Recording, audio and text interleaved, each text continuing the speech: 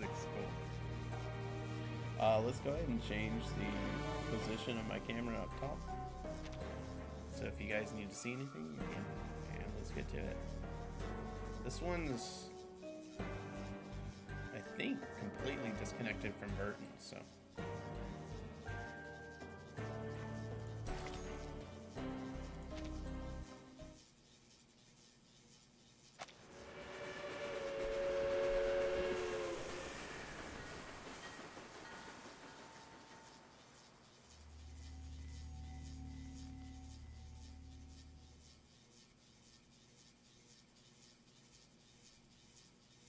This is no ordinary train. From Istanbul to Vienna, each land it passes through still carries the echoes of gunshots and explosions. Before the war, it was a symbol of luxury. Now it is an ark, a way to outrun death, and everyone is scrambling for a ticket. They have no idea that when night falls and the train stops, death comes aboard too. On one such night, a group of passengers awoke to the sound of crying. They followed it.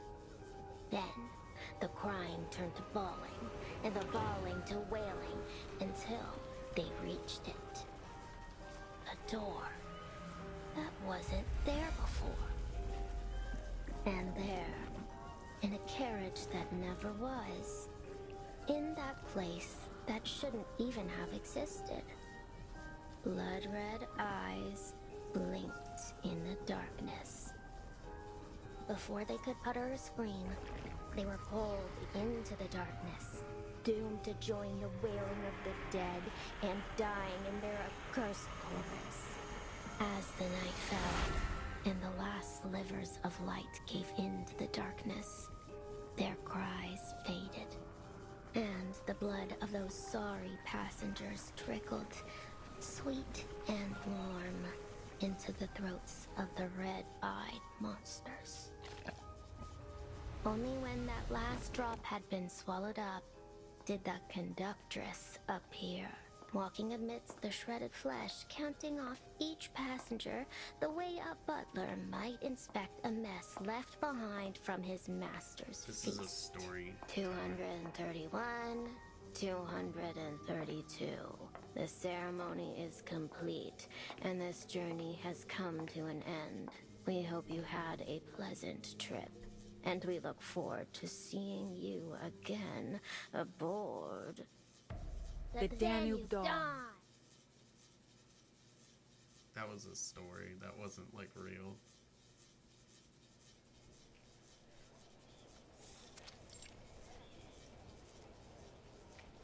The Danube Dawn.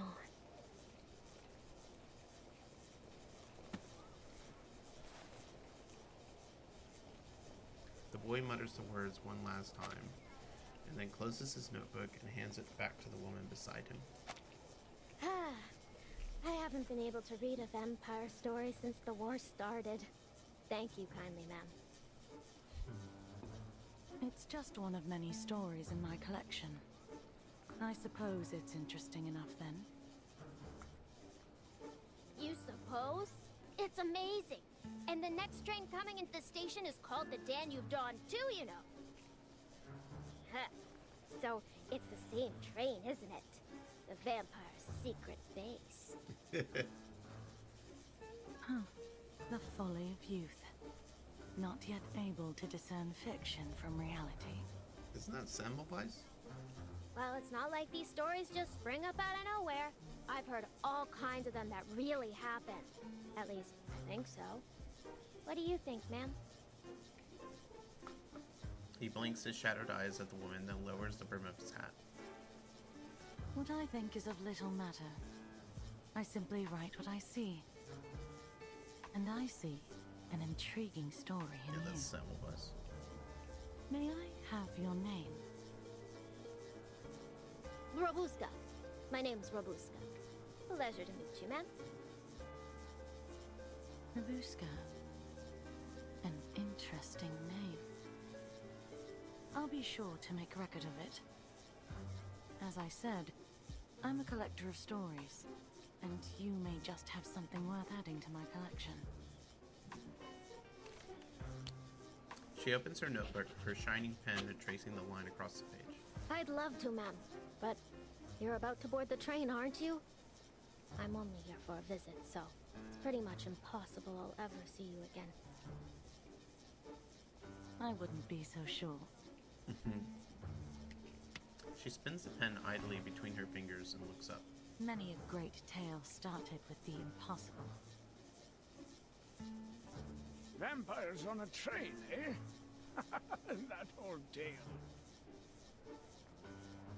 The comment drifts lazily out from another passenger. It seems the tale has a few more listeners than expected. Old tale. You heard this story before, sir? No, not precisely. But many like it. Vampires, werewolves, wild beasts, and monsters. It's always the same story about the powerful consuming the common folk. Storytellers have always been good at making their points one way or another. Ah, that doesn't seem like the same thing to me. What do you think, ma'am? Rabuska turns to look, but the woman who told the story has vanished. You're young. You'll grow out of these tall tales soon enough. You really don't think vampires are real? I'm much too old to believe in that kind of rubbish. I don't see why it's necessary to even put vampires in that one anyway. The old man exhales a long ring of smoke. He bends down, rubbing the raw seam where his prosthetic meets his severed legs. Of course it's necessary. The boy nods gravely, turning toward the direction of the oncoming train. Think about it. The story's about death, right? And vampires kill, sure, but they also give eternal life. So, say one of the passengers is killed. The vampire can just bite them on the neck, and just like that, they're alive again. Take out the vampires, and now death is a one-way trip. The end of the line. It's way more exciting to have some twists and turns. I mean, where's the fun in a story you can predict from the very beginning? You're in for disappointment looking at things like that. The world is filled with predictable endings, usually predictably tragic. The old man, half-burned cigarette between his fingers, gestures toward a corner of the station, where a mass of figures huddled together, clothes worn, cheeks red with frost. Silent and stubborn, they fix their gaze on the frozen tracks ahead of them. Just look at those poor folk over there. They've been waiting here for days. How do you think their story will end? Do you think they have tickets in their pockets?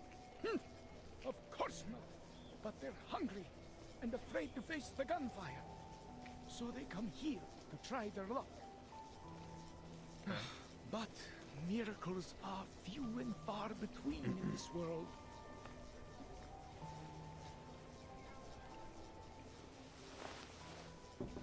The boy pats his empty stomach, chewing on the meaning behind the old man's words. Try their luck? What sort of luck are you talking about exactly?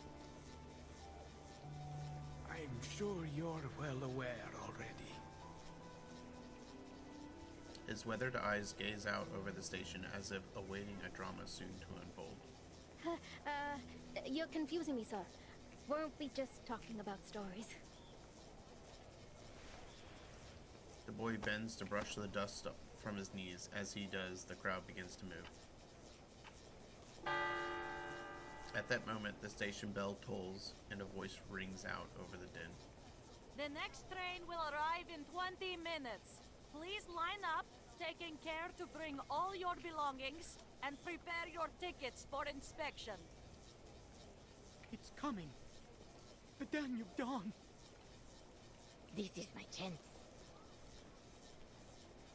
The crowd rises and surges toward the boarding gate. better get going now.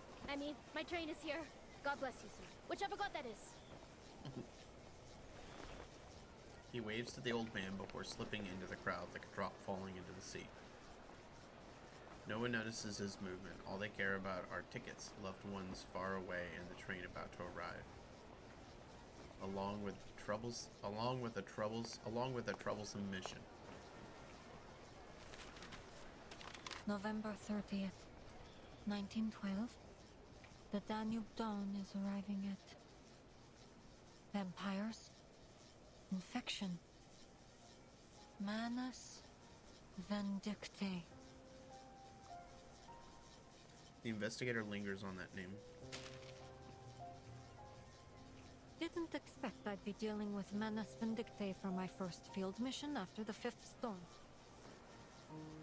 According to current intelligence, the vampire working with the Manus is set to board this train. Okay, look at this. It's a floppy disk. I was hoping I'd be able to finish this job with my new teammates. Get this done quickly. It looks like this won't be so easy. New teammates. She sighs and draws a communicator from her coat pocket. Eastros Operations Squad 77. Rendezvous. Train station. Time 1820 hours. Still no answer. I never realized the storm could affect people's punctuality too. Fine. If the train arrives and they're still not here, then... More and more people stream into the station. The platform heaves with bodies far beyond the capacity of a single train. Don't push them.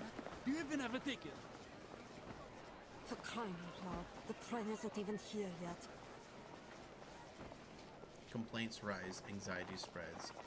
The fragile order of the station collapses. A scream pierces out above the din. No, my ticket! Sir, please give that ticket back to that lady. What are you talking about? This is my ticket! Your ticket? You just snatched it from my hand. Everyone just saw it. The man remains unaffected by her scolding. Sir, there will be other trains. Everyone will have the chance to leave. I need you to calm down, understand? Our tickets have been specially processed to prevent misuse, so you won't be able to use that ticket. Other trains? Hey, everyone, listen to me. I have first-hand information. This is the last train out of here. It's now or never. No one's leaving here after tonight. Oh my gosh, what a dick. Sir? Sir! Shouts and children's cries intertwine with the whistles and pops of steam, drowning out all persuasion. You don't know what it's like out there. We could all be dead by tomorrow. Oh, enough of your blithering excuses. Give me my ticket back now. You can save your heroic speech for... See you, lady. Oh, gun. Before she finishes, he yanked her toward him. Passengers with tickets scream. Ticketless stand silent, numb eyes locked on her. Sir, please drop the weapon. Let me in. I'll shoot her. I'll shoot you. I'll shoot everyone. You don't have enough bullets. He clamps her throat and backs away, dragging her from the yellow lamplight into the shadow behind. You really think I'm just going to be a good little sheep and go back home to wait for a bomb to fall on my head? A hollow laugh escapes him, blood rising in his eyes. No, no, no. If I don't get to make it out of him, then no one else will. A gunshot splits the air. Silence falls over the crowd. Hold it, you bastard! Get your hands off that lady! Guards rush forward, training their rifles on the troublemaker. Don't make us end this the hard way.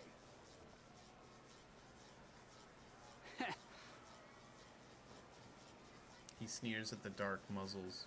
Aren't you soldiers busy enough killing each other? You have to come and start roughing us up too? His pupils shrink. His finger tightens on the target. Alright, then try me. Let's see who can pull the trigger first. I thought they shot him.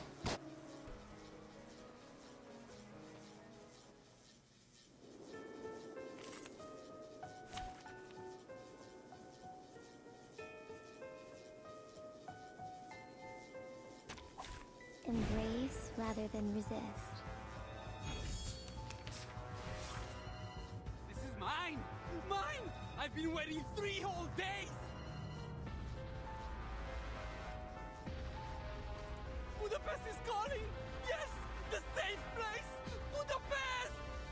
Just walk there.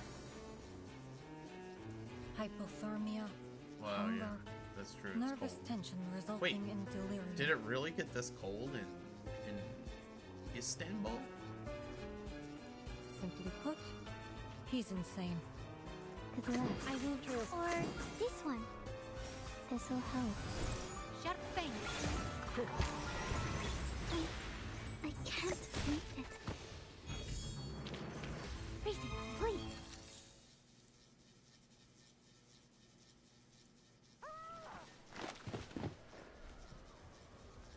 In the chaos, the shaken hostage is pulled back by the platform guards. You all right, ma'am? I'm fine, but my ticket. He still has my ticket. She points toward the culprit ahead, who now charges like a mad bull. Out of my way! He finally shakes off the guards and bolts toward the misty tracks. Budapest! That's the only safe place!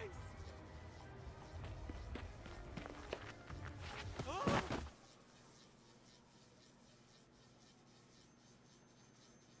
The world tilts. The ground gives way beneath him. He slips from the platform.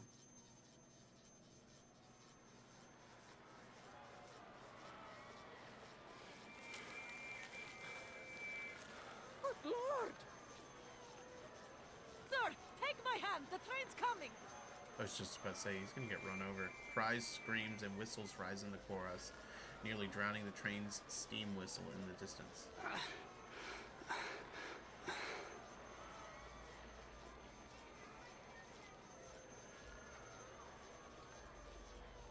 The man stands, dazed in the center of the tracks. His legs are bent at obtuse angles, broken and bleeding. But he smiles. A thick black column of smoke cuts into the dusky sky, rising along with a loud whistle. It's the train! It's the Danube Dawn!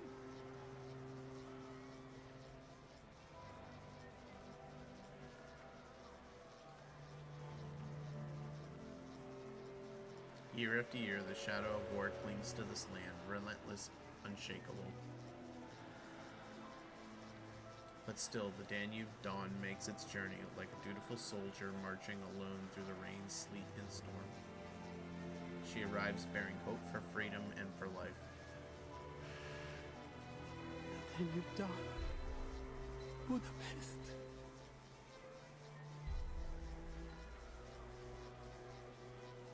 At last, he remembers what he must do and stumbles toward the engine. No, sir! No! I made it! Mother, Father, Melina!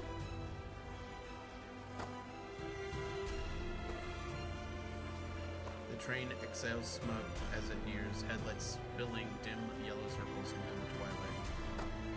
The man limps forward along the tracks.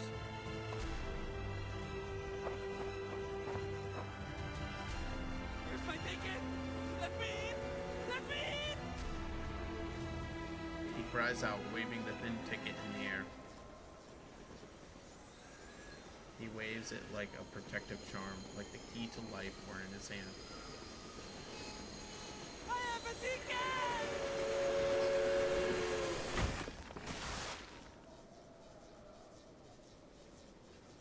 The train thunders as it grinds to a stop. Too late. Momentum and weight carried on iron wheels pulverize the flesh, crushing rage, madness, and fear, everything into the cold steel. Damn. The blood-stained ticket slips from his fingers, carried up and far away.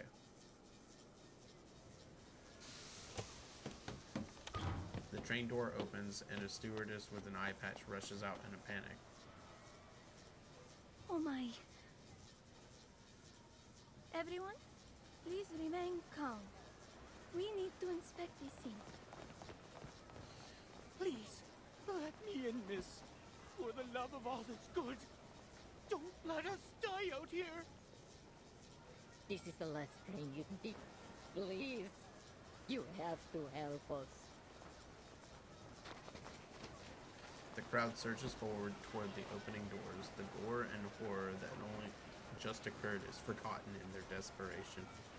A roiling mass of faces filled with stark fear and determination, and bodies jostling for position. Meanwhile, the ticket drifts unseen, landing silently before another. Yet, as Semmelweis reaches out to it, she's met by a shadowy apparition. Before she can react, the shadow and the ticket are gone, vanishing into thin air. A shadow? It could be some kind of arcane skill. The investigator scans the crowd in silence, searching for the source of this shadow. Annabelle, William, come along. We wouldn't want to get lost now, would we? Wait for me, Miss Dorothy. Not here. A Class 10 steam engine. When this beauty gets going, it'll run faster than the wind blows over the Alps. As a compound engine, you understand? Steam's got to go through 2 stages before it gets pumped out the top. Not here either. A train nerd in the 1910s. Finding no further clues, her pressing mission returns to the forefront of her mind. She picks up her suitcase and joins the madly churning Crowd's queue. starting to rush. Not safe to stand around. Excuse me? Coming through. In the brief moment they pass each other, the investigator spots the blood-stained ticket clenched in the boy's hand. Yeah, I thought it was him. Please, wait. He seems not to hear her call, hurrying on as if rushing toward, quickening his steps. Is that what I said? Quickening his pace. The investigator attempts to stop him. Hey, my hat! The investigator attempts to stop him, but the boy ducks. Her reaching fingers brush across the top of the dark felt hat.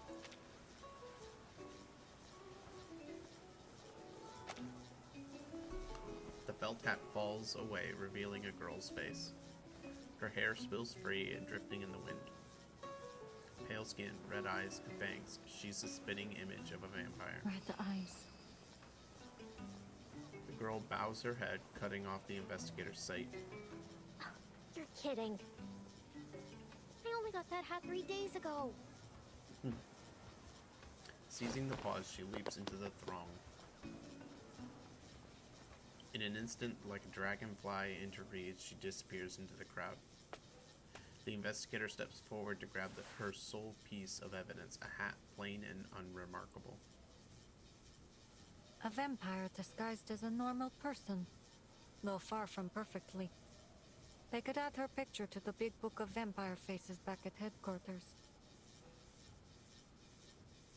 If nothing else, it tells her the girl's values a clean getaway over her disguise.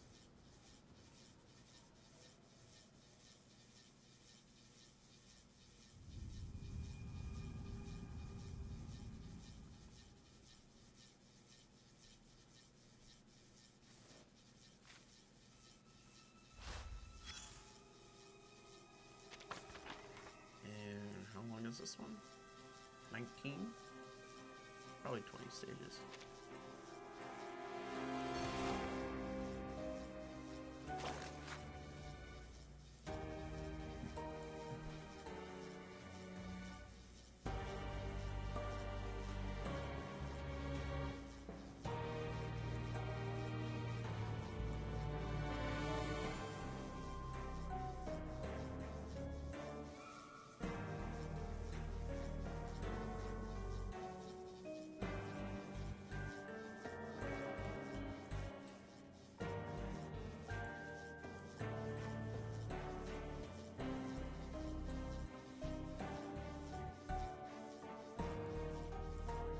the other members of the squad? That's what I want to know.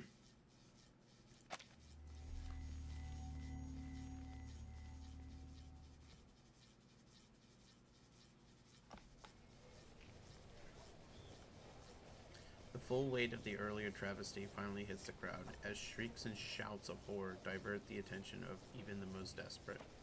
With one exception, a small and slight figure that darts between the gawking crowd. Phew, didn't follow me. Alright, guess I'll just board here. She exhales, though her hands tremble on her knees.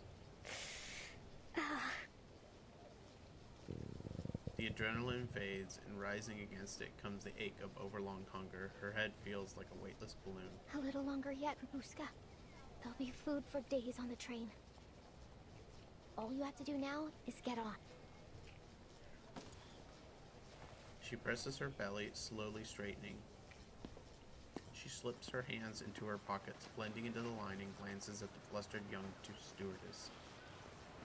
At the train door, the stewardess spreads her arms, pleading with the agitated crowd. Please, wait a moment while our attendant confirms your identity. I've waited quite enough. Thank you very much. Let me aboard this instant. What a bitch, man. You saw the chaos those peasants raised. A living nightmare, I tell you. And I certainly don't wish to experience it again. I understand your concern, Madame Zoya, but we must follow the train's regulations. Now, if you just wait a moment longer. Her face burns red as she stands helpless between passengers and carriage. Have you lost your other eye, too? What My an ass. ticket was snatched by that belligerent fellow who tumbled onto the tracks. Everyone can attest to the fact. Now I beg you to skip all this unnecessary rubbish, else I will be forced to write to the Railway Administration. I'm sure they'll be very much interested to hear about this little incident. A strongly worded letter. Please, Madam, if you just wait for another moment, I'll go and ask my superior. Despite their difference in size and in station, the little stewardess is able to hold back the agitated woman with a single hand. What a crass little girl you are! I'm From within comes a woman's voice, deep and grave in its authority. I'll take care of this. Ooh. The uniformed woman with a patchwork face approaches the door, a long shadow stretching out behind her. Who's that?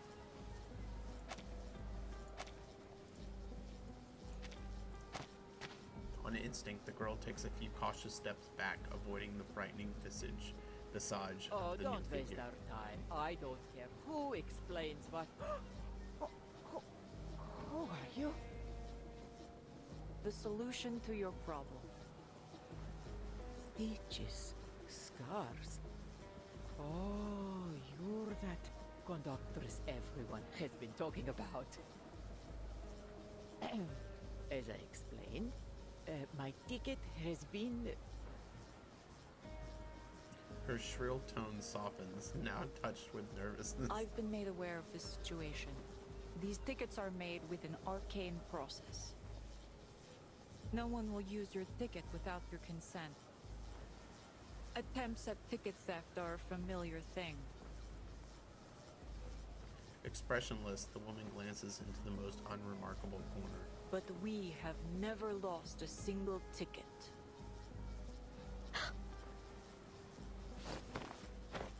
The girl's instinct for danger has never failed her. She turns at once, ready to move.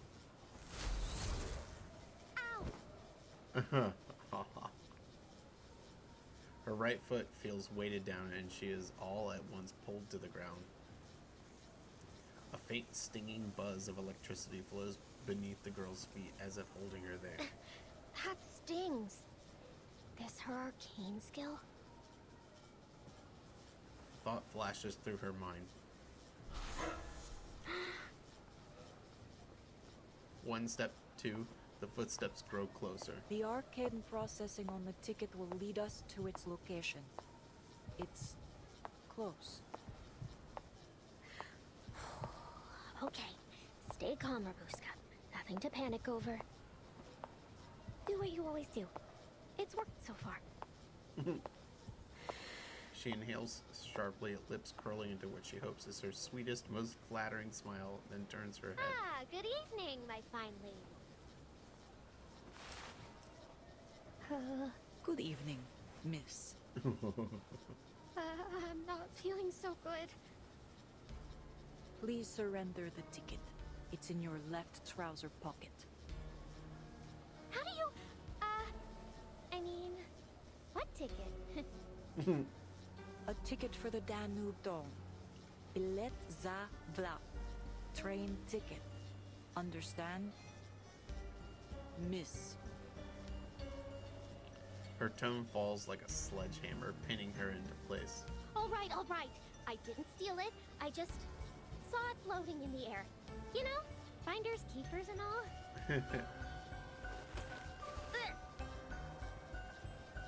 Her body lifts as her collar cinches tight around her throat. The conductress hoists her up with disturbing ease. Huh? She stares in disbelief at her swaying shoes, her emotions struggling to catch up. Take the ticket. It's in... Left trouser pocket. I know. The stewardess approaches with a cheerful smile, reaching a hand over toward her waist. Hey! Put me down! Get your hands off me! That the mouth has a habit of running off. Should I sew it up for you? Faint runes shimmer at the tips of the conductress's fingers. The girl wisely clamps her mouth Coins, shut. a red bottle, a few strips of cloth, and a flute. There certainly is an awful lot in here. Is this some kind of magic pocket?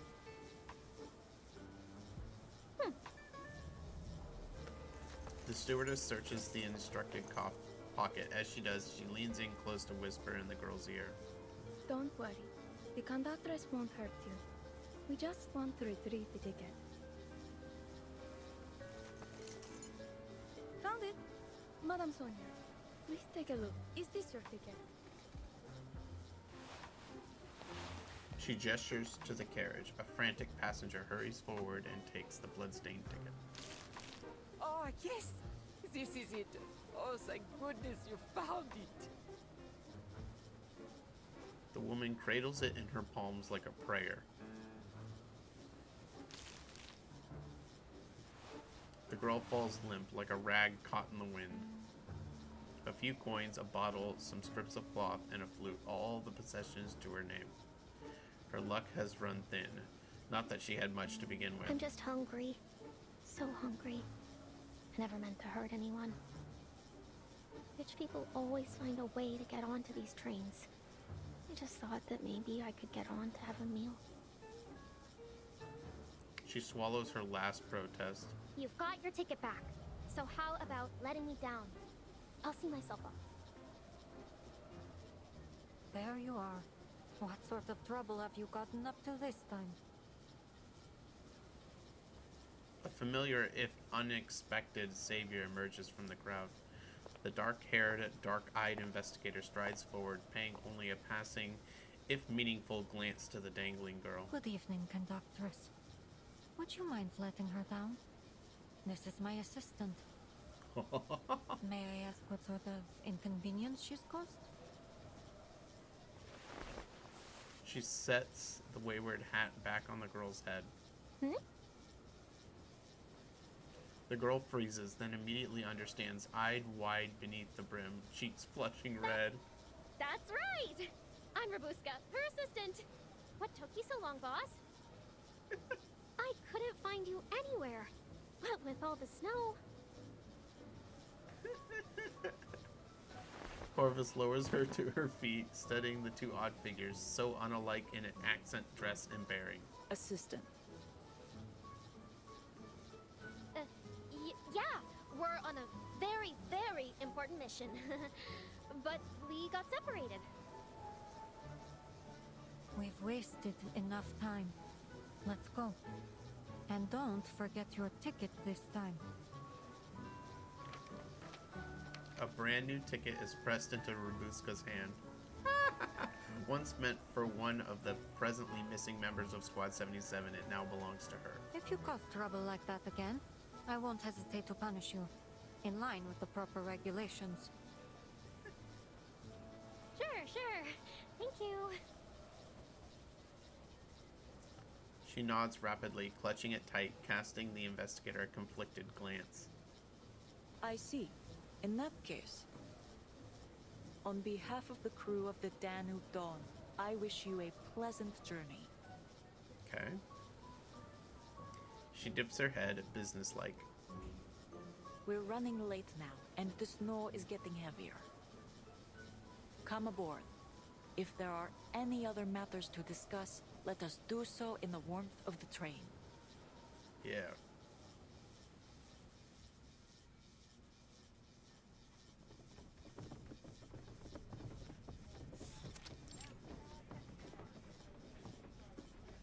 Passengers file aboard, excitement in their eyes. How splendid. This train is more luxurious than I ever imagined. Well, she was a luxury express once upon a time. I heard that during the Golden Age, each journey she took was like a social event in itself, filled up to the brim with nobles and celebrities. The investigator scans the crowd, but it seems her reinforcements are nowhere to be found. The communicator remains silent, no reply. It appears I'll have to finish this mission myself. It's not all bad. At least I'll have a little bonus waiting for me when I get back to the Foundation.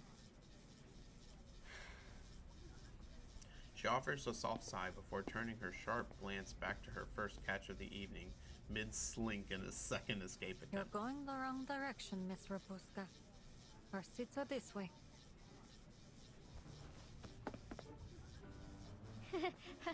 Of course they are. The girl scratches her head, feigning awkwardness, but her eyes shoot to the investigator's hand, now firmly grasping her arm.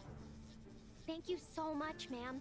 I never would have gotten on board if it weren't for you. I really don't have anything to repay you with, though. Tell you what, when we get to Budapest, if you still remember me... Not so fast, Miss If you Robuska. still remember. I have some questions for you.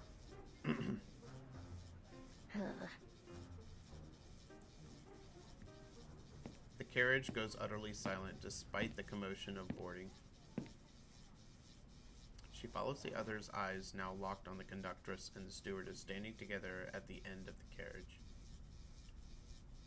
Welcome aboard the Danube Dawn, operated by Vienna Pannonian Railways.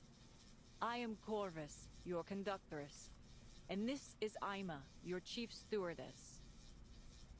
The Danube Dawn travels from Istanbul to Vienna, a journey of a little more than 800 miles, with stops in Nika and Budapest.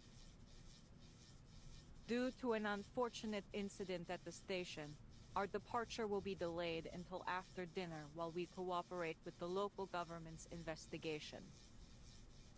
As an apology, we have prepared a substantial meal for every passenger. Free food.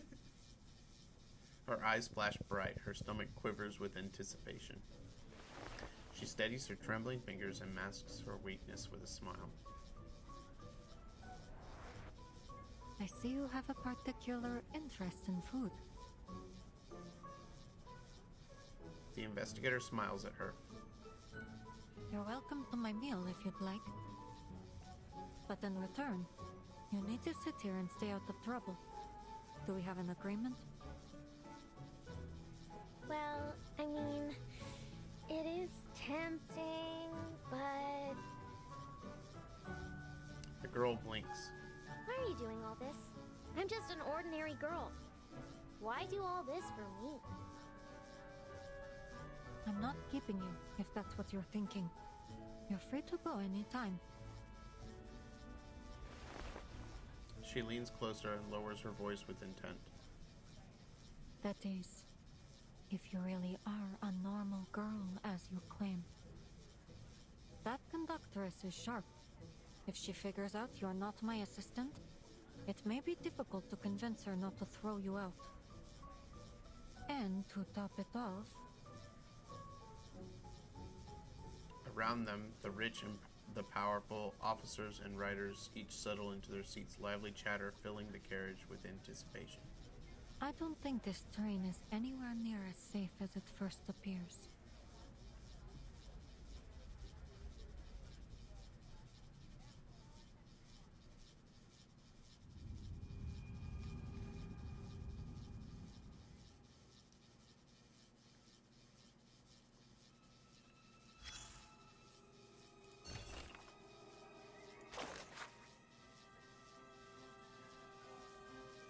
Versailles Palace on rails.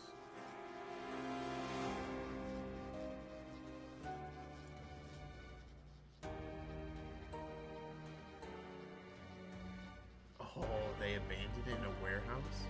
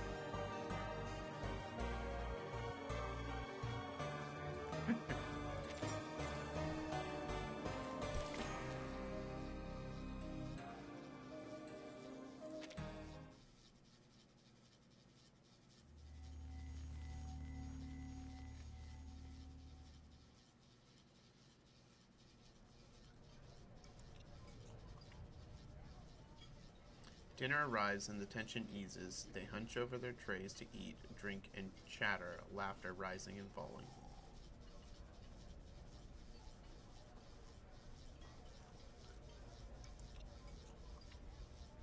Oh. Of course, there are a few incidents.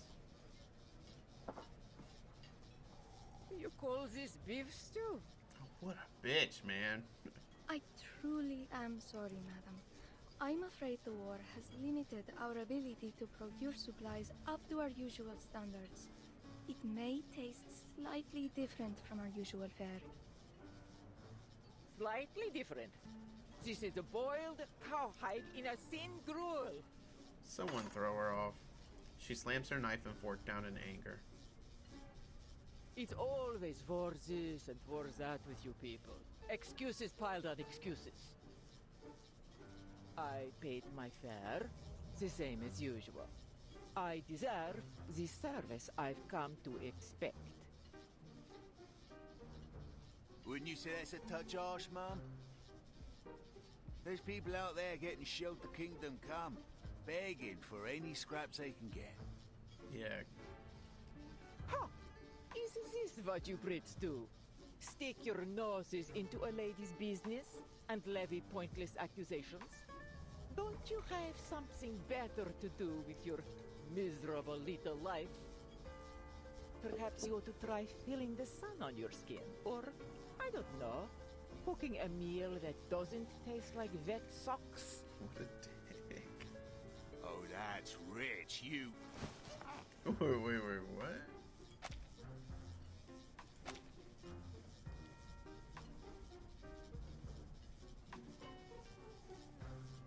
I think it's a typo. Are but not.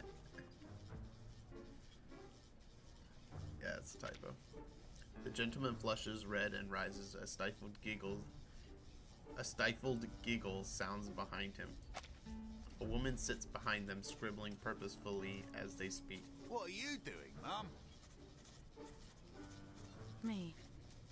Just recording what I see. The editor closes her notebook with grace. Train clash. Beef stew sparks national conflict. Lady accuses British gent of abominable cooking. Or, perhaps, battle at the dinner table. One woman's rage over beef stew. Don't let me stop you. This is all excellent material. Journalists. That I am. Though I'm primarily an editor. But I write reports whenever a good one comes along. Call me Verity. If you have any interesting material, especially about Arcanists, please contact me. I will pay accordingly.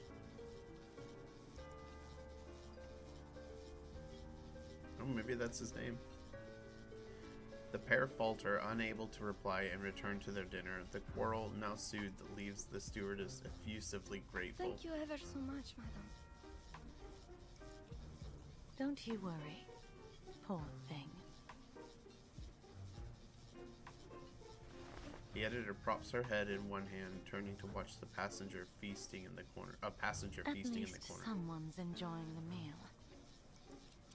Is that Robuska stuffing her face? I haven't had food like this in forever. The sight of food, real food, melts away the girl's anxieties. The speed and ferocity with which she eats is startling, yet the investigator spies a curious, inconsistently good Thank you, table ma'am. manners. Thank you, ma'am. It's Semmelweis. Has anyone ever told you that your eye color is very unique? Yeah? Thanks. Robuska lifts her head, eyes shadowed by her brim. You Unusual were eyes. saying that this train isn't as safe as it looks. Why do you say that, exactly? She presses her hat lower. People rarely match their deeds to their words. They may say one thing, but I found their true motives to often be much darker. Anyone could be a danger. The passengers, the conductress, or even you.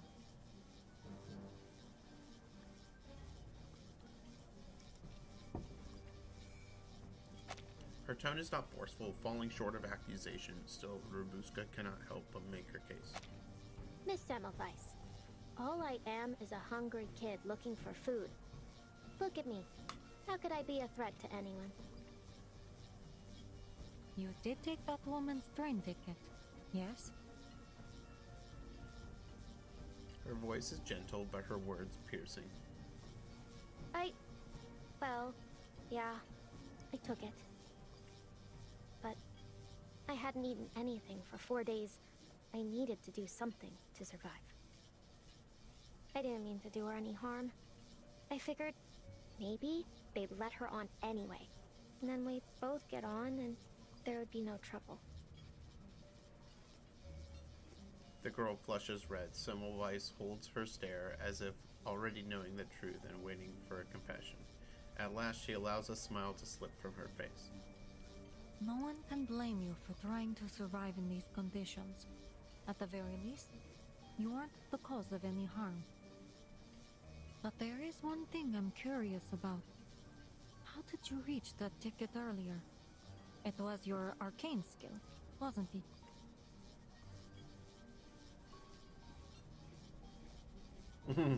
Silence. Her silence is the answer. Realizing her slip, she stiffly changes the subject. People rarely match their deeds to their words. Then what about you? What are you doing here? I'm here to investigate this duplicity. She sidesteps the question, producing a folder from her briefcase. But our arrangement was for you to answer the questions. She draws out a white slip of paper. Have you seen this pattern before? Yeah. Yeah! Maybe in a market? Or on a wall somewhere. One hell of a pattern. I might be able to search my memory more carefully. That is, if you let me go later. The girl eyes the symbol again as if thinking hard, but the facade drops. You're quite clever. Unfortunately, your acting skills could use a little work, which means I already have my answer. You're not one of them.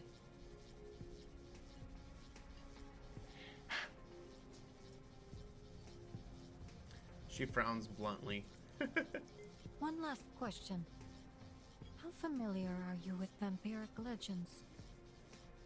It's often said that their eyes have a peculiar quality, just like...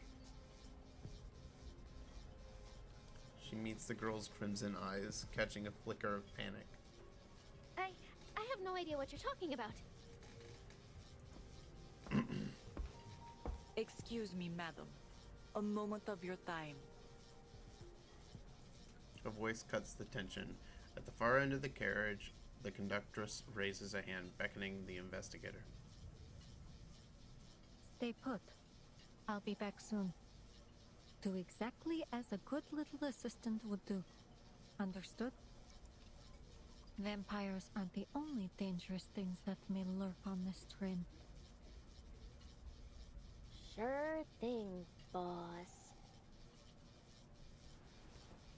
After warning her assistant, the investigator rises and makes her way toward the conductress.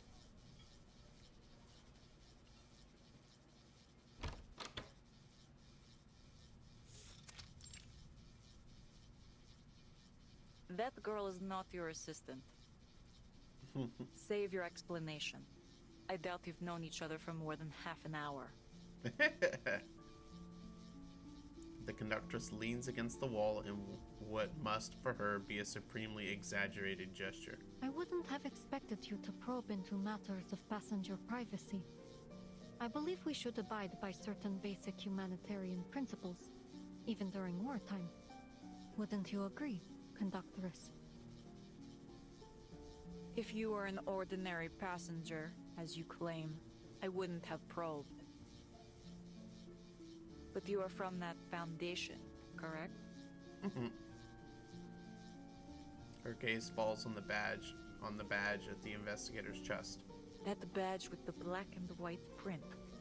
Wherever the foundation shows up, trouble follows. No need to be nervous, ma'am. I'm just on my way to Vienna for a little holiday. Aboard an express train bound to pass through a war zone. You must take your vacations very seriously. The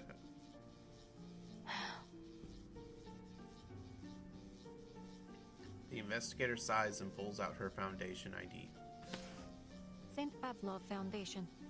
I'm sure you'll find my identification is in order.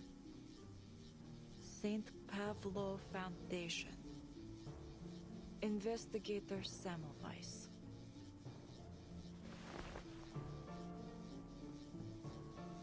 The conductress returns the card without a I see. change in her tone. Is there anything that I might do for you, investigator? Without a change in her tone. We've received intelligence that there may be a dangerous vampire on this train. I could use your help in the investigation. She cuts straight to the point, stating her mission boldly and without restraint. A vampire. A grim shadow passes over the conductress's face. You're chasing fairy stories. If you ask around, all you'll get is 100 different stories, none of them real. I can't help you chase a myth. She returns to the sofa, picking up a pair of knitting needles. Please have a seat, investigator. I hope my handicraft doesn't bother you. What are you working on? A scarf for Ima.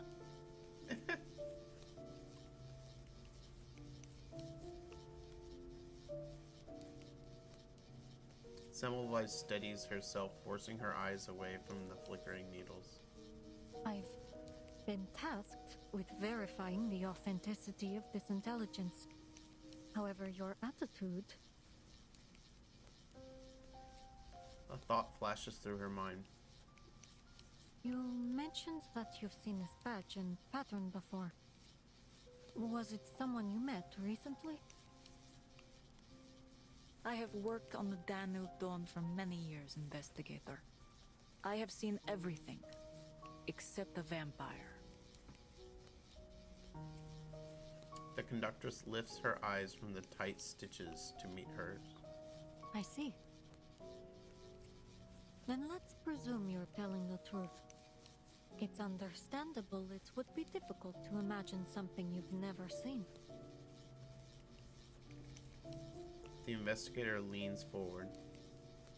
According to our intel, vampires are extremely dangerous creatures. Once bitten, death is a near certainty, regardless of whether the victim is human or arcanist. Those few who survive become what is known as infected. They're like a bomb with a broken fuse. No predicting when they'll go off.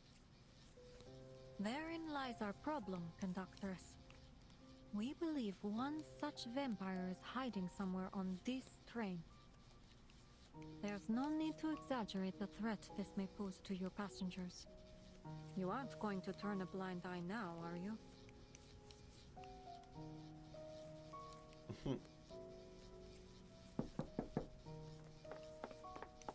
Conductress, the station staff said they want to confirm something in person with... Huh?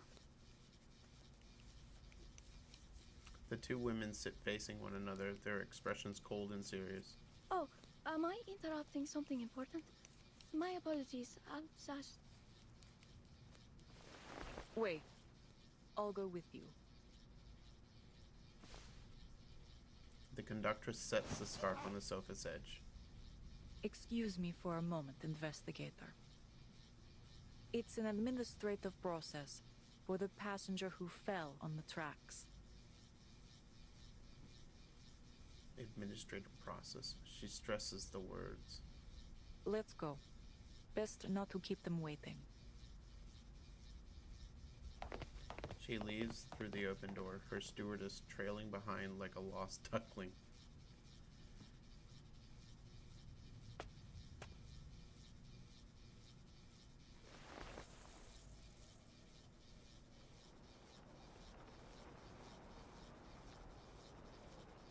Semmelweis watches the guards on the platform, studying the movement of their lips. Our supervisors need an answer. The train can't depart unless... Are they trying to blackmail her? I suppose it isn't unheard of in times of war. A long stop could prove helpful to my investigation. Unexpectedly, the conductress does not resist the guard's demands. Instead, she produces a badge. Oh, so you're one of us.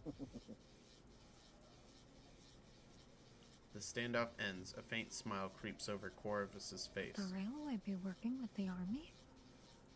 No, then this conversation wouldn't be happening. Is she handing him a badge? Then, as if sensing her eyes, the conductress suddenly turns to the window. Her smile collapses in an instant. Perceptive, aren't you? She leans back, watching as the conductress and the stewardess disappear from view.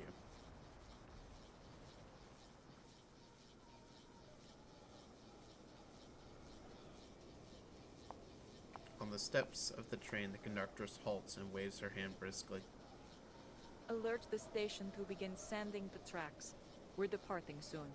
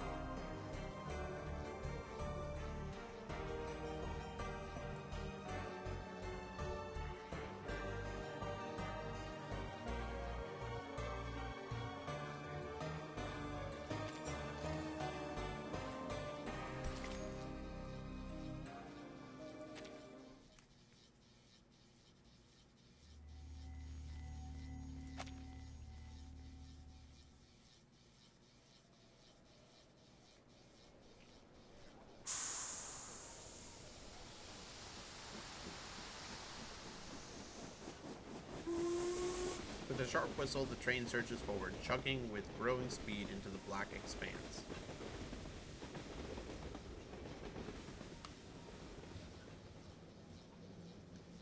Phew, the train is finally moving. Hearts long held in suspense settle, lulled by the rhythmic sway of the train.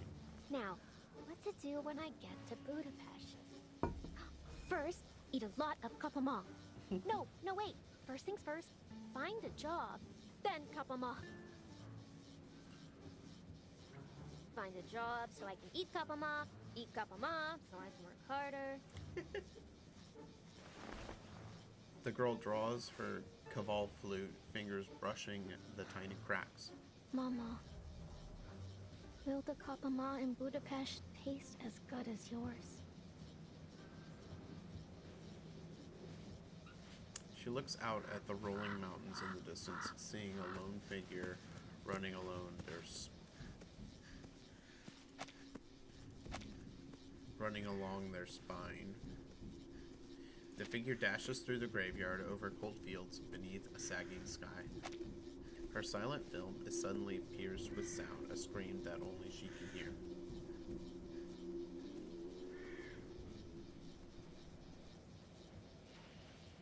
Whatever happens, I'll do my best to stay alive. I promise, Mama. The girl sniffles, putting the flute away before taking a quick look around the carriage. Miss Semmelweis won't be back for a while, right? I'm here to investigate this duplicity. One last question. How familiar are you with vampiric legends? Vampires aren't the only dangerous things that may lurk on this train.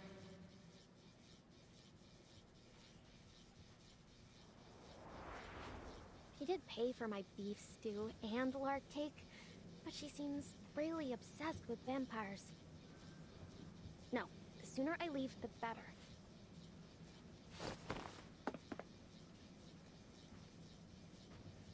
She jumps from her seat, hesitates, then drops 2 coins on the table. Forgive me, Miss Semmelweis. I'll repay you. Someday. Cross my heart. Resolute, she turns back, searching for another refuge.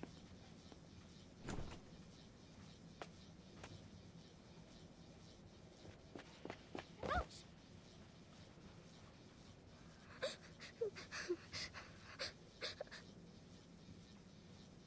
I'm lost. I can't find my friends.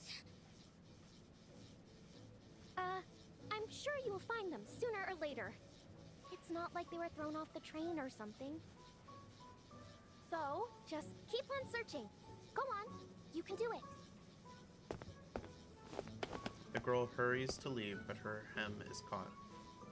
Please help me. I don't know where I am.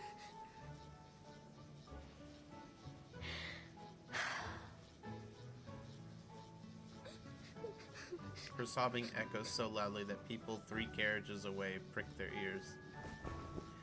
At last, she plays her trump card, removing her hat to reveal her fangs and crimson eyes. Stop crying. I'm a vampire. If you don't stop, I'll bite you. Really? No fear, no disgust. Only curiosity, innocent wonder. Aren't you afraid of me? I'm a red-eyed vampire. See? She leans closer, pulling down her eyelids. Wow! Your eyes are so pretty. Like rubies. Rubies? Never heard that one before.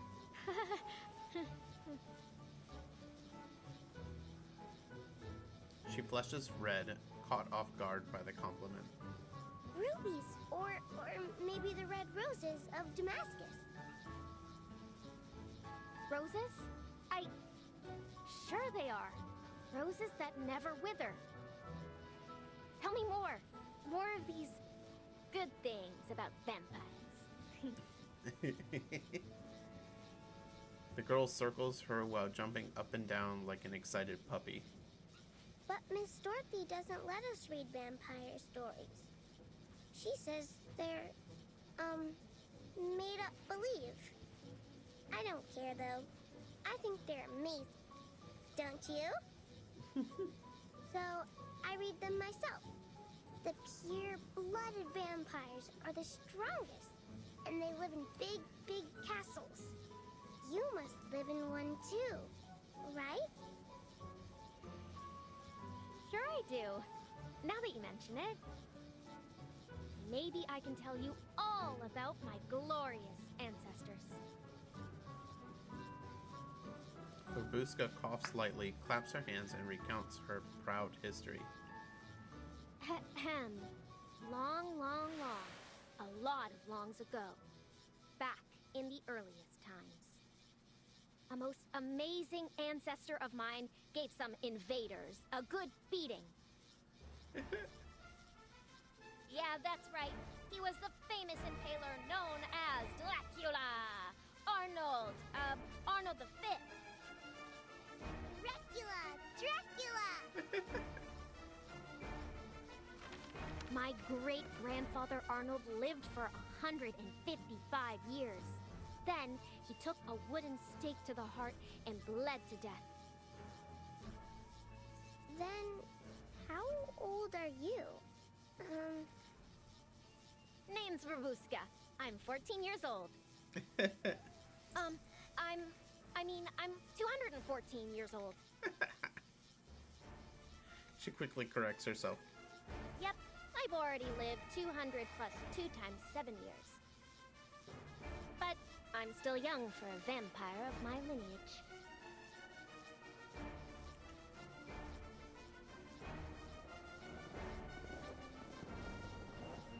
The young girl speaks with fervor, reciting the stories from memory. Stories that rise up from the endless snowy winters, silence of blazing hearth, her head on her mother's lap, eyes drifting shut. Fangs soaked with blood, moonlit nights, and dark castles, she begged her mother to tell those wondrous tales again and again. Until her voice grew faint, and the little girl drifted into a blissful sleep.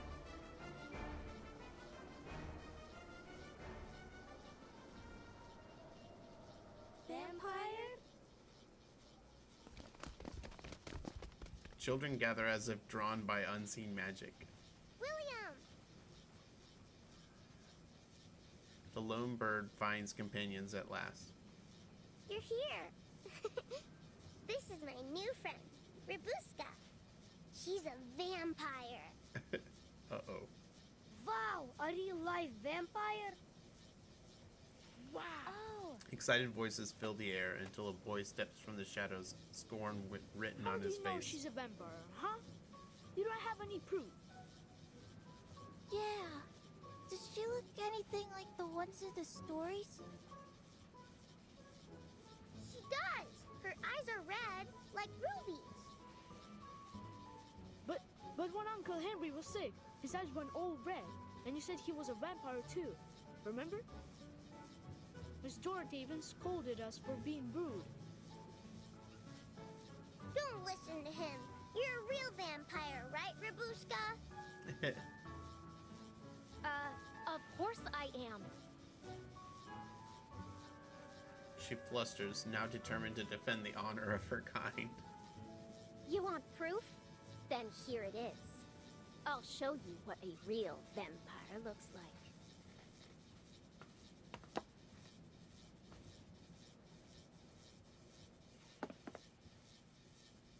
She makes a performance of strolling under the light. Take a look. Can you find my shadow? Shadow.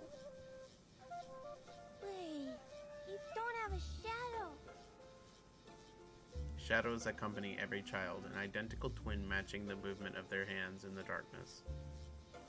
but Rubuska stands alone, as if light itself goes straight through her, as though she was never bound to its law, never part of the world it illuminated. We vampires don't have shadows.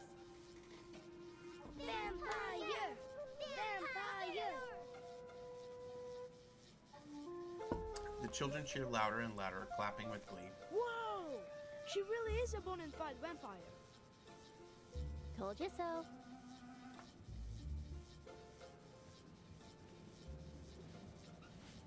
Her pride is short-lived. Another challenge soon follows. So, you're a vampire. Then you must be brave. How about the scary conductress? Have you ever talked to her? Conductress? I mean, more than just talk. She's actually one of my best friends. Can't dig yourself a hole like You that. think she's scary, huh? I'm telling you, she's big, but she's slow. If it weren't for me... The children watch with rapt attention. Wow, you're like a boss. Our boss. Boss! Boss! She feels almost dizzy with power. Well, if you insist. All right, fine. I'll be your boss. Looks like you're having fun, best friend. A rumbling voice cuts through. You heard all that? We heard you the moment we entered the carriage. How wonderful to see you all getting along. Wait, is that what you said earlier? She's actually one of my best friends. Looks like you're having fun, best friend. Best friend. Big but slow. Is that right? It's just a game.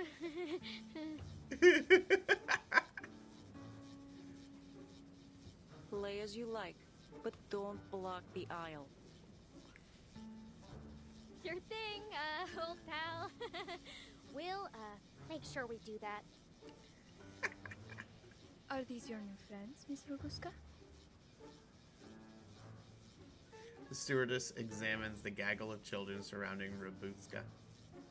Not just friends. They're more like, familiars. Ooh. Right, everyone? Rubuska sniffs, proud of her new followers. Exactly. We're the familiars of the Great Bimb... Ahem. This place is too crowded. I must have a larger castle. You hear me? She changes the subject abruptly. When we get there, I can tell you some more stories about that. That? Oh, that. New stories! New stories! The noise fades and the carriage returns to calm. How lovely it is to see Miss Rubuska making so many new friends. I'm almost a little jealous. You've never had many friends. Is that why?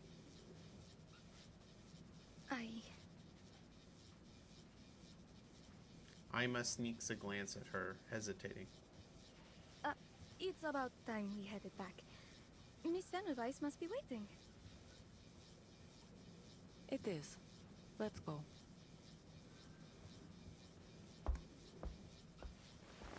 Before leaving, the stewardess casts a final worried look at the mischievous passenger, remembering her shadowed smile and those impossibly brilliant crimson eyes. Rubuska. It was the stewardess who looked, or was it Corvus? Oh, it was the stewardess. Okay.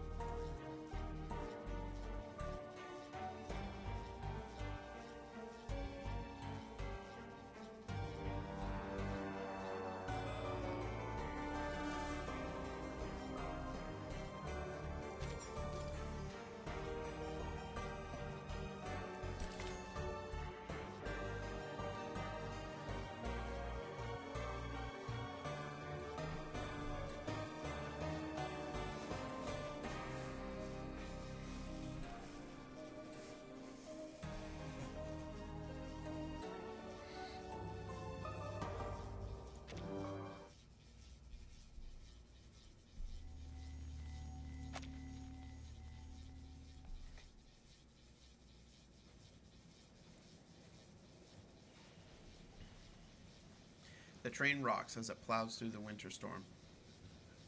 The investigator lets her vision glaze over the scene beyond the window, still pondering the meaning of the conductress's badge.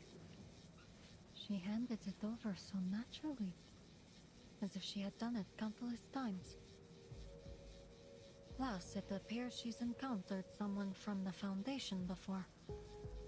I am forced to conclude that our conductress is hiding something from me. She pulls a pocket watch from her coat and flicks it open. They've been gone for a while now. Well... Then she looks around the room. Thanks to the conductress's fine administrative process, every file is simple to find. From timetables to station logs, everything is within reach. These files are just sitting out on the table. Do they have no sense of confidentiality? An easily laid clue is often a trap, though. This could be bait. Better act cautiously. The investigator shakes her head, casting the thought aside.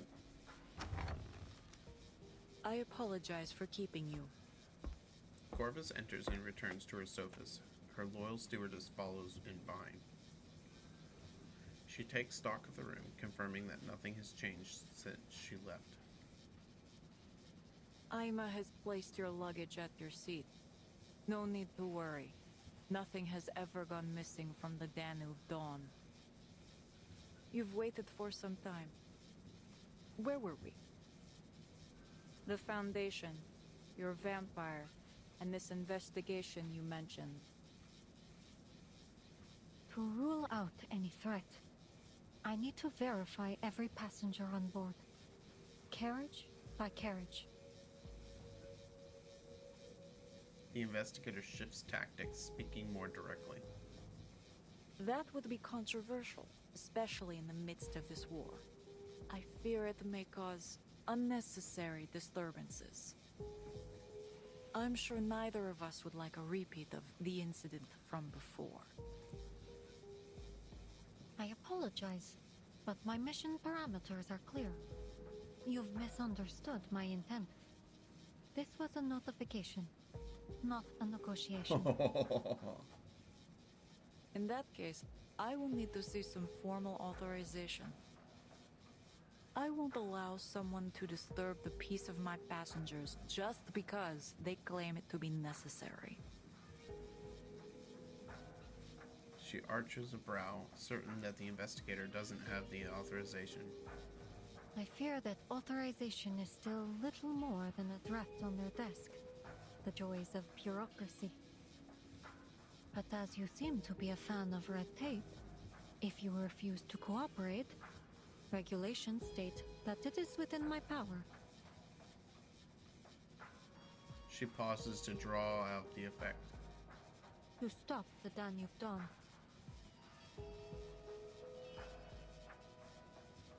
Stop the train! No! Indeed. I am fully within my authority to stop this train at any time to conduct an investigation. I understand, but it could inconvenience our passengers. Then you better cooperate with me. Just the passengers?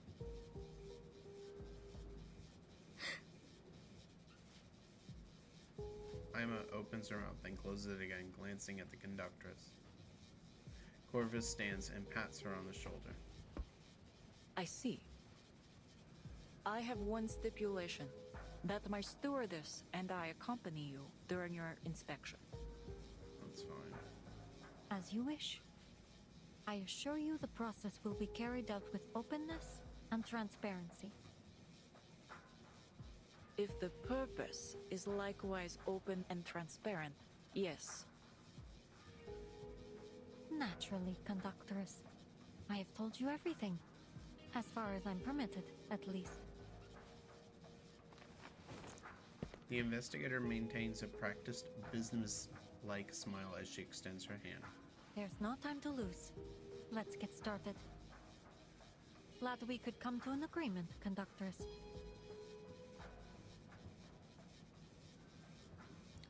Semmelweis 1, Conductors 0. Announcements, explanations, records. Their cooperation continues smoothly. How many carriages left?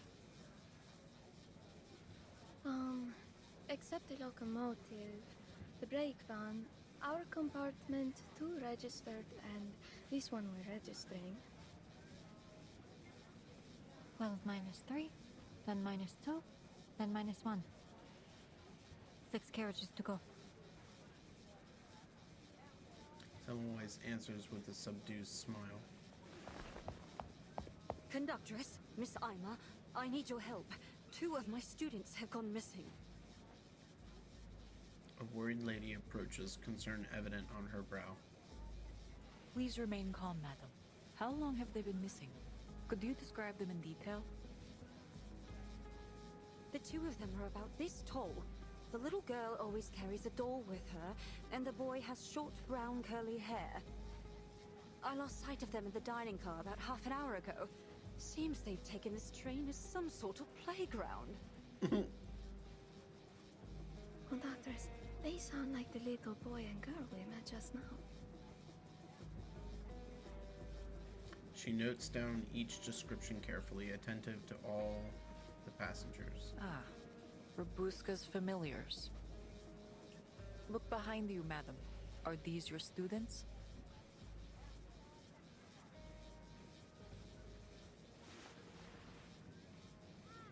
Following the conductress's words, all eyes turn to the children at the back. After the glorious Count Arnold V came my grandfather, Savanovich. Grandfather Savanovich brought the whole family north of the Danube and built Argesh Mill. Argesh Castle. He lived to be 165 years old. Snore? They're bored? The girl eagerly continues her tales, unaware and unconcerned that her audience has drifted off to sleep. William, Annabelle, you can't go messing about yourselves like this. The governess storms over, skirt swaying wider than usual, appearing almost like a bowling ball rolling down the aisle. Miss Dorothy? Uh-oh.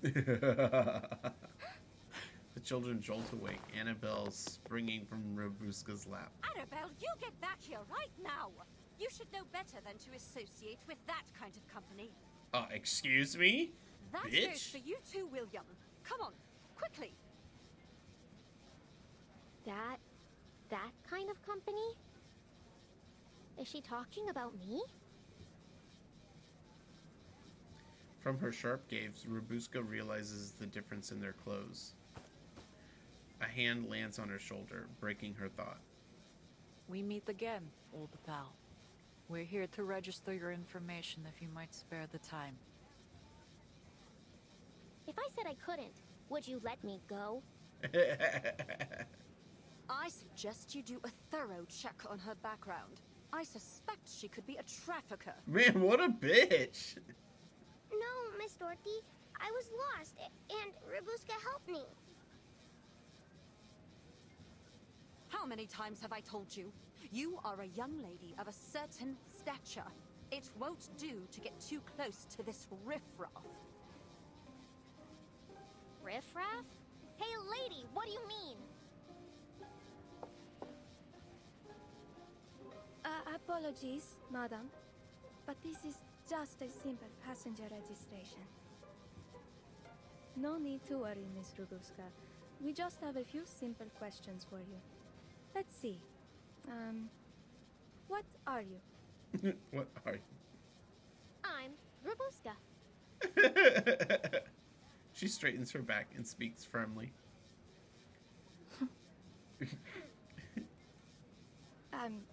Sorry. Perhaps I wasn't clear. I mean your lineage. Lineage. Oh, sure. I'm Thermanikian. Let's hurry this along. Not your name, nor your place of birth, nor gender. Arcanist or human? Oh, then I guess I'm... There is no third option. Well, how do you know? All right,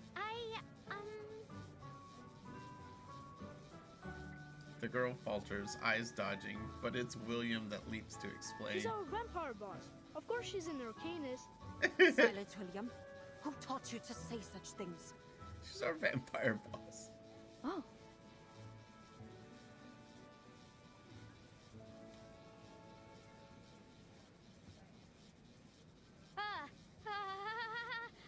I was just messing around with the kids. Didn't you ever play make-believe when you were young? Vampires, werewolves, Rusalka. Rusalka. I did We have not. one of those. Corvus. What a stiff. The conductress coldly interrupts her. Given these extraordinary times, I'll ask that there be no more such make-believe on the train. I won't do it again, I swear.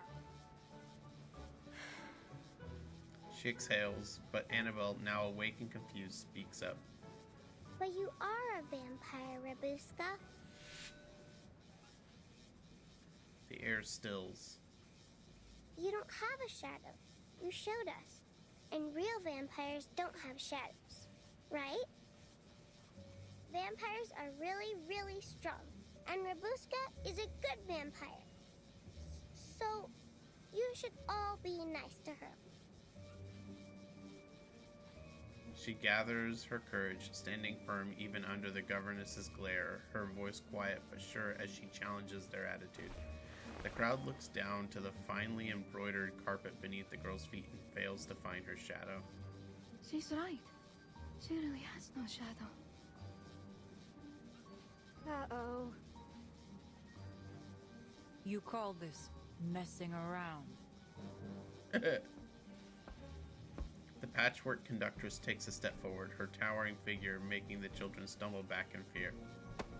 Her hand rests once more on Rabuska's shoulder, firm yet proper. You're going to have to come with us. I'm afraid that Danube Dawn's security protocol dictates an immediate closed interrogation.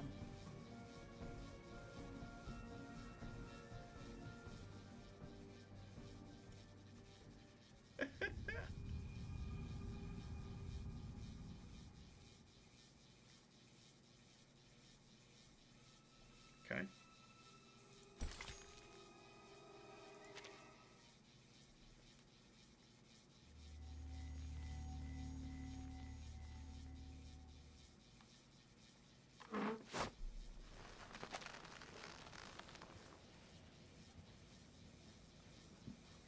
Damn, she's really tied up.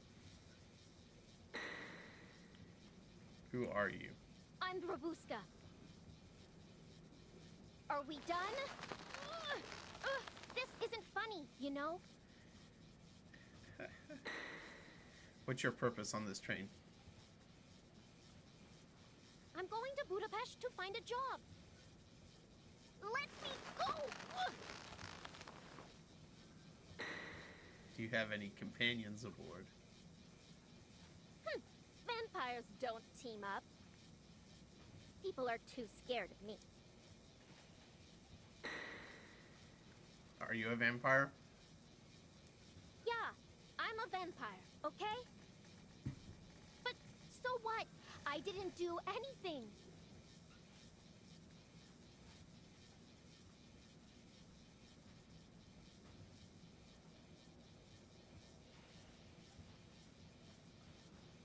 She hangs her head, her whole body radiating defeat. She doesn't bear any signs of Manus Vindictae's rituals. She may indeed be innocent. But can't rule her out for definite yet. Best to be safe. Semmelweis returns to the conductor's side. I've checked her over. She's not a threat, nor is she my target. Then this isn't any ordinary vampire you're searching for. I'm not at liberty to say. You hear that? She says I'm not a threat. Rabuska. Soon she perks up again, a hint of color returning to her face. But, according to regulations, dangerous creatures like vampires should be contained in such situations. Huh? It's for the safety of all passengers. A hungry young vampire in an enclosed space like a train is always a risk. No, don't lock me up. I'm not even hungry. This is not a request. It's a notification. You've already admitted that you're a vampire. Vampire! Yeah, I'm a vampire. So what? Her ruby eyes seem ablaze with fury. Have I bitten anyone? Have I sucked any blood? Have I hurt even a single person? I don't understand you people. Always putting everyone in boxes and then treating them differently just because you put them there. It's like your brains are all It's square or something. like today's society. 1 minute we're friends, and then the next you're tying me up. All because of these boxes you're so obsessed with. It's because of these boxes, these stupid labels, that this whole war started. Why I have nowhere to go. And now you can't wait to do the same to me. Then fine, go ahead. Tears begin to streak down her face. I'm a vampire. Everyone hates me. Go on. What are you waiting for? Follow your rules. Pierce me through with the stake.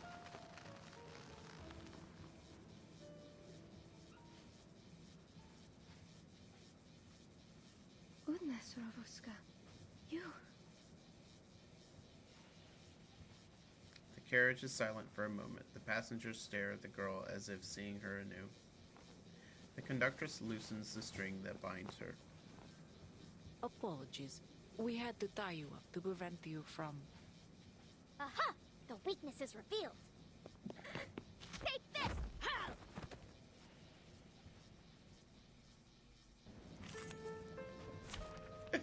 Does she try to escape? Embrace rather than resist. Not bad, assistant. You almost got me. You're not so bad yourself. Acting like you care, and then the next second, turning against. Well, you want a problem? I'll give you a problem. I admire Release peaceful. sharp thing. We had fun. Regaining control Like of a- our bodies. With a bat. All right, Rabuska. Calm down. Your struggle is pointless. I suggest you stop it. Pointless? Ha! Clearly you haven't met my teeth. Let me go!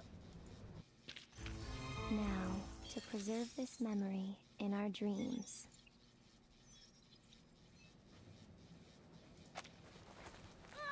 I didn't even get a good bite in. Resistance is futile. The conductress pins her down with ease. You're brave. Bold, even. But you're not going anywhere. For now. Let me go! Let me... I'll leave her to you, investigator. The Danube Dawn is not a detention center. We have no obligation to take care of your travel companion.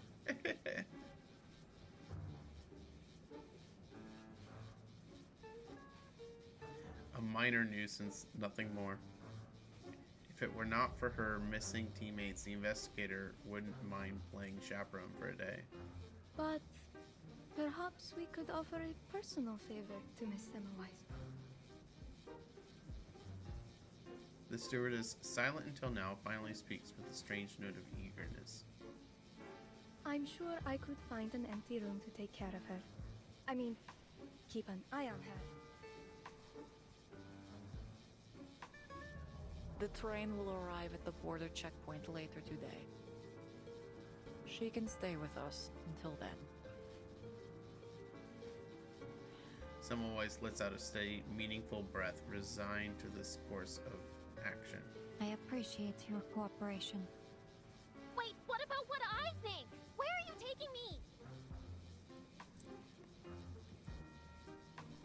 Sensing the girl's unease, Ima gently takes her hand. You can stay in my room, Ruby.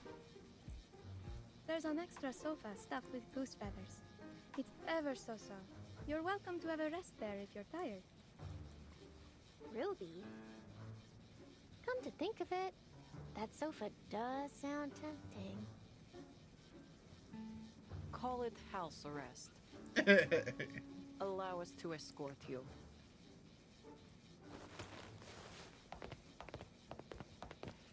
The two figures march down the narrow train corridor.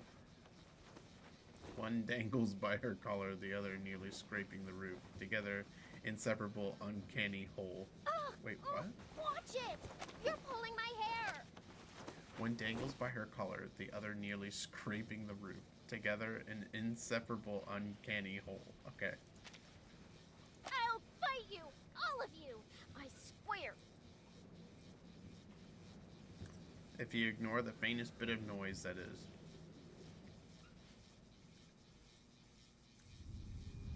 I don't know why she acted out there at the end.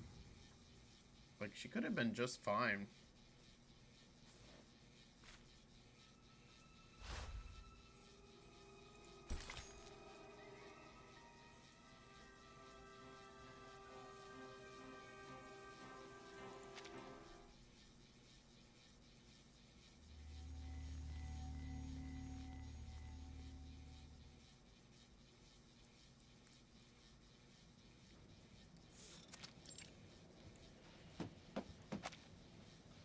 This is illegal, you know? Criminal! Let me out! Dude, what is her problem? Let me out! She has a comfortable carriage all to herself. The girl shouts, pressing her right ear hard against the door, desperate to melt into it. Tap, tap, tap. The footsteps grow fainter, echoing down the empty hallway. Phew. Finally gone. All right, Babushka. What's next? She pulls a metal trinket from her rags and brings it to the lock. Think this lock will stop me, eh? You're going to have to try harder than that.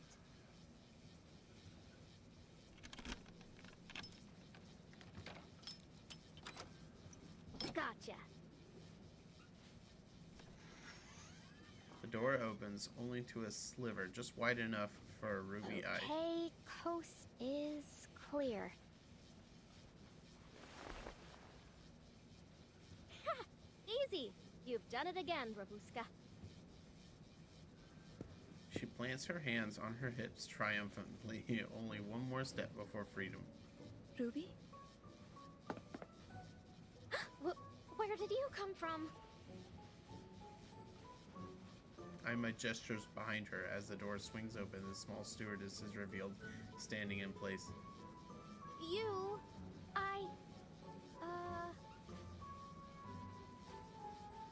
Caught off guard, Ruby freezes. She doubts her chances to talk her way out of this. Alright, I'm caught. So what? You going to report me to your boss?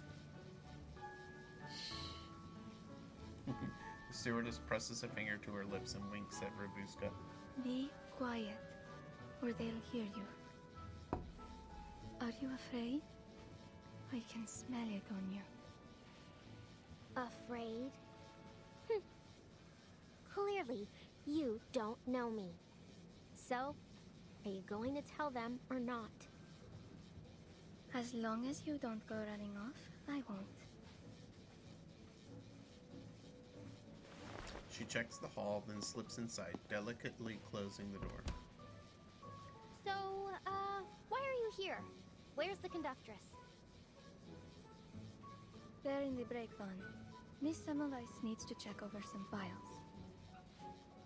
Don't worry. Anyway, it's a bit dull all alone in here. Why don't we have a chat? Come. Sit next to me. Yeah, I wish Robuska was a little more grateful. Ima reclines on the sofa, patting the space beside her.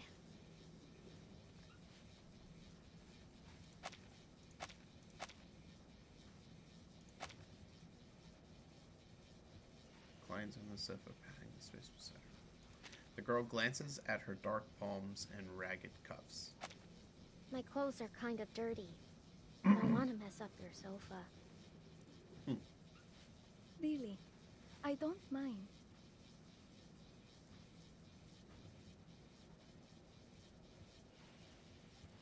Warm words don't reach her. She stays rooted to the floor.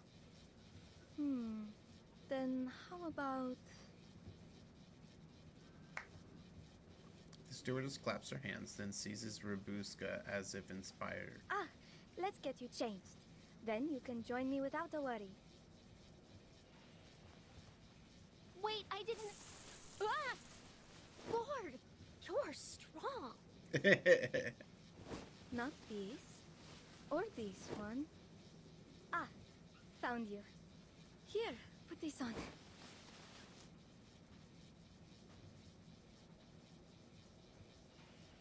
Oh. Oh my, you look wonderful. Does it fit?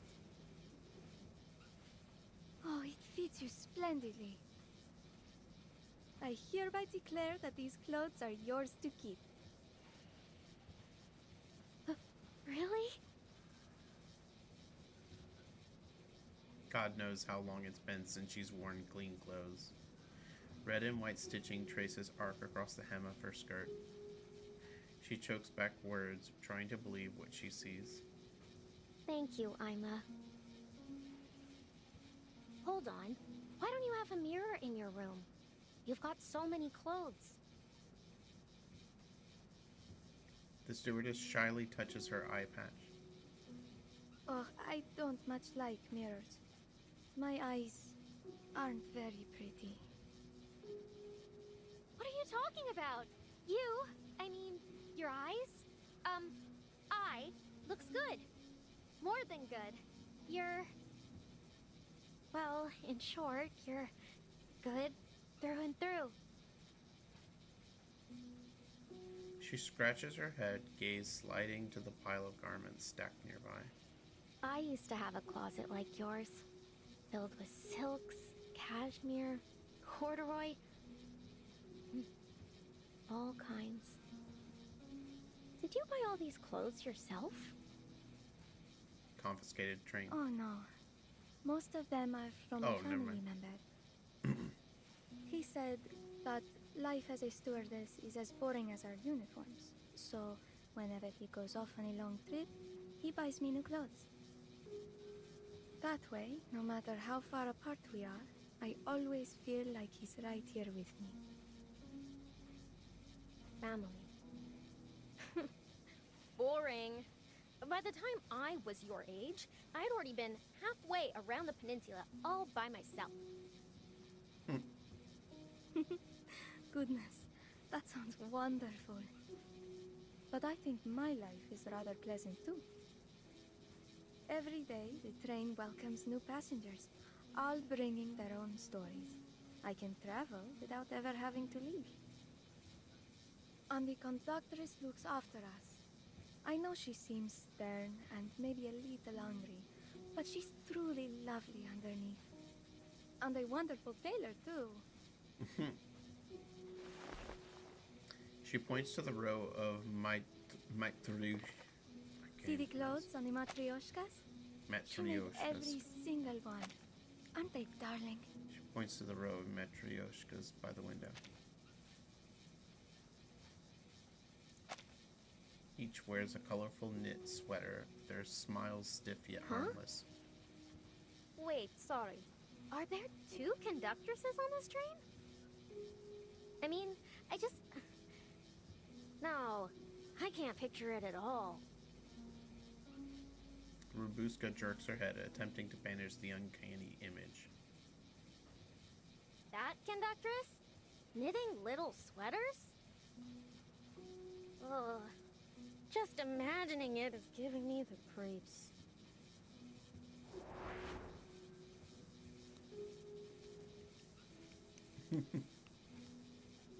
Conductress, you dropped this.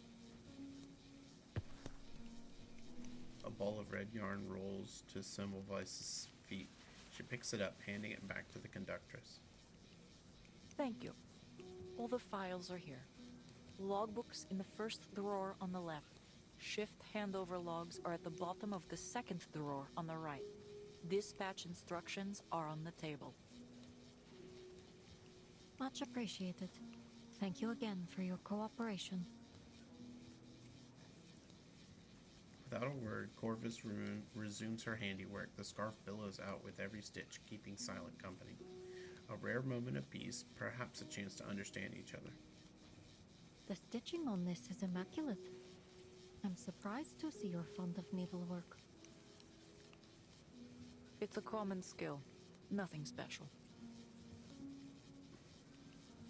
Blunt words, blunt endings, the topic dies. The investigator returns to her files, scanning endless logs and numbers until she finds another opening. The name of this train is very intriguing to me. The Danube Dawn. Does it hold any special meaning?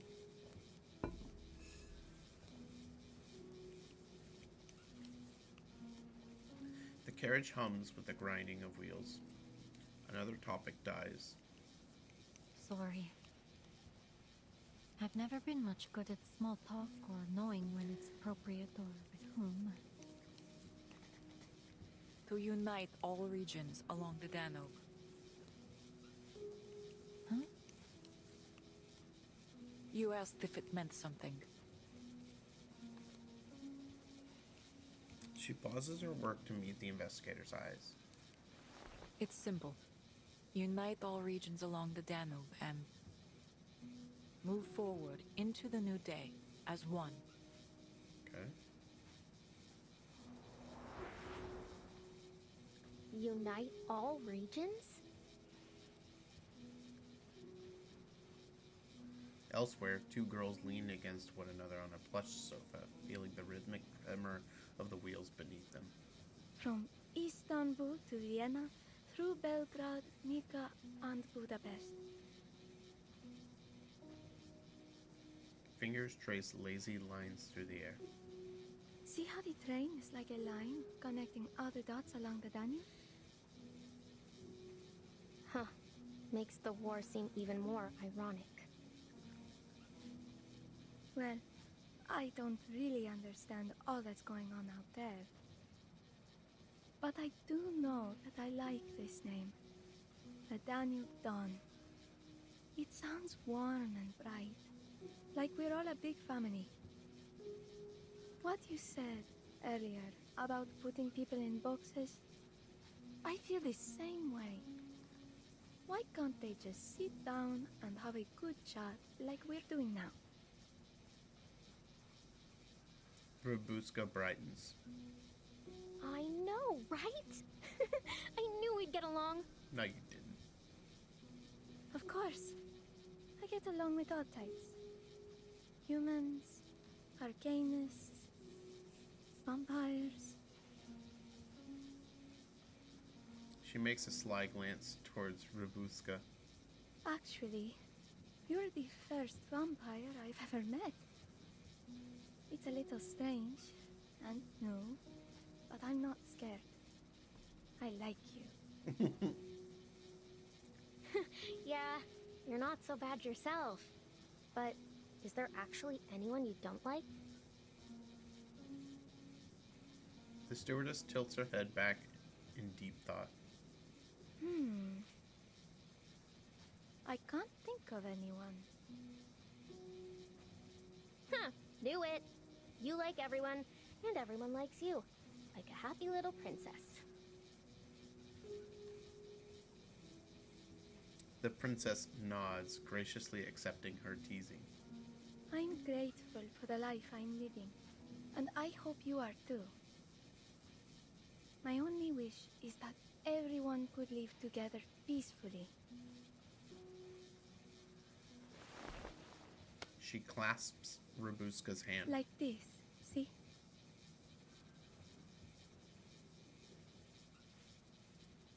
Our fingers are born separate and alone. But if we lock them together, they become one. Nothing can break them apart. No, I don't. I could break free anytime I want. The girl recoils slightly, but Ima's grip holds, gentle yet firm. Do you want to break free, Ruby?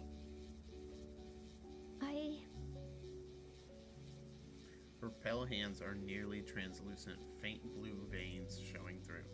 Palm to palm, those threads intertwine, binding them.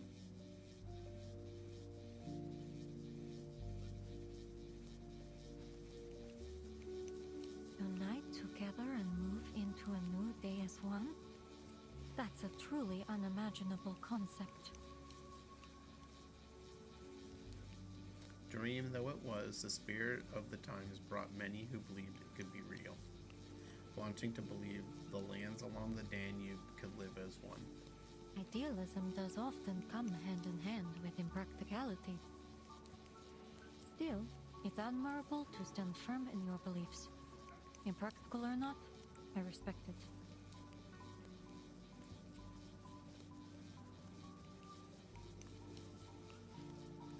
Her unexpected approval is met with an equally strange curiosity.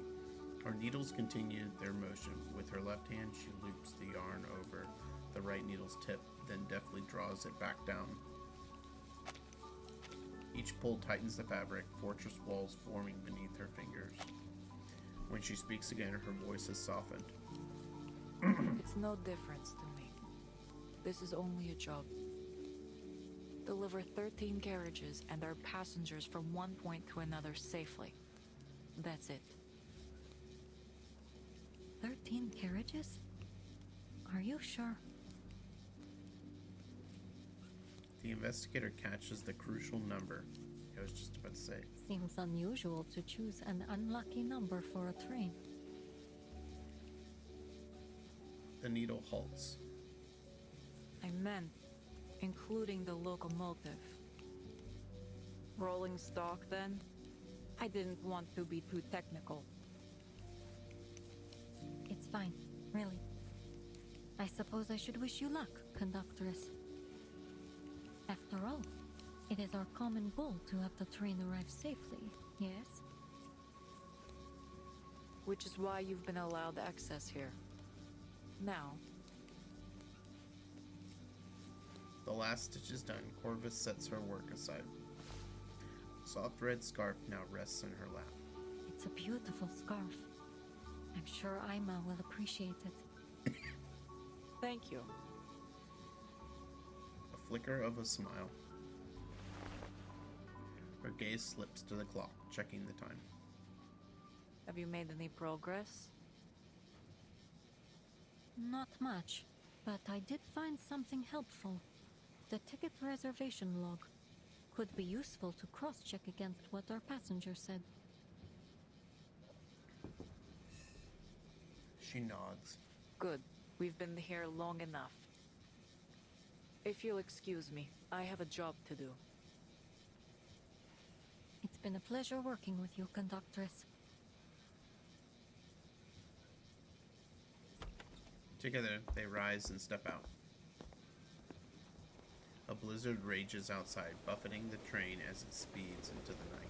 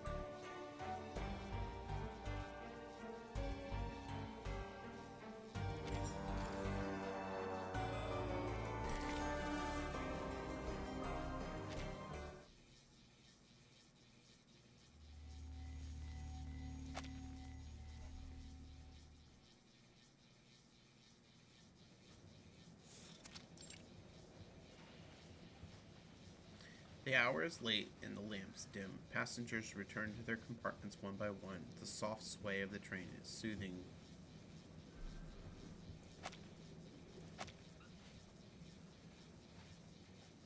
The soft sway of the train soothing them to sleep like a lullaby. Okay. Only 2 passengers remain in the shared space, seating face to face in silence.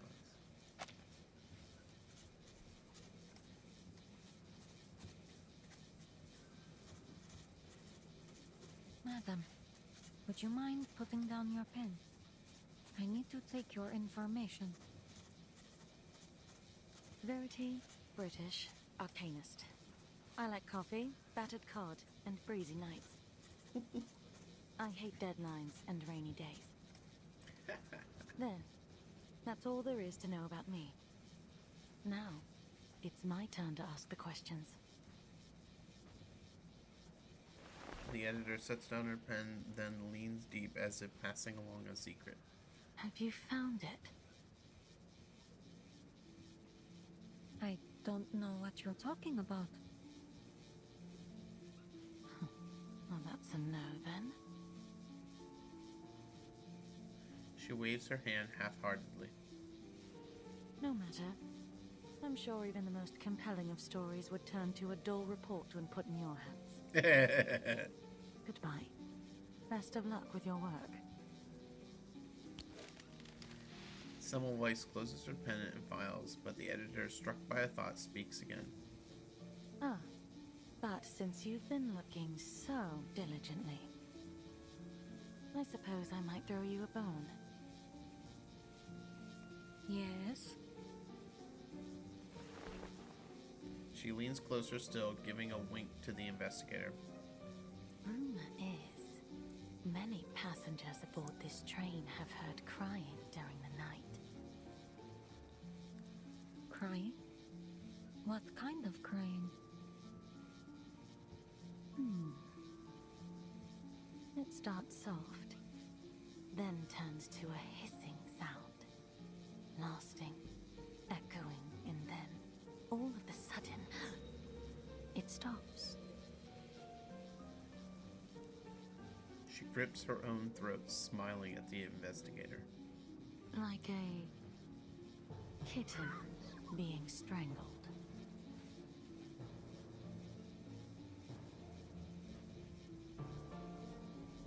Well, how did you like my little ghost story? Wait, there's something behind you, hanging in midair. It looks like a strangled kitten. Expressionless, Semmelweis shuts down the clumsy joke. A good attempt, really. But not nearly enough to work on me. The editor straightens, but doesn't shed her smile. Back to your work then, little Miss Clueless. Okay, so she's an asshole. The registration is finally done.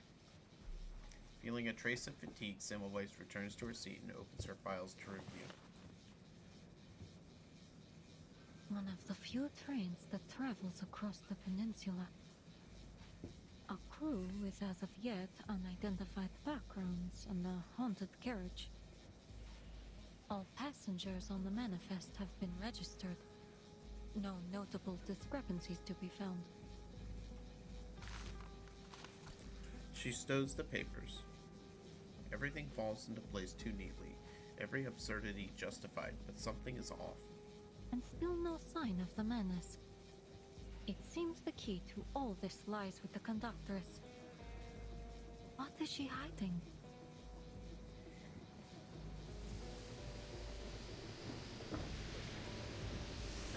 We are stopping?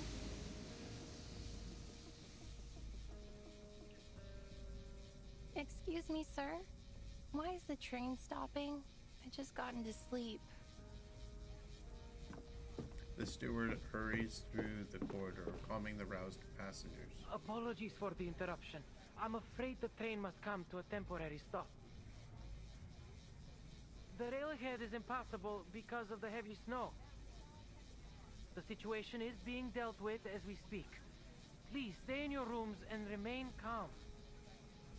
The dining carriage will come around to deliver nighttime desserts. We have Leipzig lard cake and Turkish delight. Should you require anything else, please let me know. Snow?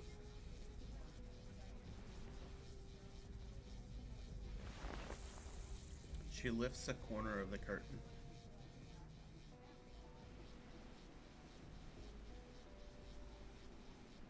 Snowflakes drift outside, brushed about lazily in the waning storm.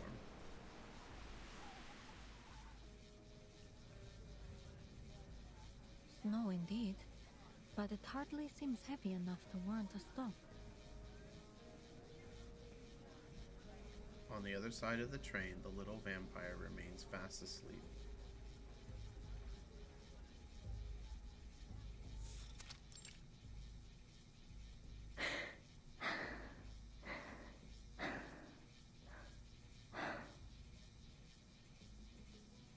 Robuska lies sprawled on the sofa, breathing evenly.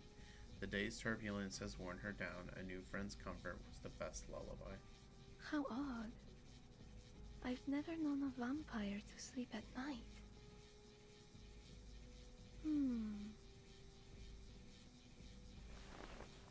She reaches out, inching toward the sleeping face. Oh, it's time. The stewardess shakes her head, brushing the hair from the girl's cheek. Look at this smile on her face. She must be having sweet dreams. It's a shame I have to go. She rises and quietly closes the door. Light fades into shadow until the room is swallowed in darkness. Nighty-night, Ruby.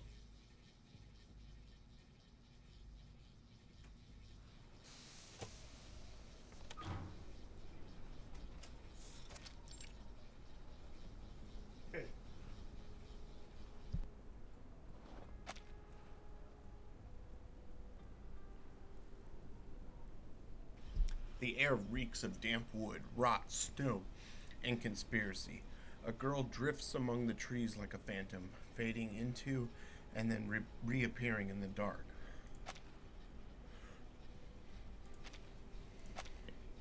The conductress has been waiting in the snow, crushing flakes in her palm. You're late. Did something happen? No, sorry. I was just making sure the vampire girl was asleep. Did anyone see you?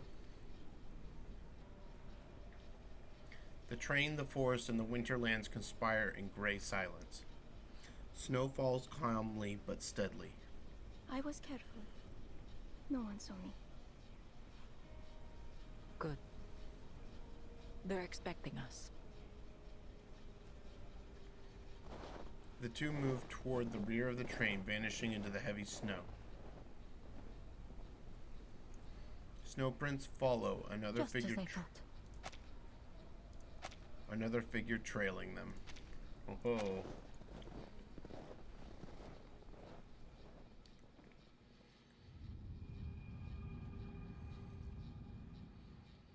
She's on top of it.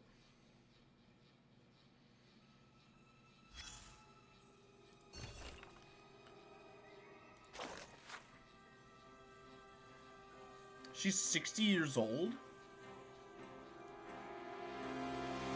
Oh, the bitch. Yeah.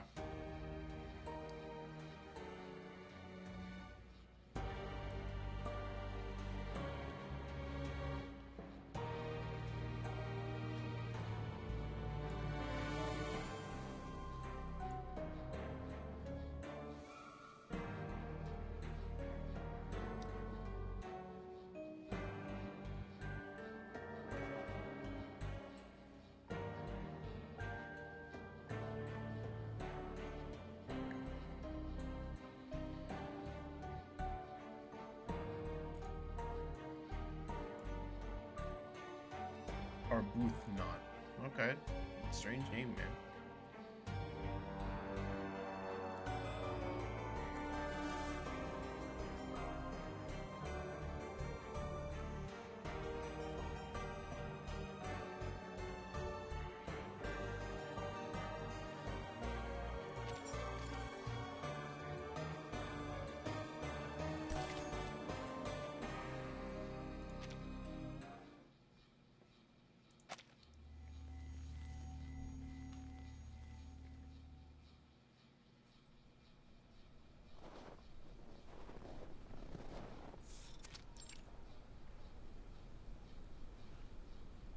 Apologies for the wait. Lower your weapons. It's Iglika. Iglika? Shadows part, young men emerge. Recognizing the conductress, they lower their rifles. I prefer Corvus. It's more familiar to me. Are they all our people? She checks their faces, easing only when she sees no strangers among them. Yes, no others. Just as planned. Pyros' men are patrolling ahead. Good. Finish this quickly. The passengers believe we're clearing snow ahead of the train. Is Pyros holding up his end? Yes, he'll let you through when the train arrives. Good. And the cargo? In the carriage over there. In the woods. We've got horses to pull it over. This way.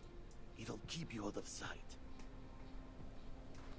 At her word, the men hurry down the forked path by the tracks. Come on, follow us! She steps forward, but her coat hem is tugged. Conductress, Got it. Don't worry. I'll be back. The conductress drapes a newly made scarf over the girl's shoulders until it has all but buried her face.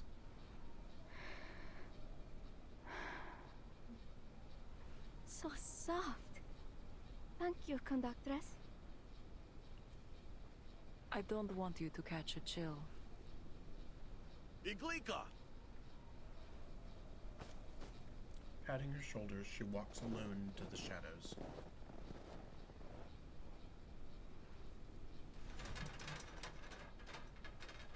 One, two, three!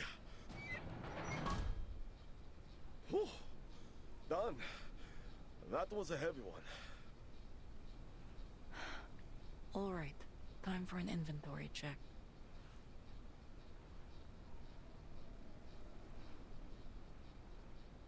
She's added another carriage? Semmelweis blends into the dark shadows of the trees, examining the train. A new carriage is pulled up and is secretly attached behind the rear cabin. What's it carry? Guns? Ammunition? Controlled substances? And those don't look like Serbian troops. She waits until the soldiers disperse, leaving only two behind.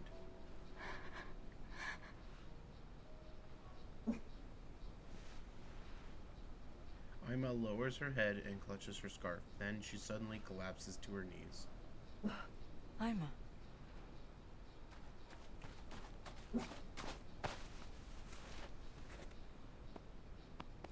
What's wrong with her? The snow falls constantly and heavily.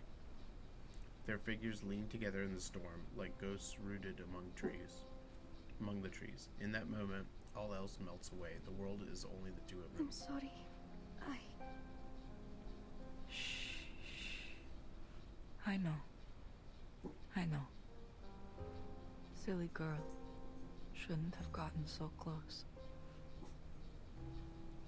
What are they? Could it be? The investigator, hidden in the shadow, frowns as she keens her eyes. Need to get confirmation.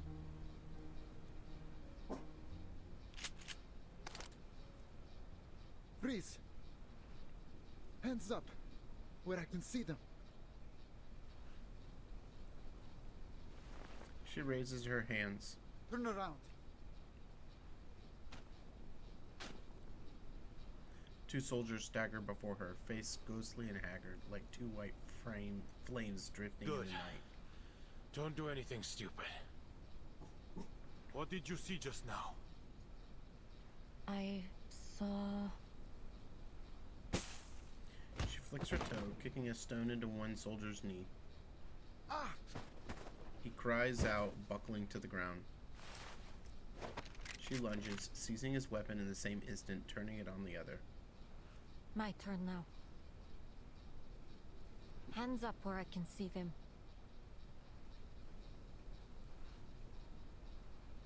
job.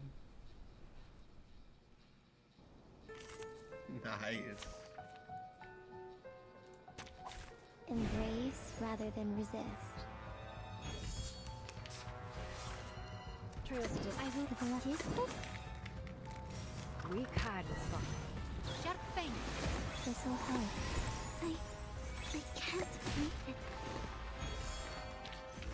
Now, to preserve this memory in our dreams.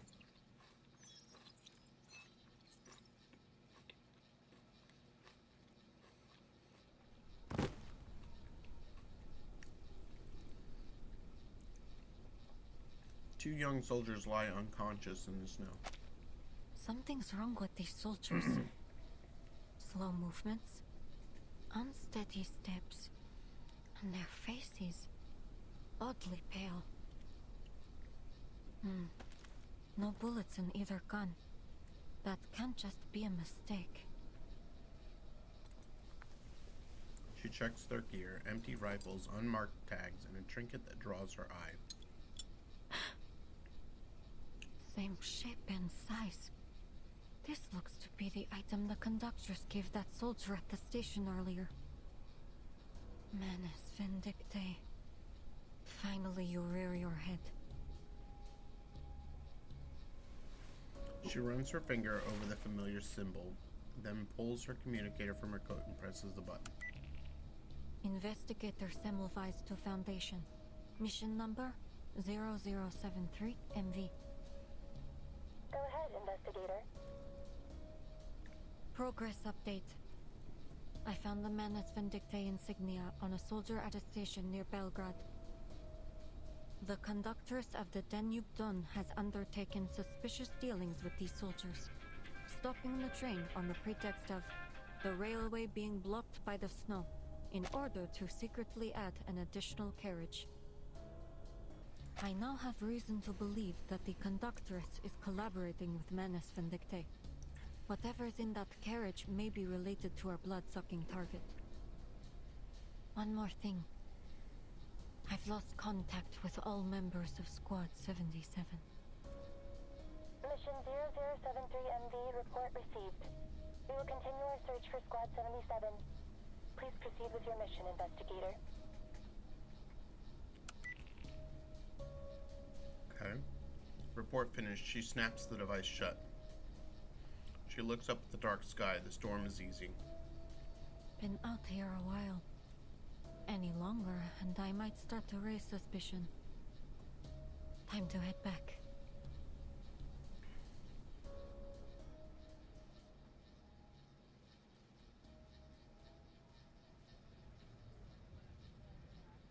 Time passes slowly. A few passengers stir awake with the stop. Some step out of their cabins, whispering in the darkness. All passengers, please remain in your rooms. The train is about to depart and we will reach the border checkpoint soon. The steward moves between cars, calming their unease. Between two cars, he sees one door ajar, wind blowing snow inside. Why is the door open? Wait a minute. There's something underneath.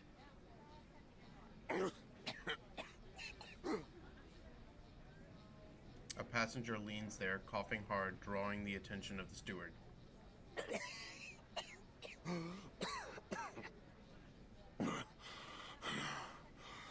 Excuse me. When is the train leaving? Oh, apologies, sir. In about 10 minutes.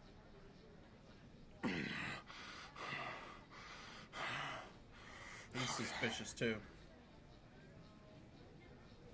He lowers his head with dejection. When the steward leaves, his eyes roll, lips twitching with a guttural rasp. Something's wrong with this dude.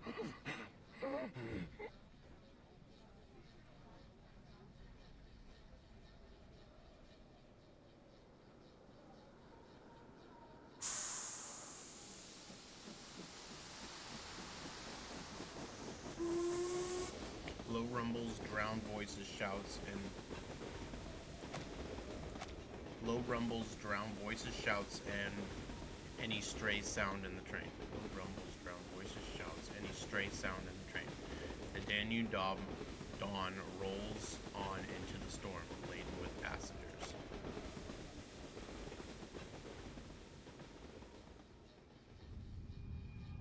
Oh man, it just started to get good, and I kind of need to go now. So, that's a bummer. But this is good so far. We got about halfway done. Let's get back to it.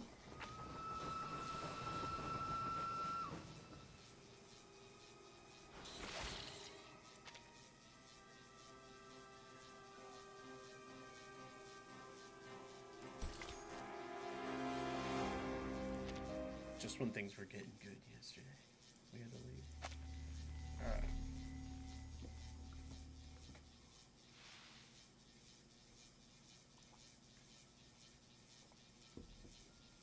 I always have the same dream. A dream where time stands still. People never grow old. And the sunshine never fades. Because there, I can hear Mama's voice again. My, look how long your hair has grown, Robuska. Sit up for a moment so I can comb it for you. My hair was just like yours when I was a girl. I do worry when I comb Nicolas, though. His hair's like your father's, all curly at the root. Come on, Mama. Please keep telling the story. In the light of the blood moon they rise.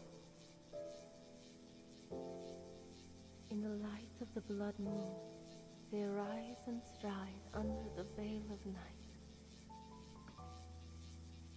Freely, they live without fear of death. For through blood, they live forevermore. Through blood they live. Amazing. What about me, Mama? What about me? You? Well, you are our dearest Robuska, one of the youngest vampires in the family. Youngest? Seasons change, years pass, and you've spent 214 years, 4 months, and 2 days in a deep, deep sleep. Now, the people suffering from the war cry out, Robuska, awaken! Open up your scarlet eyes and help us. Her eyes aren't red then.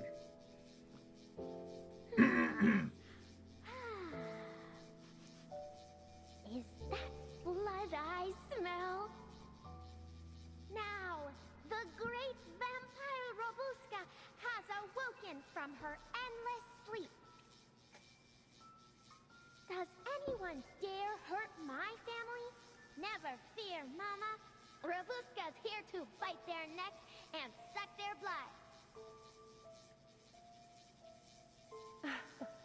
You silly thing. Have you forgotten? As vampires, we're not afraid of anything. Not even death.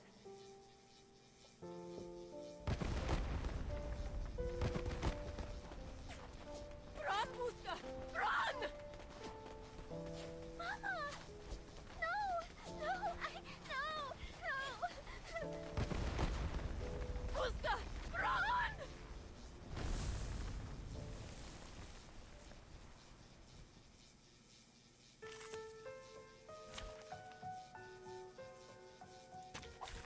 Join with us, comrades. Let's carry on with the story, shall we?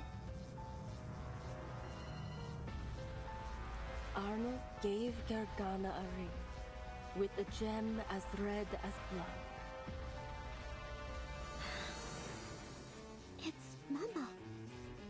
Wait, you're not Mama. She has... I will remember or this one. Sharp Fang. Weak Hades, Father. We gaining control Like of a our bodies. metaphor?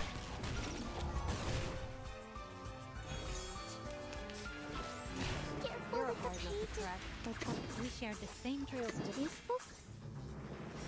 I am the waves in the ocean and the stars in the sky. To a brighter future for everyone.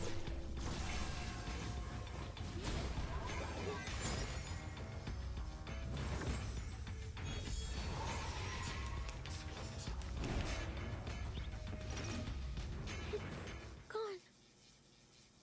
Is this a dream? Don't act surprised. It's just another day.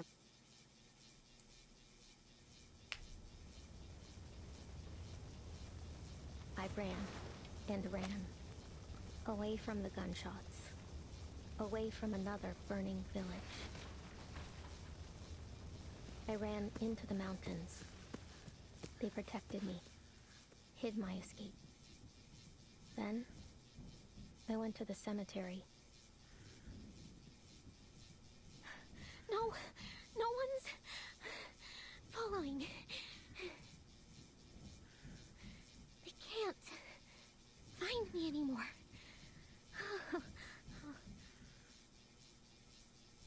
I found an old coffin, cast aside, forgotten, just there, abandoned by the whole world. I huddled up inside it, and I lived there. Lived with the worms. It smells like them. Like my family. Mama once said that in this land, the dead never truly die. She said that our bodies merged with the earth, our blood seeping into the dirt and nourishing the tangled roots of the trees. And ever so quietly, we day by day become one with the world. So I wasn't afraid. Didn't struggle anymore. I closed my eyes, let the smell wash over me, and a warmth grew in my heart. Tusko. Mama. We were together again. Together again. Together again. Together again. What? There's like two different stories going on.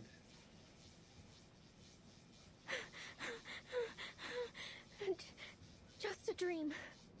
I love her attire. Just a dream. Rabuska takes a deep breath, swallowing her tangled emotions. She looks around. The room is empty. Can't remember the last time I had a good night's sleep.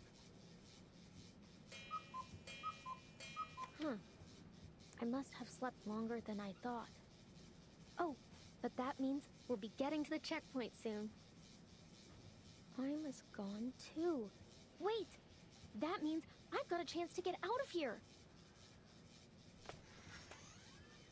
She takes no time to pick the lock again, peeking out like a wary cat. Yes, no one outside either.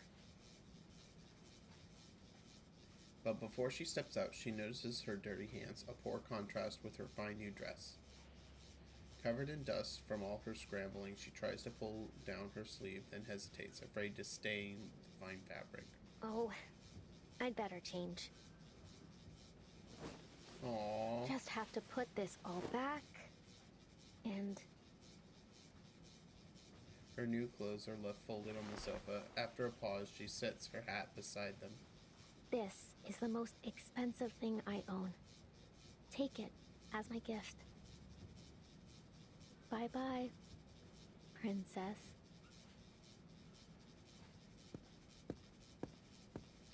When she calling the conductress a princess, or was she calling herself? The young vampire slips through the carriages. Most passengers remain asleep. The night is freeing, yet oddly lonely. Quiet. Nobody's around now. Then I can have some fun by myself. She lifts her flute, letting notes keep her company. Just like the old days.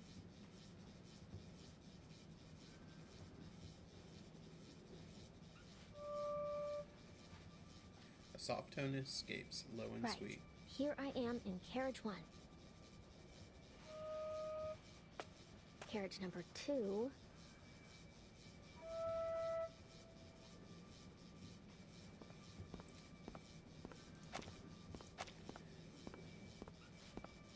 One note falls, another rises. She drifts lightly through the carriage like a passing breeze.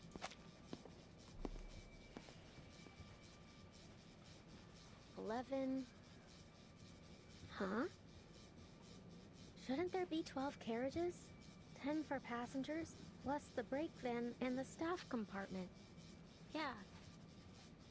Then how did this extra carriage get here?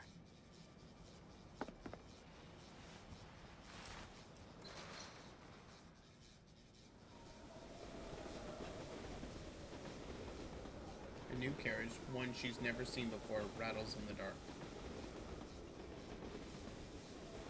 But the train stretches long, and in the night it almost feels endless.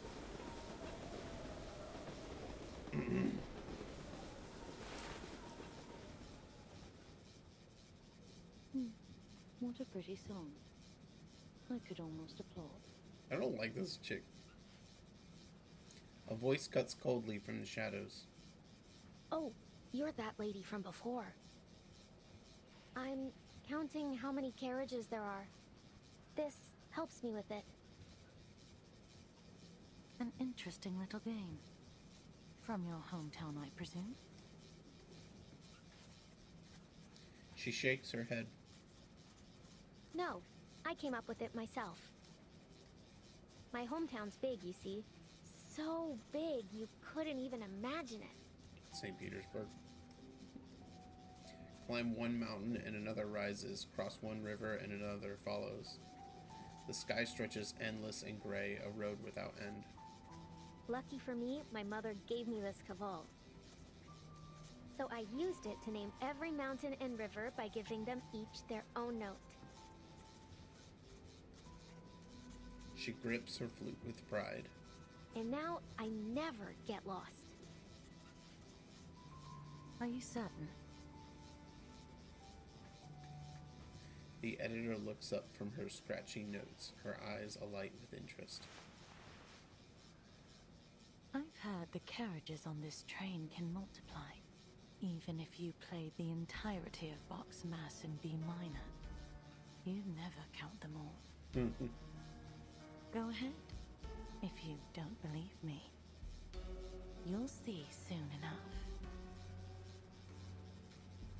Verity offers a wistful smile. What? She looks down the corridor. The carriage sways lazily as if beckoning her forward. Moonlight peeks through the clouds, pale and cold, shrouding the scene like a white burial sheet, hiding all secrets beneath it. And there, in a carriage that never was, in that place that shouldn't even have existed, blood-red eyes blinked in the darkness. And the blood of those sorry passengers trickled, sweet and warm, into the throats of the red-eyed monsters.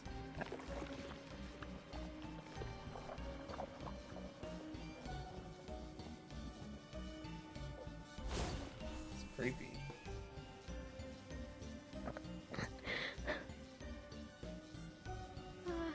Ma'am, I think we'd better stick together.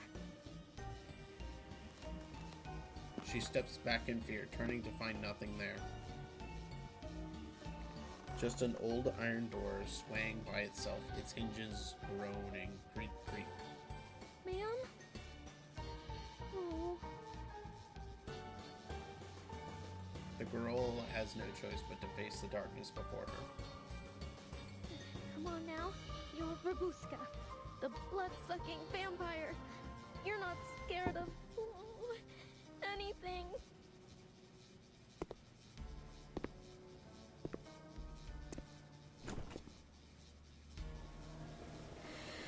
She takes a deep breath and takes a brave leap.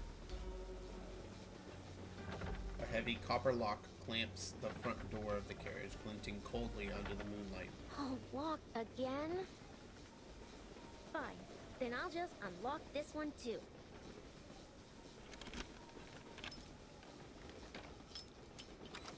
Open sesame. Just one push and she could slip inside. But Babushka freezes. Holding her breath, she presses against the door, catching faint sounds from within. On one such night, a group of passengers awoke to the sound of crying. They followed it. Then, the crying turned to bawling, and the bawling to wailing, until they reached it. A door that wasn't there before.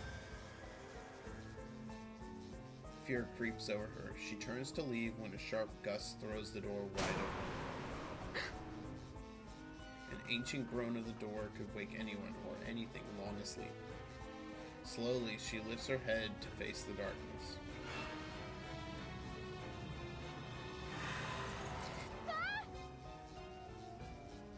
Eyes flicker in the dark like ghostly flames gathering in the night. Before she can scream, a hand clamps her mouth, dragging her into the eclipsing shadows. Are they refugees?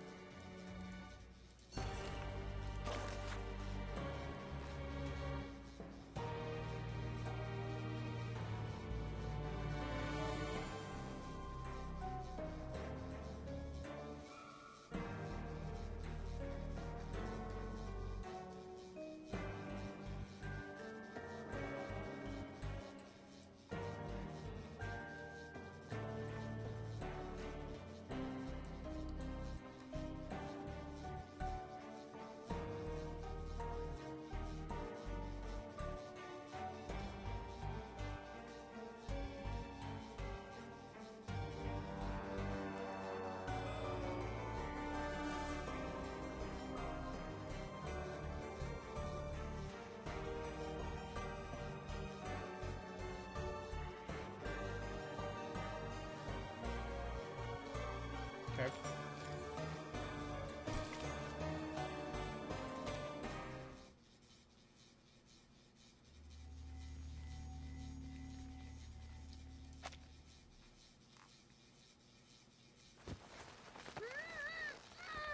Get off me!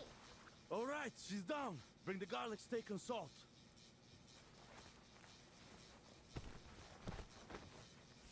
Heavy hands cover her face, coal, smoke, garlic, and earth choking her breath until she nearly faints. What are you? Careful, Yakov. Don't let her bite you. Finally, the grip loosens. She scrambles to her feet.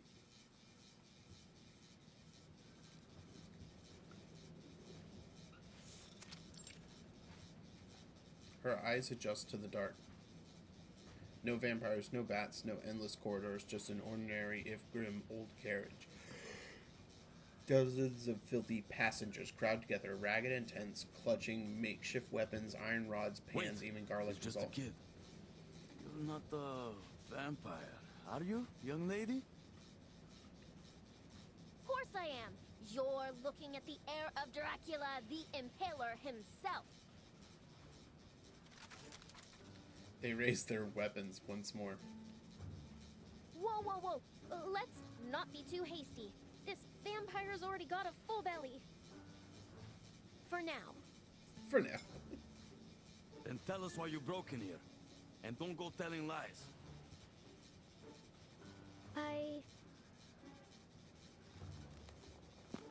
Babushka tries to step back, but the cold iron door blocks her retreat. Cut her some slack, Yakov. I don't think she meant any harm. A woman's voice calls out, gentle but firm. Rayhan, every time we try to act tough, you go soft on us. Maybe so. But what other option do we have? If anyone hears us and comes looking, we're done for. She's right. Let me go, and I won't say a word. I didn't see a thing. Promise.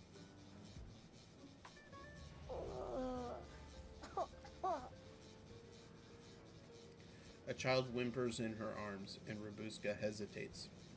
The woman hugs him closer, soothing him. It's all right, Ivanushka. No need to be afraid. We've got our eyes on her. I'm not afraid. She isn't half as scary as those whiz-bangs. Whiz-bangs. The boy leans against the woman, one sleeve hanging empty. How much longer will we be stuck here, Ray?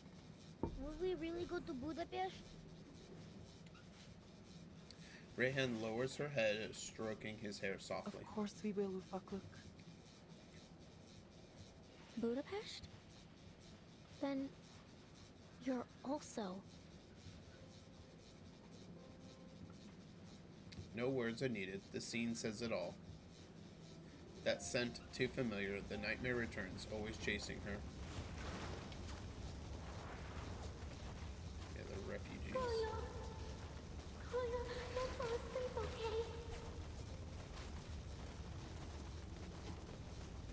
Gunfire still echoes. A village burns behind her. She clutches her brother, unable to look back at the ruins. I can't feel my butt. They're just a bit numb. It'll pass. You'll be fine. I'll get us out of here. Flames tear across the sky. A shell bursts overhead. I think I want to go home. It hurts, Bushka. It hurts so bad I can't. You'll be fine, Koyo. All right. Your big sister's here.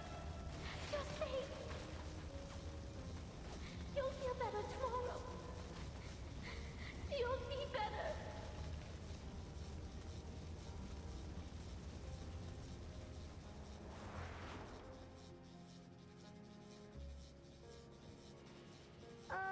Miss Vampire, what happened to your eyes? They've gone all red and watery, like white rabbits. Huh? Oh, it's nothing. Happens every time I think of a happy memory. It's a vampire thing.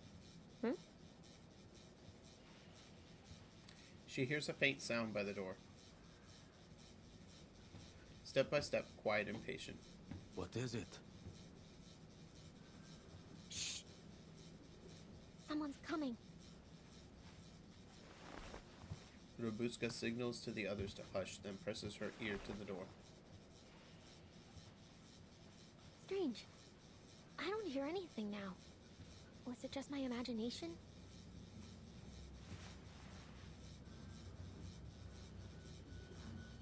She lowers her head and sees a dim yellow glow seeping through the crack. A shadow blocks the light, swaying with the train.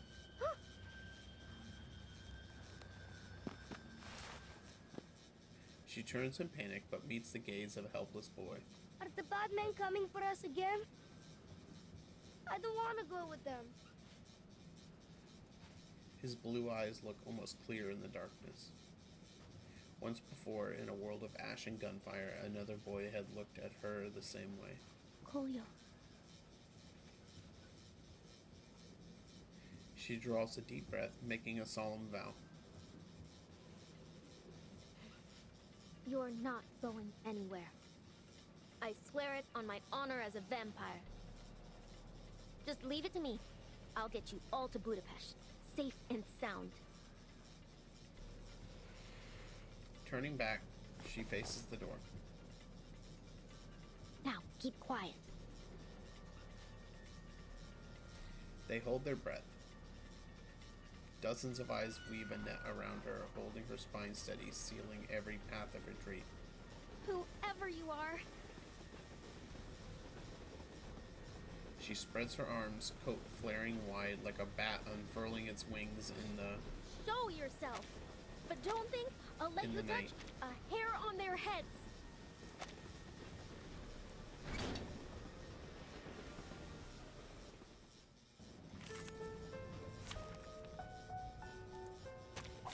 Join with us, comrades. Semmelweis. I admire It's useful? Keep up the pace. Listen, The trail was all too obvious. I can't eat it. Rotten luck. Rafie, please. Was I helpful, timekeeper?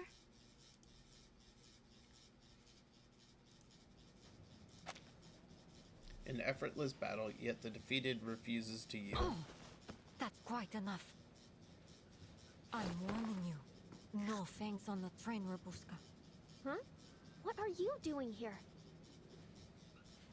Hearing her name called in that familiar voice, the girl slackens her grip. Funny. I had intended to ask you the same thing.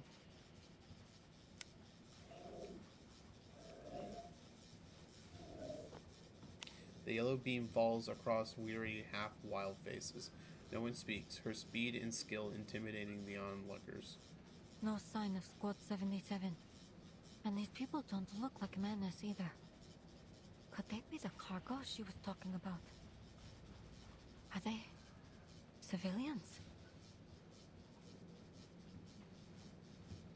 She pauses for a moment, then speaks again. Who brought you on board? The conductress? Think before you answer. I know more than you think. Why are you on this train?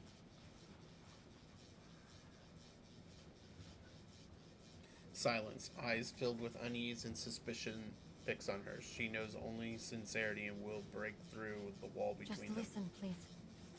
I don't work for the Border Patrol, the Army, nor the railway. If it's war, famine, or death you're running from, well, who could blame you? In times like these, anyone would do the same. My business here is with a vampire. If you don't have anything to do with one, then your purpose here is of no concern to me. A vampire? All at once they turn to Robuska. Huh? Could she mean me? Did you come here looking for me? I can see what you're all thinking, but it's not her. I thought perhaps it could be hiding in this carriage, but it appears I was wrong. Oh. She nods, unsure whether in relief or regret. So the stories are true. Good thing we came prepared. That vampire. It won't find us, will it? Worried murmurs ripple through the carriage. What rumors? Look, I'm willing to help you, but only if you give me some information about yourselves. After all, trust is a two-way street, right? I understand. Yakov surveys the faces, sighing under his breath. We're refugees. We come from all over. Someone offered us a way out and we took it. It's nothing more than that. Someone. We were told to wait near Belgrade station until the train stopped.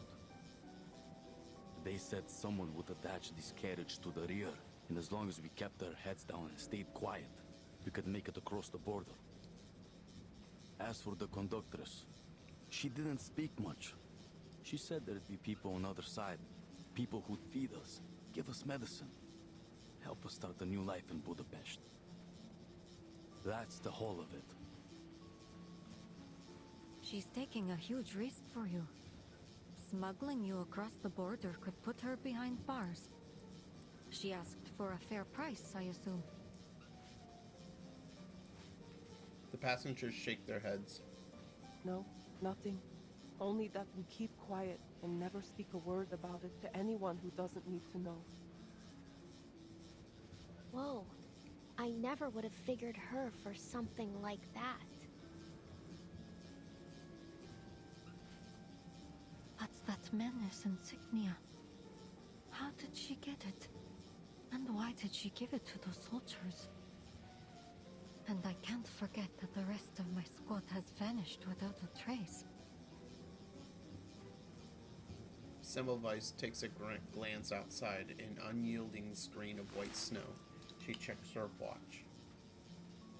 We'll be reaching the checkpoint any minute now. Their time is short. As if to confirm her calculation, the train begins to slow.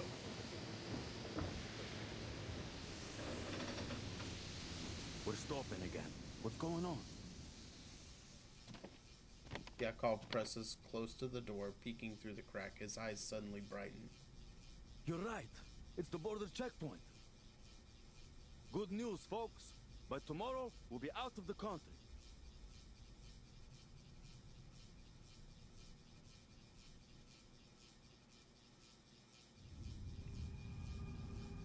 Okay.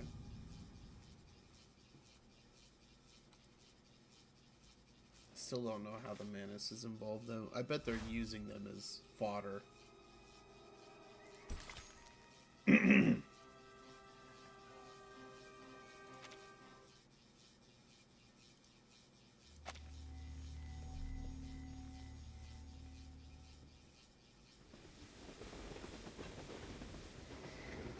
The train glides into a soft break at the checkpoint. The steel beast breathes out a final belch of dark smoke before it stops.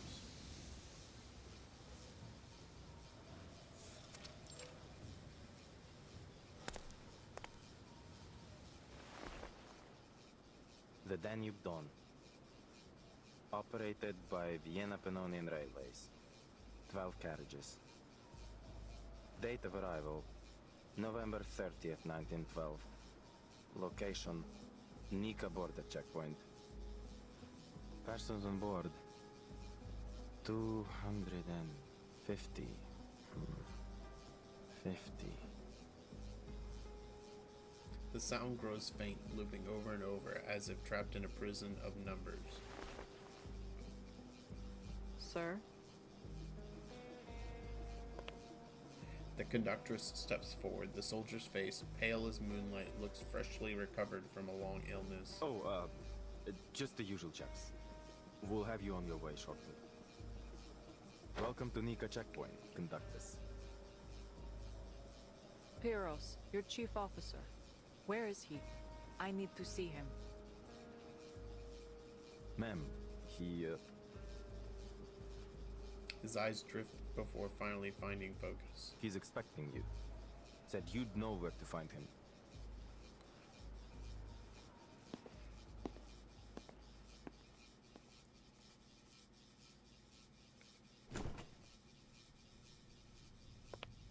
Iglika! Aima! What a joy to see you both again. That's How's the trip treating you? Gotta be. All going well? An officer strides in, smile warm and practiced. Just the usual. Ah, well, there's nothing wrong with that. Aima, come. Here, a refugee gave it to me. Oh, Uncle Piros. Now I have 5 of them. Thank you ever so much. That's quite all right, my dear. Now, you'll be a good girl for Auntie Glika, and maybe she'll sew your dress for it. Then you can line them all up like one big family. Ima strokes the wooden doll gently. Pyros watches, his expression tired but kind. You look exhausted. Has there been trouble? Do I? Perhaps I am a little worse for wear. Dealing with border patrol is always a pain. You know how it is. He continues speaking while his eyes flick subtly toward the stewardess. Oh, yes. I just remembered. I still have to clean the windows on the dining car. Thank you again, Uncle Pyros. Ima pockets the toy with understanding, then turns to leave. The door shuts, and the officer's smile turns sour. There are eyes on us, and not just some casual suspicion. I believe they may be professionals. I just received word that 2 of my men were knocked out while on patrol. Somehow, without alerting anyone. Whoever did it was well trained. Oh, that is to say, someone's sniffing us out, my friend.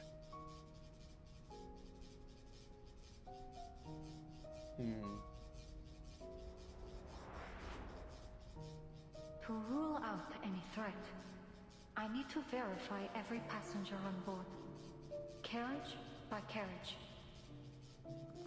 I am fully within my authority to stop this train at any time to conduct an investigation. What's wrong? I know that look. You know who's behind this, don't you? I'll handle it. The St. Pavlov Foundation. You heard of them? He wastes no time. Oh, Iglika. You've met them already, haven't you? They're on your train as we speak. How else could my men have been ambushed in such an isolated location? You're harboring a snake, my friend. Whether you know it or not. She's not after the cargo. As for the assault, I will handle it. I won't allow anything to jeopardize the mission. This train must reach Budapest. She dismisses his concern with a sharp wave. Makes me miss it. I'll never forget the day you stood up for me. It's thanks to you that they even allowed me to stay with the guerrilla unit. The officer narrows his eyes, mind slipping back to a faraway summer. Things were simpler back then. All we cared about was the cause, about unity, and the Thracian Liberation Front. Fighting for a world where, regardless of race or bloodline, we'd all live as one great family. We crossed forests, trudged through the snow over the mountains, and turned the enemy's supply lines to dust. We scared those cavalrymen half to death. And when night fell, we'd gather around the fire, break bread, clean our sights, and sing those songs of war and liberation, like brothers and sisters. You remember, don't you, Iglika? It was a good life. What a shame that not everyone shared our vision. Betrayal, bloodshed, comrades parting ways. We went through all of it together. In the end, even we chose to walk away. And now, after all these years, I have a second chance to fight for what we believe in. The Danube Dawn. Okay, why is it in quotes? His voice softens as he leans against the window. As he turns, the scar at his temple shows raw and red, like burnt veins. I've always felt we were kindred minds, you and I. I trusted you then, and I trust you now. I won't take any action against the Foundation. He pauses. On 2 conditions. First, the train mustn't leave until morning. Oh, damn. We need it here long enough to go through some procedures and put together a justifiable account of the assault. Procedures? You mean... I'm getting there. Second, I need to conduct a full search of the train. Same old talk. Stops, papers, inspections, it never The ends. train's already been searched. You'd only raise more concern with the passengers. I can provide you the passenger list if you must check. Pyrrhus shakes his head. Believe me, my people don't enjoy this any more than yours do. But word has gotten out. It's only a matter of time until people start asking questions about the attack. Besides, better that I do it, rather than getting the government or the company involved. We wouldn't want their prying eyes looking any closer now, would we? Man, what do these people do? His point is made. The conductress carefully chooses her next words. One of my crew members will be with you at all times. And tell your men to stay clear of the cargo. As for the time we're losing, I need compensation. Food, medicine, and priority clearance when we reach Budapest. The paperwork there is cumbersome, and each minute the train is stopped risks our cargo being exposed. It's give and take. Do we have a deal?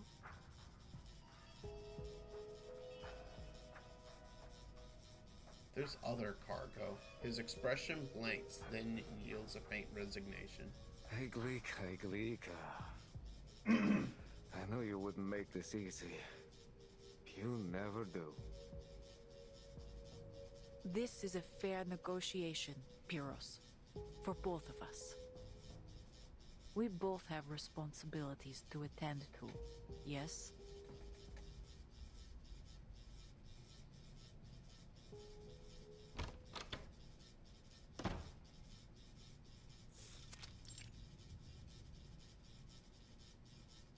The door creaks open. The conductress leads, her steps firm, face lightened by unusual ease.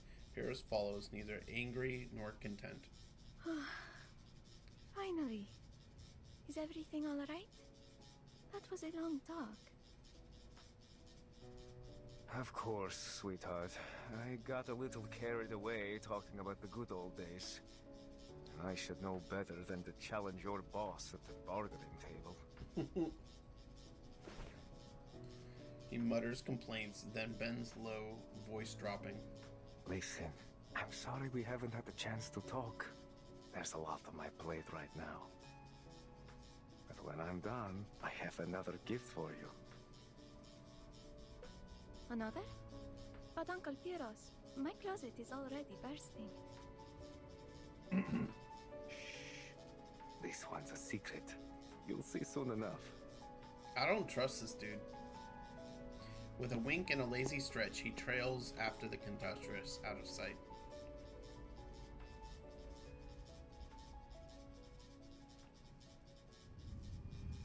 I think the fact that Semmelweis and Robuska are in the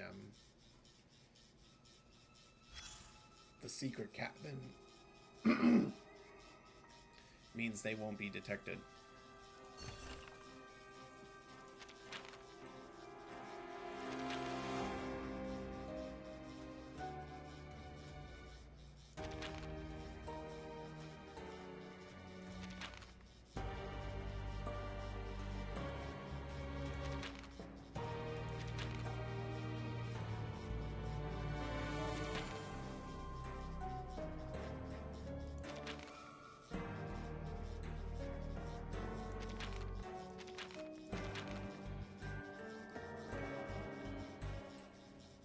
Liberation Front. Is this another, like, front for Manus?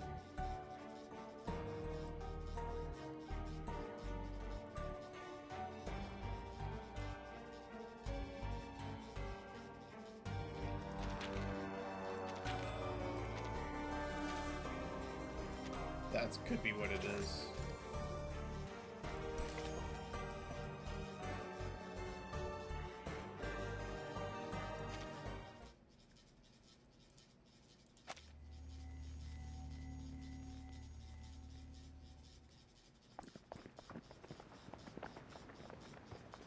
Outside the carriage come heavy footsteps, followed by a wave of restless complaints.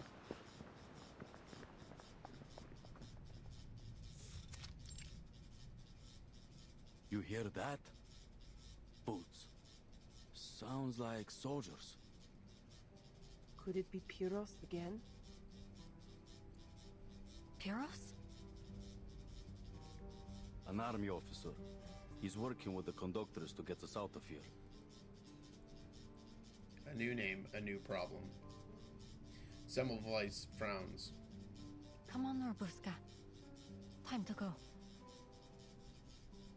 Huh? Oh, right! I'm supposed to be in Ima's cabin. I better not be seen here. Well, wait! Mr. Robuska!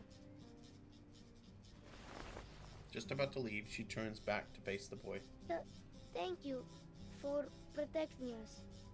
I hope I can be brave like you when I grow up. You're a good vampire. She can't help but smile as she leans down to pat his head. And you're a good boy, Ivanushka. Now listen, this good vampire has to go up front for a bit. But I'll be back soon with news from the other carriages. No one will hurt you. You got that? Not while I'm around. Here, pinky promise. She reaches out her right hand to Ivanushka, hooking her pinky. So Ivanushka lifts his good hand, pinky finger locking with hers. Their promise is sealed. I'll be waiting for you. You promised, so come back soon, Robuska. Don't worry, I will. Look, I'll take this. She picks up the wooden stake at her feet and gives it a little shake. As a token of our promise. So you better hold the fort for me until I bring it back, all right?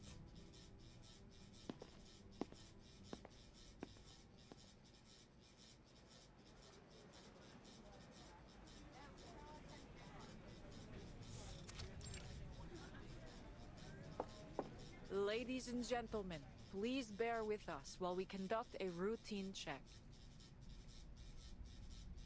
Are you going to take us too? Like you did with Robuska? Oh.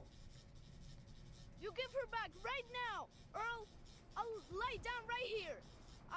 I'll be an immovable object. The boy flings himself to the ground, clenching his pudgy fists like a martyr ready to face his fate. It's his final card to play, a tactic that has worked on the adults before, and one that he's counting on to work now. If you are set on being unmovable, I'd be happy to stitch you into the carpet.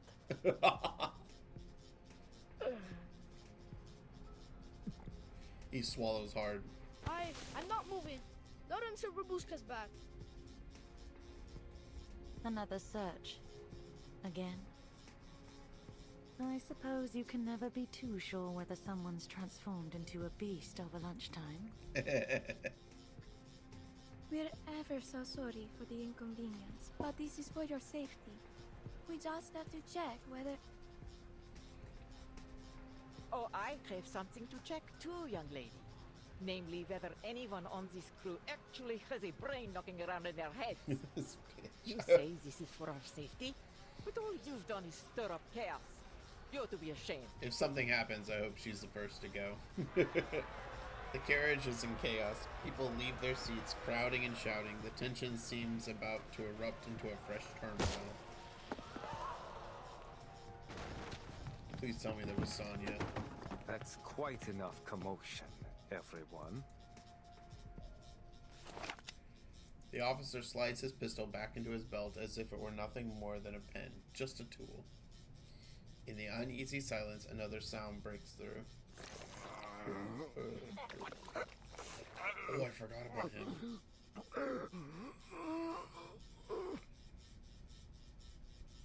a slow, irregular churning like the rumbling stomach of some terrible creature. The noise dips, then rises again into a cat-like whimper.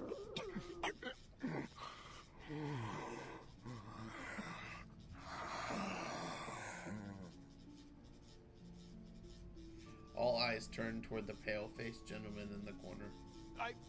What are you staring for? That weren't me. Footsteps echo. Semmelweis strides through the gathered people at a quick pace, with Robuska trailing close behind. What are you two doing here? Please, allow me through. There's something wrong.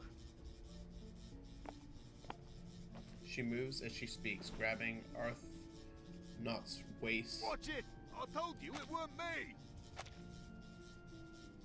Please let me through, there's something wrong. She moves as she speaks, grabbing Arbuthnot's wrist and yanking it away. Watch it, I told you it weren't me. She shoves him aside and looks at the slumped stranger hiding behind him. Who are you? I didn't see you during the registration. Can you speak, sir?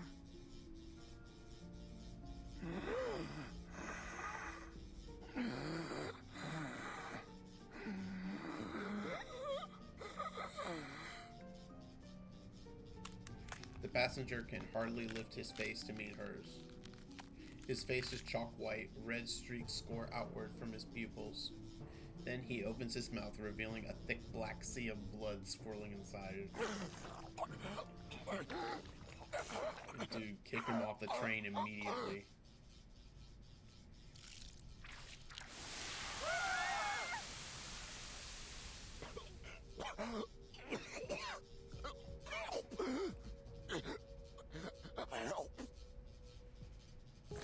He collapses, choking on the blood, gurgling as he swallows it back down.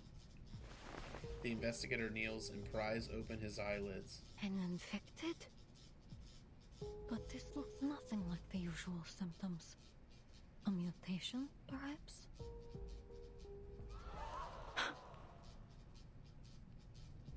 Hold on. Would anyone care to explain this? What is infected? Infected by what? A pinch of cold, a dash of salmonella, and a spoonful of tuberculosis. What do you think? He's been bitten by a vampire. Vampire! Overwhelmed with shock, the passenger faints. My goodness! A vampire? On this train? I figured those were just old stories. Oh dear. Looks like we've got an unwelcome guest aboard. Iglika, did that strange girl do this? He looks toward Robuska. I overheard the children talking about some shadowless vampire boss. Oh my! I thought it was just a silly game. Everyone turns to Robuska in a convicting silence. Without her hat, there is no hiding those ruby eyes. Their fears find a cause. I knew there was something wrong with her the moment she came on board. All that shouting and running about. And look, she's awfully pale too. No, it wasn't me. This isn't a courtroom. There's no use pleading your case. You're going to have to leave the train. After all, we can't have a vampire wandering free on the train full of ordinary people now, can we? You'll have to find your next bite elsewhere, kid. Pyros signals to his men. Take her away. Yes, sir. Heavy boots stomp closer as two soldiers seize Robuska by the arms. Don't touch me! Let me go! You've got it all wrong! He said don't touch her! In the next instant, several children rush from the crowd, tugging at the soldiers and shouting. Please, sir, please listen. Maybe it's a mistake.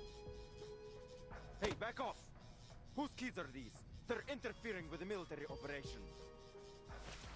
One soldier raises his rifle in irritation. They're with me.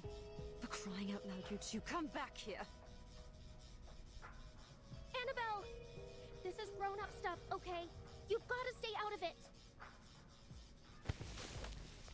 The children don't budge. Annabelle clutches a coat hem, looking up at Robuska in panic. In all the chaos, hers is the only face sharp and clear. Run, boss.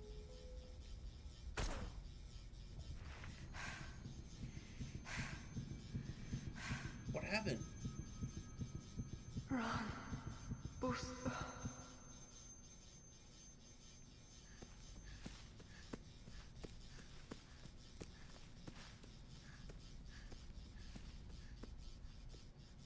The air reeks of gunpowder. He actually shot. No one is hurt, but a jagged dent scars the... Okay. Last warning. Where are your parents? In the chaos, a small figure breaks free and hurls herself at the soldier. No, boss! Robuska! Robuska locks onto his arm, her fangs sinking deep into his skin, sucking as if to drain every drop from him. Put it down!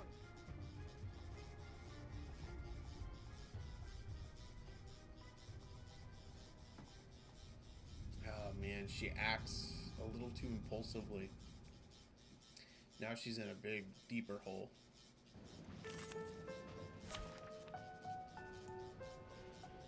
I don't know why Semmelweis didn't do something. The job done.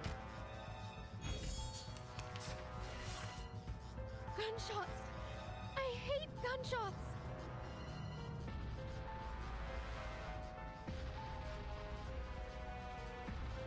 Ah! My ears! Right! Time to run! As far as my legs will carry me! Wait! No, I shouldn't. Sorry, Mama. But I'm not running again! Something's seriously wrong with her. Those I have just a war. Listen. I'm scared. Don't move with test.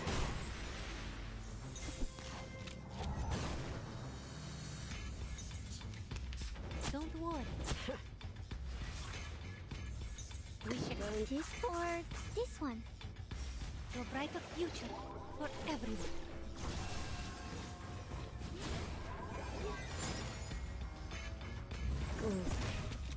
To transcribe. Keep going. For our dream, come.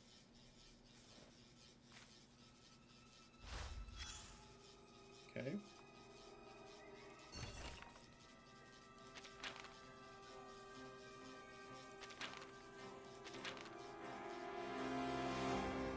Okay, so it just... Okay.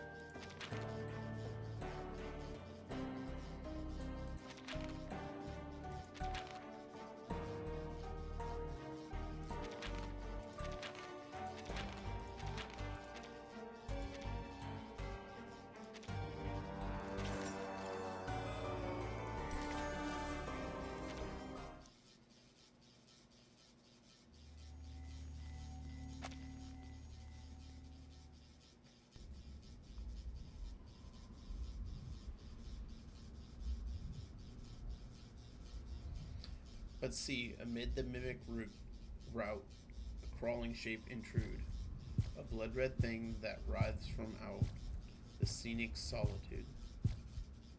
It writhes with mortal pangs, Edgar Allan Poe, the conqueror worm.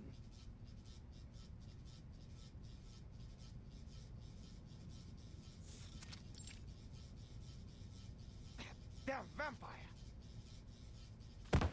The The soldier hurls the girl aside, his hand marked with 2 clear bite wounds.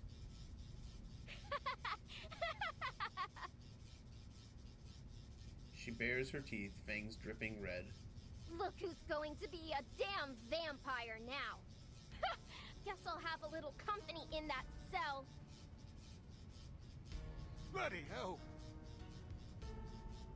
Oh, that's just wonderful. This train will be infested with vampires before long. The gathered people form a ring around the soldier and the girl. The children are pulled close by Dorothy.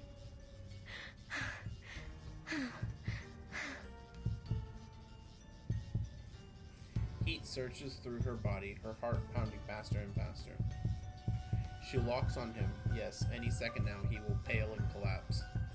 His veins will branch like spring twigs, crawling into his eyes and mouth, then spray jets of blood like a fountain. And nothing happens. I didn't feel a thing, you little brat.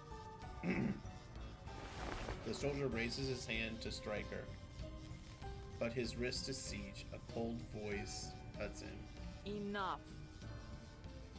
Pyros, this was not part of our deal. Discipline your men, or I will. Corvus lets go, annoyance flickering across her face. Easy now. This fellow's just a little on edge. I'll see to it that he learns his lesson, I assure you. But for now, we seem to have a far more intriguing problem. He steps forward, unhurried, stopping before Robuska, sneering down at her. Why hasn't he? He should have turned by now. I bit him, tasted his blood. How adorable. Still living in your fairy tale world, are we, little lady? He crouches, studying her crimson eyes. Tell me, why would you pretend to be a vampire?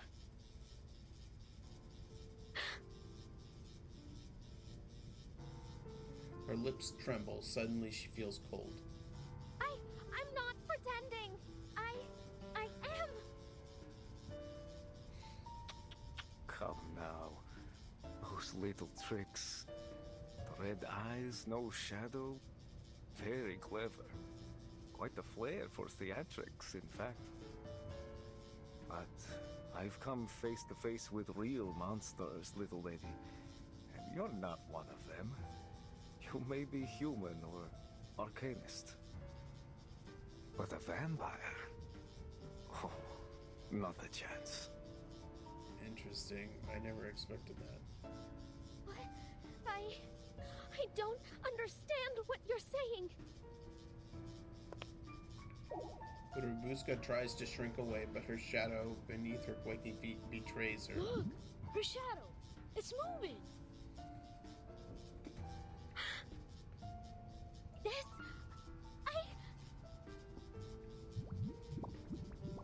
The shadow grows and warps, then retreats again into the modest, ordinary shape. She looks at those around her, finding suspicion, distance, pity, emotions that weave into a suffocating trap. Boss. No, I'm telling the truth. The words tumble out quick and desperate. I am the youngest descendant of Dracula himself, daughter of Arnold VI, the greatest knight ruler of our time. Together we defeated Conrad the Wicked and his monster of a son, and then the war came. It tore apart our home, and only I survived. Me, Robuska, the vampire. The shadowless, the unbleeding, the unwoundable. Her eyes shine with madness, cheeks flushed rose red by fevered daydreams. I crawled over mountains of corpses, waded through rivers of blood, ran between fire and screaming shells. Everything and everyone's gone except me. I lived. I carry the strength of my father, mother, sisters, and brothers. Their blood runs through my veins. She falters, panting, her gaze full. I'm the powerful gaze full of near hopeless yearning.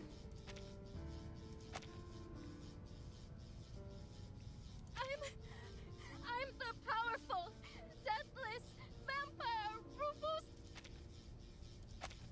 Her legs give way, body crumpling like her bones are gone. The officer lowers his rifle butt without expression, hauls her up by the arm, and drags her aside. Unbelievable.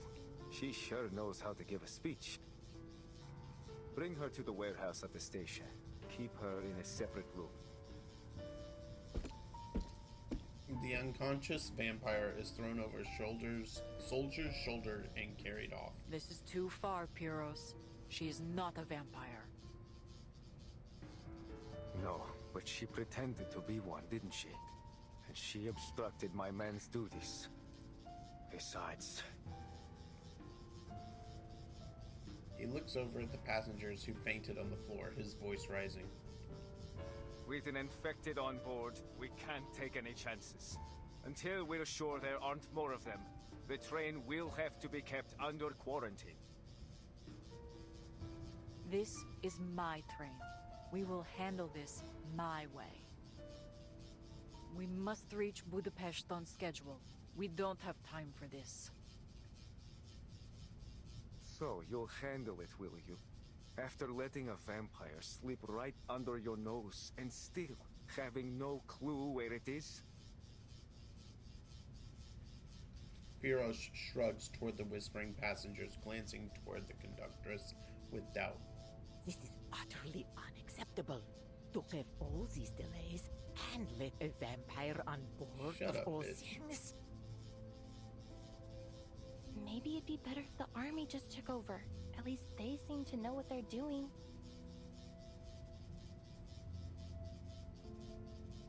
Need I say more? He motions to his waiting troops. Soldiers march in, quickly filling the carriage. Listen up, everyone. My men will escort you to a safe location shortly.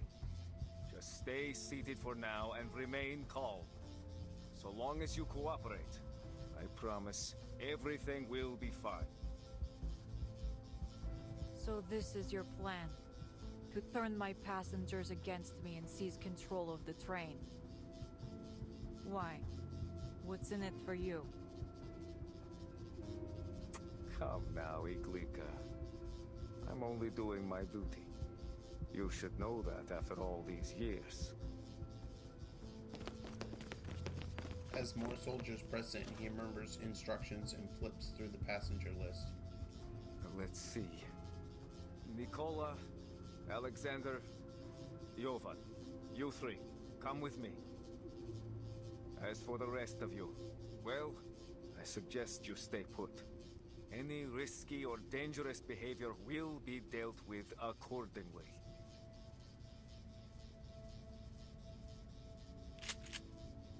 Semmelweis keeps her eyes trained on the armed men, but maintains a low profile. Something's not right. If that man truly is infected, his symptoms developed much quicker than any case I've ever heard of. She opens her palm, staring at the dull badge etched with the mark of Manus Vindictae. But he also made a fair point.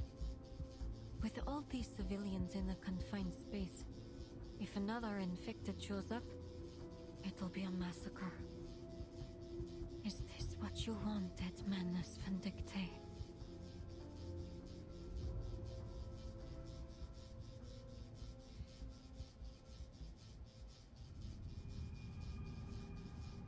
So what, they're like spreading chaos?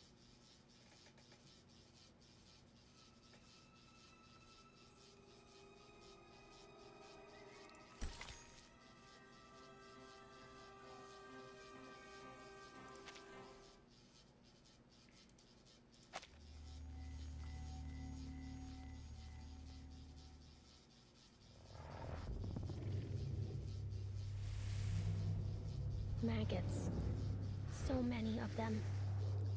Wriggling, squirming, fighting. I know they've rotted away, but their bodies have melted into the mud. I know that.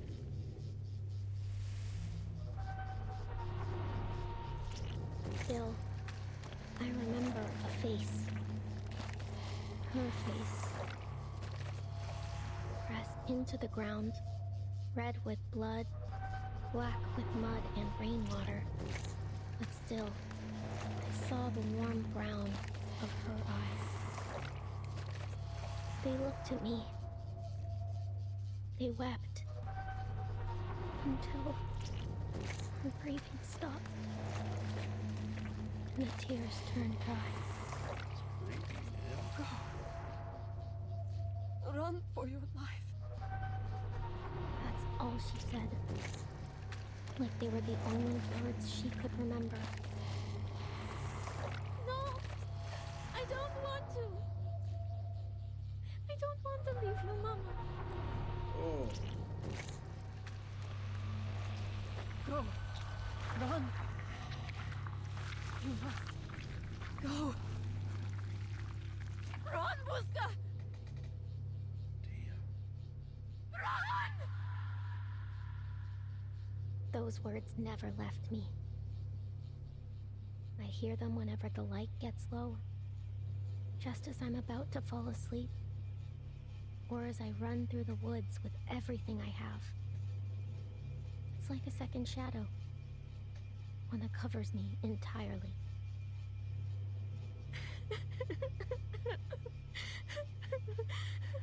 Mama. No. I cried. I bawled. What else could I do? Run. That's what. As far as I could. As fast as I could. And I buried the screams. Buried the gunshots. Buried her face deep in my memory. And never looked back.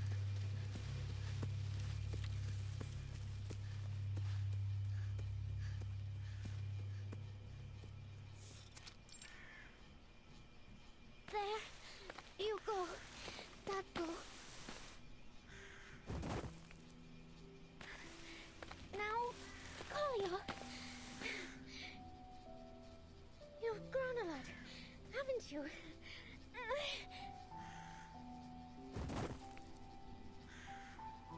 Okay.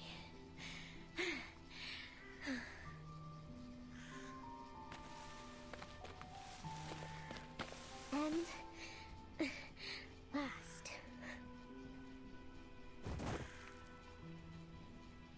It's your turn, Mama.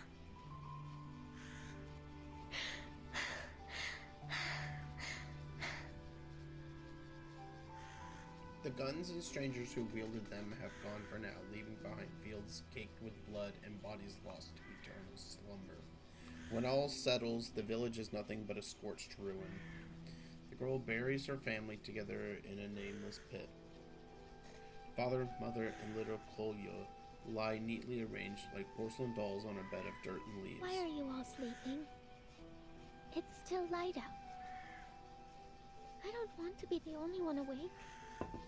Let's all fall asleep together, all right? She lies down with them, curling close to her mother, pulling a stiffened arm around her chest. Nice. Like when I was little and you used to hold me, Mama. Oh, when we wake up, will you comb my hair? Cold fingers tangle in her hair, yet in her mind it feels Mama, like comfort. tell me a story, would you? Please? I know you've told the vampire story 100 times, but just once more. Please. In the light of the blood moon, they rise in stride under the veil of night. Freely they live without fear of death. For through blood, they live forevermore.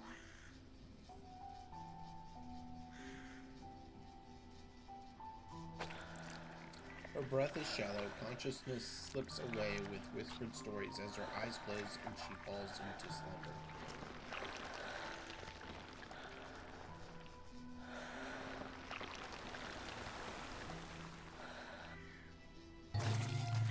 Because blood is life. Because Blood is life. That's right. As long as they drink blood, vampires can rise from their graves and live forever. The girl bolts upright, pallid face glowing with a strange light. She bites her finger and smears the flowing blood over her mother's lips. For a moment, she believes in miracles. The blood beads on the cold lips, glowing like red agate, lighting up the death's grim mask. The girl smiles with delight. Yes, good. Mama! Oh no. A little for Tatko too, and for Kolio. So that's what happened. She infected her family. All set. She smears thick, almost comical streaks of blood across her family's lips. Yeah, we're just like the story. Tatko, Mama, Kolio, and Robuska. A vampire family. That's why Mama likes to wear lipstick. It's just like blood. Oh, jeez. Here, have a little more, Mama. She caresses their faces tenderly. Am I a clever girl? I figured it out. Now, we'll all wake up soon, right? I know it might take a while, but I'll wait. Don't worry. I'll be right here, watching over you. A breeze lifts, a bird's cry drifts in from afar. The girl looks toward the scarlet-red sunset, sniffs, and raises her tiny fist to the sky. Don't even try to touch my family! You hear me? I'm Robuska the vampire, descendant of Dracula himself. I'll rise in the light of the blood moon and stride under the veil of night. I'll live freely, without fear of death. I'll watch over my blood forever and ever. Forevermore. Her vow is sharp and unyielding, the fiery voice of a young but powerful child of ancient and noble imperial bloodline. Who's there? She looks down again, and the illusion breaks. Cold blood dries on the rotting faces, their mouths bent into grotesque smiles. Kolio, what happened to your clothes? Mama's going to be mad at you. Their eyes are milky and puckered dry, bodies cold and sagging, gray faces gone, blood-soaked and tattered clothes, the last vestiges of their identities. Mama, wake up! Please, please hold me! No! No! Mama! Tatko! She screams, ripping cloth, scrubbing furiously at their faces, but the flesh gives way like ripened cheese. You're not dead! We're vampires! We can't die! Her rough wiping tugs at their mouths, barely sparing smiles soaked in blood. Laughter swells, spilling from red lips, from the sky, from the corpses, howling echoes like 1,000 bells ringing at once.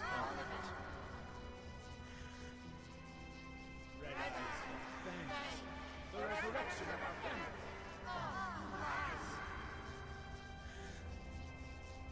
No! Terrified, she runs toward the distant red sun. No matter how far she goes, the laughter seems to chase her. You run! No! Run, Robuska! Run!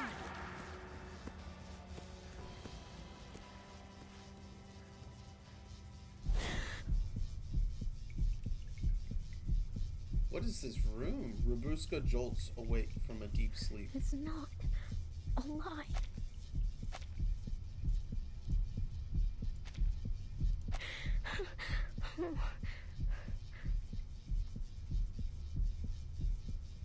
Her heart slows. Her eyes adjust to the dark. The stench beside her is revolting and bitterly familiar, death mixed with fuel and smoke. She turns her gaze and meets another face, swollen and bluish. A corpse, stiff and cold, black veins coil beneath its pale skin like twisted branches of a dead tree.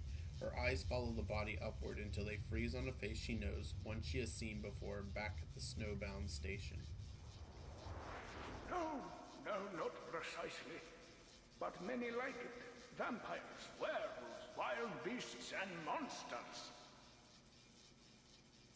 It's always the same story about the powerful consuming the common folk. Storytellers have always been good at making their points one way or another. Why? Did he get on the train? It's that old man from the train station. The irony of his warnings is a bitter mix of comedy and tragedy. You are awake. A shadow in the corner stirs, taking the shape of a looming man. Thirsty? You're that officer. What is all of this? Did you kill these people? Pyros ignores the questions. The rag drags across the floor with a heavy scrape, tossed casually to Rabuska's feet. I'm afraid I haven't been a very good host. And, alas, our water supply has run dry. Blood, however, well, we've got plenty of that. Pyros extends his hand, long blackened nails stroking the corpse's wrist with a vile tenderness. He's the vampire. Drink up, little Miss Vampire. Blood runs down Rabuska's hair, lashes, eyes, nose, finally her mouth.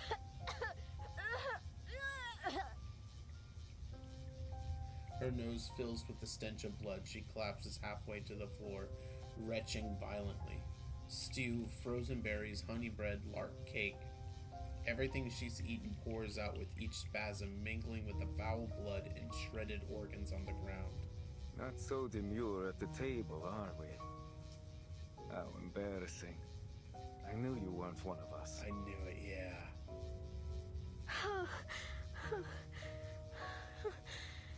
You. She lifts her pale face and meets the man's horrid gaze. His eyes were pure crimson, flawless like a sea of blood flowing under the moonlight. An undeniable bloodline, an undeniable identity. You're a vampire too? So, when they stopped the train, he bit someone. I think that's what happened. Through and through. But you, it seems not to be so. Still lost in your dreamland, little imposter. Don't call me that. My family, my blood, they'll rise from the grave soon. You'll see. We'll be together again. She chokes and swallows the blood until her face and body are smeared with scarlet. A lie, that day will never come.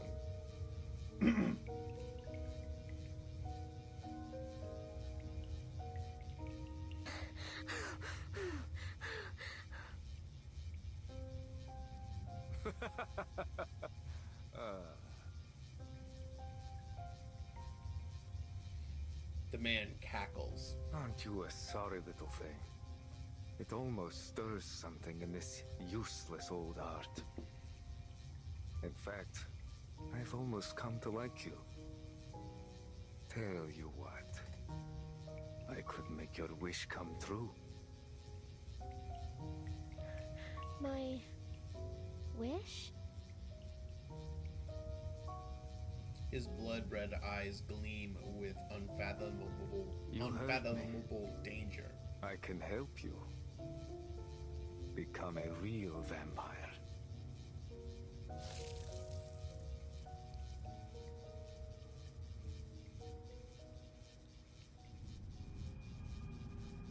Yeah.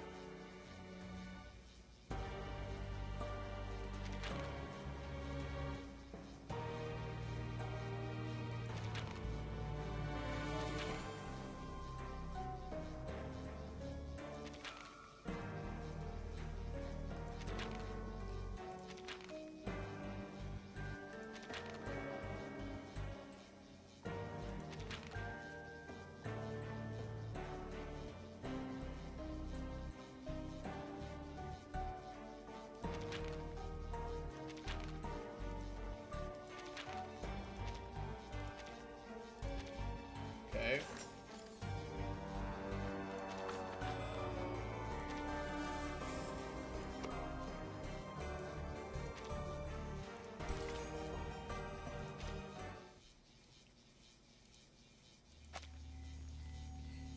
Winter Fright Night.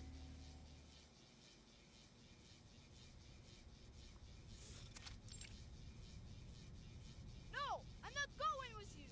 Never. Little William clings to the seat rail, screaming loud enough to pierce steel. After the quarantine order, passengers are scattered, some herded into the conductress's cabin. Let go. Soldiers pry open the boy's stubborn fingers one by one. Officers, with all due respect, you've taken 12 passengers already. May I ask where you're taking them?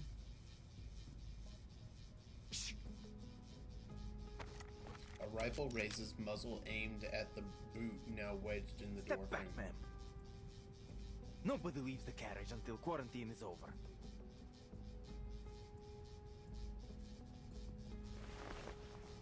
She says nothing but pulls her foot back.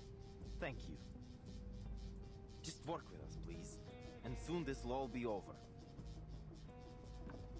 The soldier slings the boy under his arm and marches off. Annabelle! No! The heavy lock clicks shut, leaving only anxious passengers and stone-faced soldiers. No food, no water, and no idea how long they'll keep us. This isn't separation, it's imprisonment.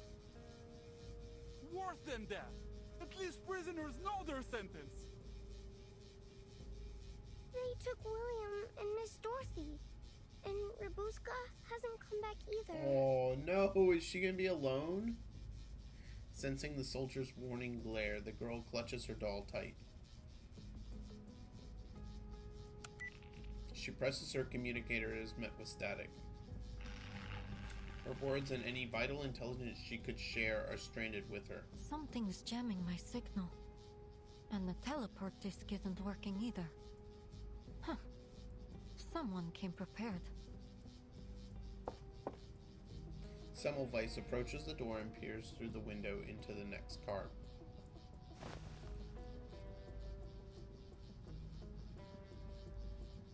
The scene is carnage. The once opulent carriage is a spectacle of disaster, its walls painted with blood. What on earth?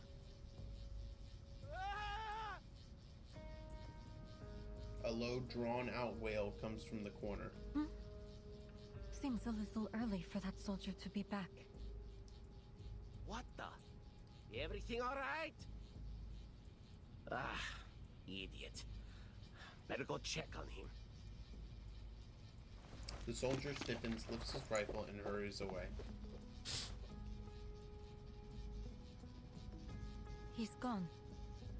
Conductress, I think it's time you and I had a heart-to-heart.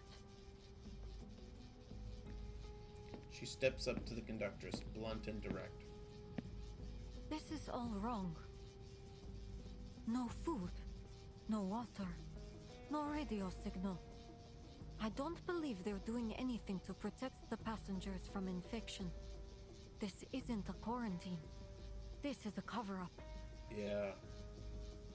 What are you suggesting?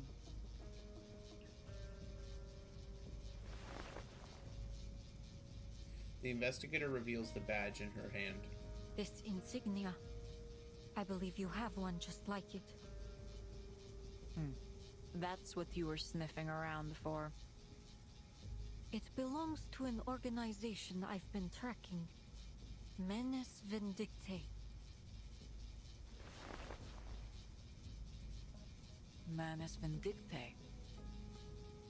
Okay, so she doesn't know. At first, I thought you were one of them.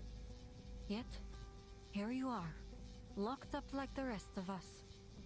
Perhaps Pyros doesn't trust you all that much. Corvus's look of confusion, certainly genuine, serves to confirm her suspicion. The Menes are a group of extremist arcanists that take pleasure in chaos and despair. Heartless bastards. Every last one of them. Never heard of them. The badge is Pyros's. Some kind of identifier for his men. Yeah.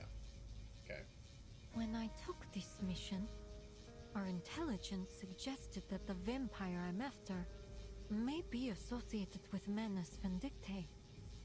If Pyros is working with them, he could be working with the vampire aboard. It's possible, indeed, that he could be the vampire himself.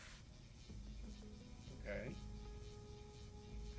She's figured that out. Pyros is a vampire. Oh, ho, ho, ho, ho. Why wouldn't you say anything? No more evasions and equivocal answers. The conductor calmly reveals the truth. We were comrades in arms once. One of the most capable fighters we had. Clever, composed. He always made the right decisions when it counted. I would never have thought he'd be involved with such an organization. I'm afraid it's almost certain that he's the vampire Menes Vindictae had sent to this train. At last, a lead. Semmelweis breathes a long, drawn-out breath, letting the weight fall off her shoulders. Now that things are out in the open, do you have any idea what happened to my squad? The reply comes with a resigned shake of her head. No, I haven't seen any of them. I'd know. As I've said before, this isn't the first time we've had the Foundation aboard. Last time there was a confrontation between them and some other arcanists. Sometimes, I think causing trouble might be our primary mission. Yeah. But let's return to our vampire. I'm still not certain what Menes Vindictae is up to, but... That vampire infection couldn't have been a coincidence. Someone meant for it to happen. The conductor sneers, her fingers tracing the silver engraving on her pistol. I've known Pyros a long time, but lately he's been strange. I usually wouldn't attempt to interfere with his business. But these are my passengers, my train. Ooh, okay. Glad to see we're finally on the same page. So, conductress, can you get us out of here?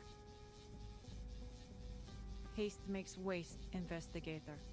There's a loose thread I'm waiting for. Then we can pull all of this together.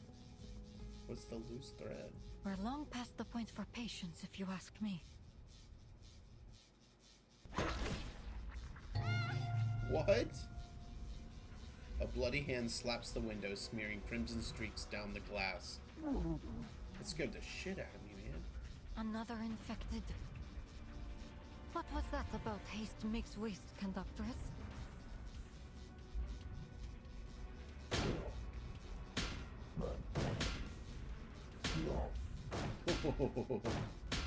Thud, thud.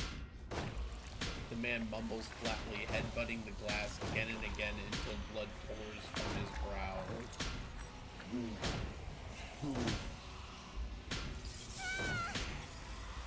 Don't let Annabelle be hurt.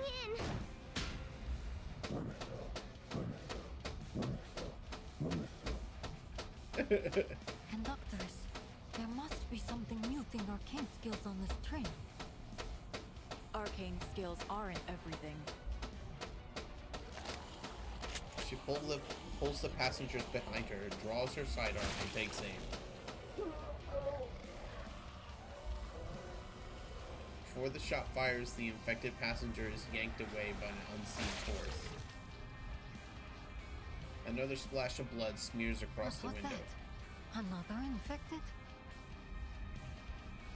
The sound dies, then comes a faint rustling outside the door. A familiar face rises into view beyond the glass. Oh, is that me? Ooh, okay. Is she what you were waiting for, conductors? Exactly. Ima, you drew that soldier away, yes? Mm-hmm. I waited for just the right moment. Well done. What's our situation? There are infected everywhere. The Ooh. cabins, the hallways, all through the train. They seem to be running out from the station warehouse. Ooh. The stewardess goes pale, recounting everything she saw outside. There's blood everywhere, too. On the walls, on the floor. I tried my best not to look at it. Was it you who killed that infected just now? Well... Come on, be honest. We don't care. She tugs shyly at her eye patch. I ensure all crew on the Danube Dawn are trained in self-defense. It's hardly surprising. Yeah. Go ahead, Ima. Oh, yes. She lowers her head, clenched fist trembling. I saw those soldiers in their carriages. I thought they'd be caring for the passengers or removing the infected, but... they did nothing. As if it were of no concern to them whatsoever. Bunch of dicks. They took the passengers, one by one, to some kind of detention room for inspection. Then sent them to the warehouse. But then they started coming back out. Like that. Oh, so that's how that man died. She wipes a smear of blood from her cheek, then slips her finger briefly into her mouth. Uncle Piros. I don't know what's happened to him, but we have to find him. And kill him. I see. How many soldiers remain aboard the train? Not many. A few were sent to guard the detention room. I think we can handle the ones that are left. Okay. The meek girl pumps her fist in an uncommon gesture of confidence. Good. Everything is in place. Let's move. Wait. Shh. I hear footsteps. They saw me just then. I can't be seen here again. Why? Ima's eye darts around before she ducks behind the curtains. Then the door is opened forcefully. Damn it. This is getting out of hand. I'll bet. Soldiers, having dealt with the unexpected occurrence, rush in, weapons raised at the frightened passengers. Where were we? On to the next passenger. If you grab Annabelle, I'm gonna beat the shit out of you. The muzzle drifts left and right, finally settling on Annabelle. You, little girl, it's your turn. Me? I don't want to go. Save her. Come now. Be quiet. The muzzle is locked in place. You heard her. Yeah, there we go. She said no. In the scuffle, two shots ring out, each slamming into the metal ceiling. The soldier tries to wrench back his rifle, but Corvus's grip is unyielding. You! Let go! She's not going. What's going on? Stand down, all of you! Another soldier appears behind them, gun in one hand, whistle in the other, his fingers shaking. Go, Ima. Yes. Understood. The stewardess tears off her eye patch, revealing her other blood-red eye. Is she half vampire? Before the whistle meets his lips, she leaps from the shadows, slamming into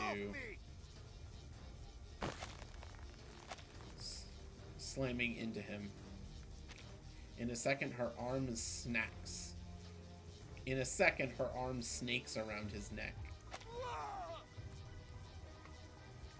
Apologies for the shock, but thank you for the gun and whistle.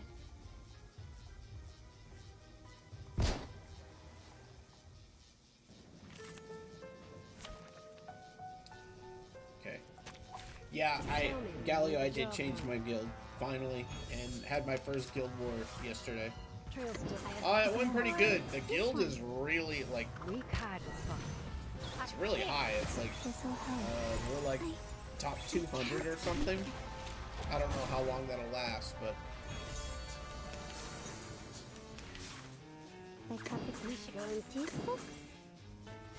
I am the waves in the ocean and the stars in the sky.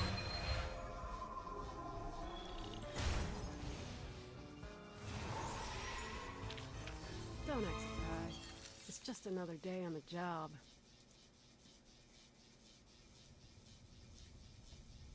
The soldiers collapse.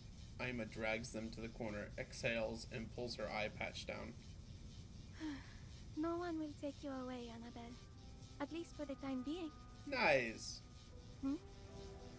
Why is everyone so quiet? Passengers stare in slack-jawed silence. The girl runs up, tugging excitedly at her skirt. Red eyes? Fangs? Are you a vampire too, stewardess? Oh, I didn't see the fangs. Oh, but yes, I am. But don't worry, it won't affect That's in cute. any way whatsoever. I never thought that. But your other eye is all clear and blue, like a lake, not red at all. How did you do that?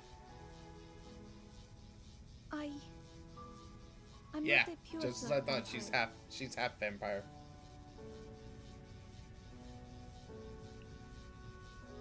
She shakes her head quietly before looking away. She has no intention of going any deeper into this subject. Oh man, the AC collab was so good. I loved it. And yeah, this is probably the best story game out there. Like, this whole chapter has been really cool. It's like this spooky, well, obviously you can tell vampire story in Eastern Europe. I have to say, I didn't expect the stories of a vampire train to actually hold any truth. Though I doubt any of the stories had our vampires pouring tea and fluffing pillows. There was never any truth to them. Ima may be a vampire, yes, but she's never done anyone harm. Okay. Then, earlier, in the forest. So the reason why she calls him uncle is because he's actually her uncle? I wonder if that's the case. And not just like a fake, like a relative that you call an uncle, like a person that you call an uncle just because you're close. She recalls the night in the snow with the two of them pressed close together. So what was that? Yeah. The storm was so thick she could barely see, only mist, trees, and red scarf whipping in the wind. It was bloodthirst, so I gave her mine. It's an arrangement of ours. Oh, okay. Corvus adjusts a scarf around the small stewardess's neck. First a secret carriage, now a vampire stewardess. What else might you be hiding up your sleeve? Nothing of your concern. We share a common interest. So, let us treat each other as comrades. Alright, fair. There may be tricks up my sleeve, but for now, we watch, wait, and then strike. We've got to get You little surprise Robusta. me more and more, Conductress. Comrades it is. But what's our next move? I wish there were some other way, old friend. Yeah, we gotta kill that dude. She exhales, a cold light flashing in her eyes. Aima, how many passengers are left on board? I didn't count precisely. There were already quite a few that were taken to the detention room. Oh, Conductress, are you going to... Corvus pushes through the crowd to a tall cabinet and yanks it open. You there. Ever handled a gun before? Nice! The stowaways? Weapons line the wall in neat rows gleaming under the light. Each one meticulously polished and ready as if awaiting their call to battle. Yet another surprise. She's a gun nut. I don't think I ever would have expected you to be lugging an armory around with you. It's a hobby. She's like full Texan. She takes a pistol down and tosses Silver it to bullets are Semmelweis. more effective than arcane skill when dealing with vampires and they're infected. Okay. Anyone old enough to handle a weapon, arm yourselves. We have a fierce battle ahead. Hey, this got really cool really quick. Mind you, it's like at the very end.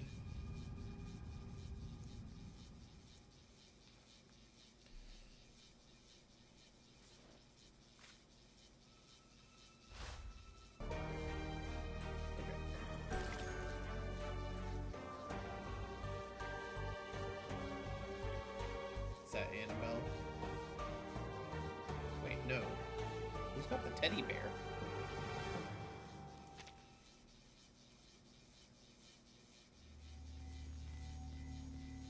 Friends in need. Dude, it's nuts. It's a horror train. Gunfire erupts. In less than half an hour, the train turns into a battlefield.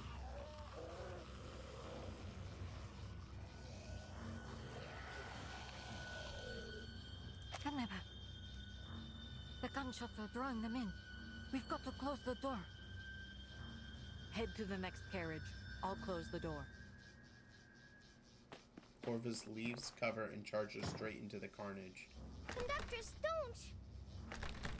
Don't look back. The weight of the unseen eyes is unbearable. Annabelle turns her head.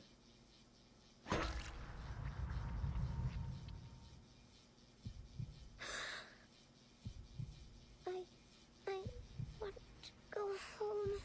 Come on, Annabelle. Stick it through. I tried to warn you. There are too many of them. We can't do this alone. Yeah, that's the dude who was infected a long time ago. From outside, more infected swarm in, spreading like a plague of locusts through every car. Cries of panic and bloodlust rise and fall.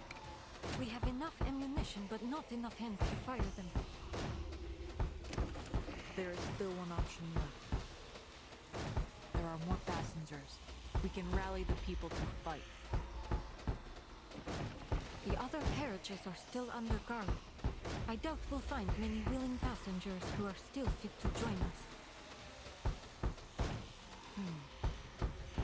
I know where to go. Biros gave me his word we'd leave them be. And you still think you'll stand by it? It's our best chance. As for whether he has kept his promise... She steadies her breath, aiming at the door buckling under the assault. We're about to find out.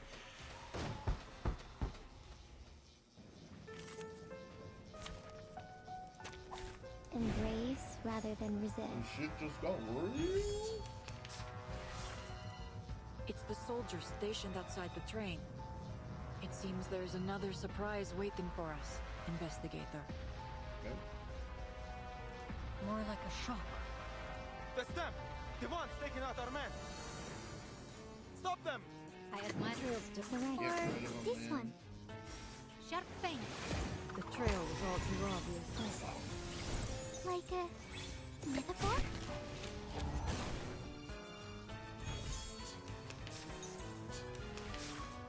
Like how the wish very tasteful? I am the waves in the ocean and the stars in the sky.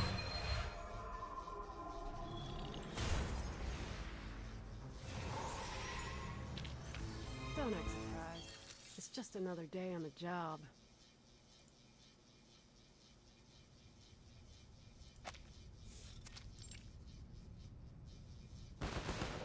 Gunfire still rattles. Another sound joins in, scattered, heavy footsteps. 1, 2, 3. No, there are more. Many more. Her voice trembles. They don't sound like soldiers. What do we do, Yakov?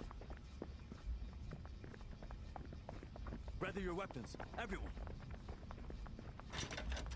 The steps draw closer, the lock strains. Passengers grip their makeshift weapons, every eye fixed on the opening door. Hold. Now! Attack! The mob surges, raining down blows without mercy. Stop! Damn it! We're here to help! Dolly, I can't find her. Cries, curses, and wails crash together in a storm. Wait! I hurt a little girl. And a woman.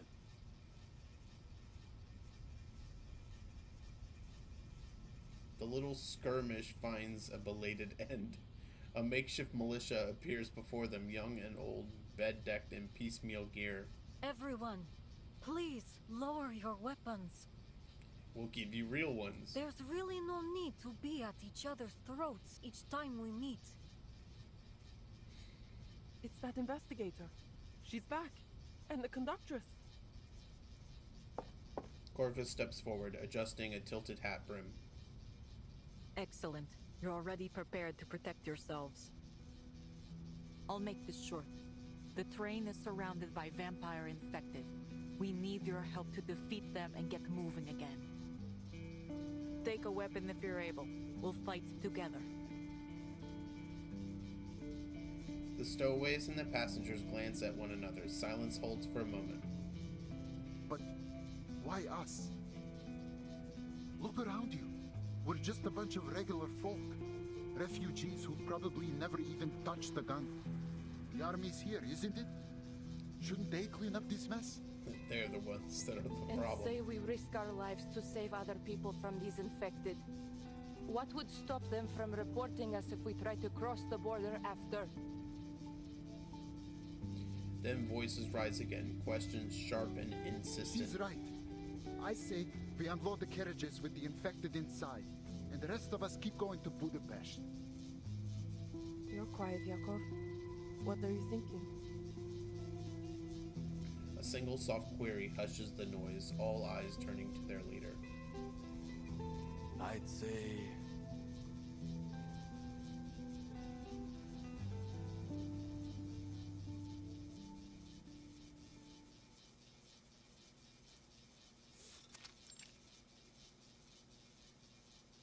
The other isolation car is quieter. Only distant gunfire breaks the silence like the front line of war. This is all getting rather... Oh, you gotta be kidding me. The old nice man got turned into a heaping mess of a vampire, but this bitch is still alive. The woman sets down her porcelain cup in a rattle, yet she maintains an utter state of composure. Gunshots? No, another bleeding war. Hell, I knew I should have bought my gun. The gentleman scans around them, his pupils twitching. So, this is it. My career's turning point. Magazine editor turned combat correspondent. Okay, that was good. The editor finally closes her notebook, moving to the door for a peek. Dude, it freaks me out every time. A bloody hand slaps against the window. Oh my, what on earth is that? More of those infected. Wasn't aware you could mass produce such a thing. The editor peers out further toward the soldiers' camp. Men rush back and forth, shouting, waving, losing all sense of order. Her eyes drift past them to a gray building. Figures burst out, shrieking, trailing blood across the snow. Some wander into the forest, others charge toward the train. That must be the station warehouse. Is that where these infected are coming from? It's only been 2 hours since the quarantine began. What's gone wrong? The editor frowns. Another scream rings sharp in her ear.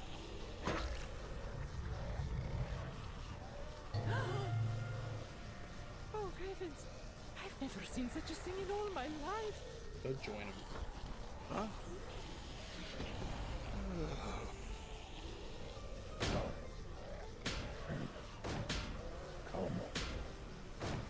The door won't hold for long. Get something to block it.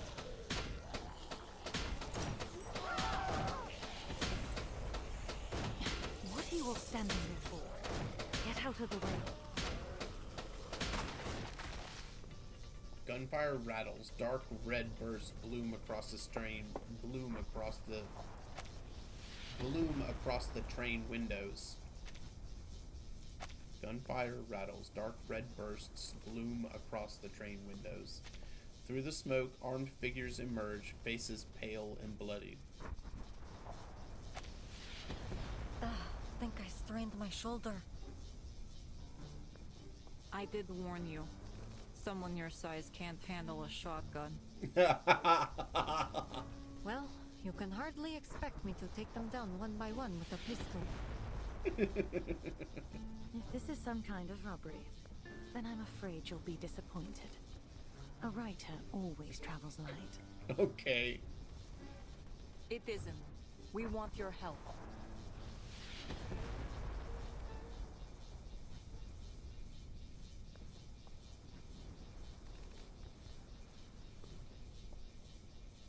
That is all we know. Most of the soldiers stationed here have been infected. Many passengers have become their captives. It's thanks to their help that we made it this far. She nods toward the refugees beside her. Just repaying a favor. Think nothing of it. She's helped so many people get to Budapest and ask for nothing in return. She'll have our support no matter what. An extra carriage. They look like they just climbed straight out of the trenches or something. Oh, don't be a judgmental bitch. They whisper uneasily. To them, these unkept and unruly strangers with rifles look no less monstrous. Well, in any case, we appreciate you rescuing us. With rifles look no less monstrous than the creatures they had vanquished. What? Sonya coming in? Being the nice one? Once we arrive, I'll be sure to arrange for gifts to be sent your way. That won't be necessary, ma'am. Just stay close and we'll get out of here together. Pardon my confusion. You mean to say we're to leave this carriage? Yes. We need to see if any of the passengers are still alive. What? You're not seriously asking us to fight those soldiers, are you? Infected soldiers, even. Coward. The noise doesn't stop. In the chaos, a child squeezes out from the crowd. Miss Conductress, is Robuska there too? I still haven't seen her. Before Corvus can reply, another voice cuts in. Robuska? You mean that fake vampire? She was one of the first ones they took away. Fake vampire? But she has red eyes and pointy teeth. Don't listen to her. Rabuska is a real vampire. Are you one of her familiars too? Come on, let's rescue her together. That's so cute. Yes, let's. He protected us. I have to pay her back. We pinky promise. Children, aren't you afraid of those monsters inside? Never. The bold, if childlike answer surprises everyone. See? Even the kids have got more guts than you. Oh, shots fired. You. I don't think it was directed at her We're though. trying to get out of helping, but we ain't got no weapons. What do you expect us to do? Fight them off with knives and forks? Nope. No need to worry about that. She shifts aside, opening a path for her ally. Ima steps forward, loosening a heavy sack which pours out rifles and pistols into a motley assortment like a fisherman displaying his catch. Take any you like. All the guns here are quite easy to handle. I picked them up myself. An FN model 1910? And this is a Mosin Nagant. And a Mountain C96. He's so excited. The gentleman lunges into the pile with boyish glee. This one's excellent. Consistent firepower.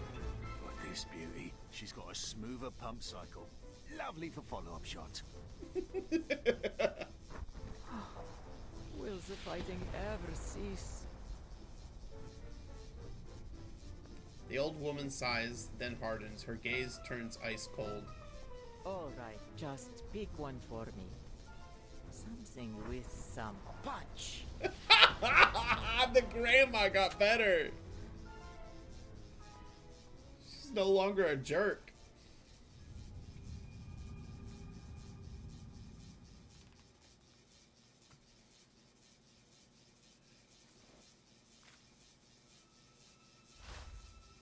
Alright. We're on like our last 3 or so.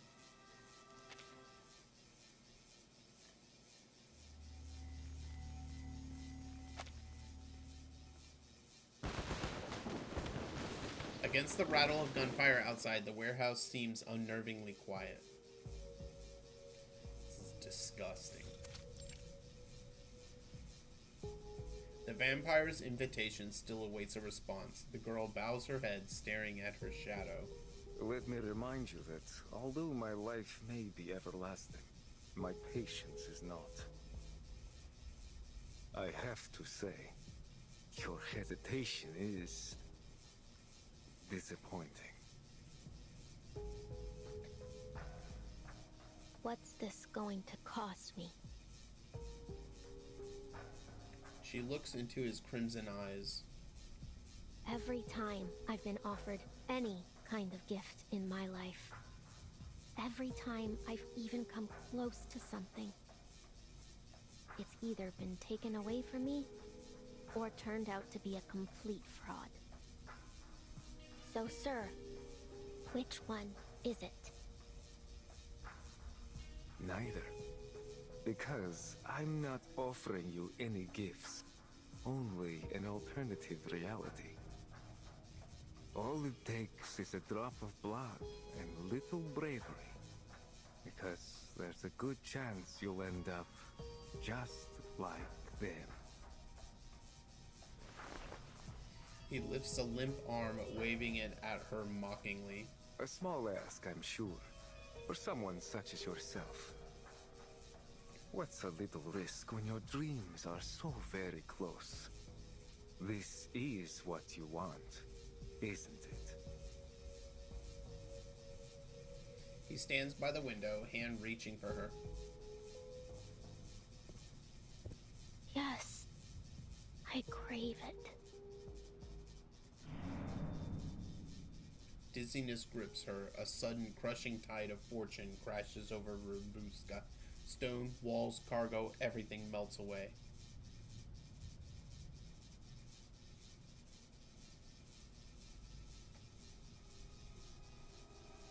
She stands in the middle of the cemetery under a blood moon. Yes, the same damp cemetery her mother described 1,000 times. Before her looms the vampire Peros, cloaked in black like an ageless shadow. I can read it in your eyes.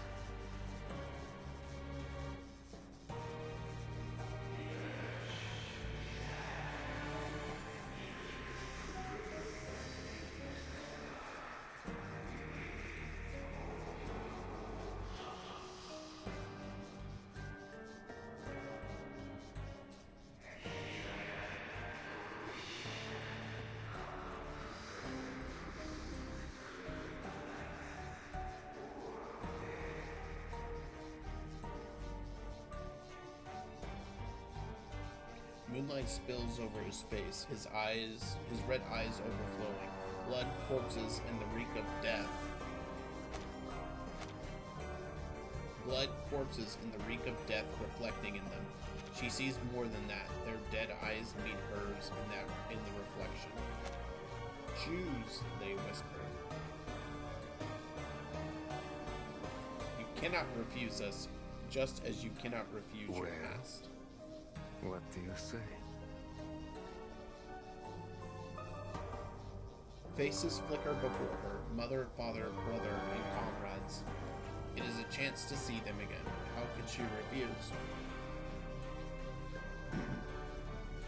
Yes.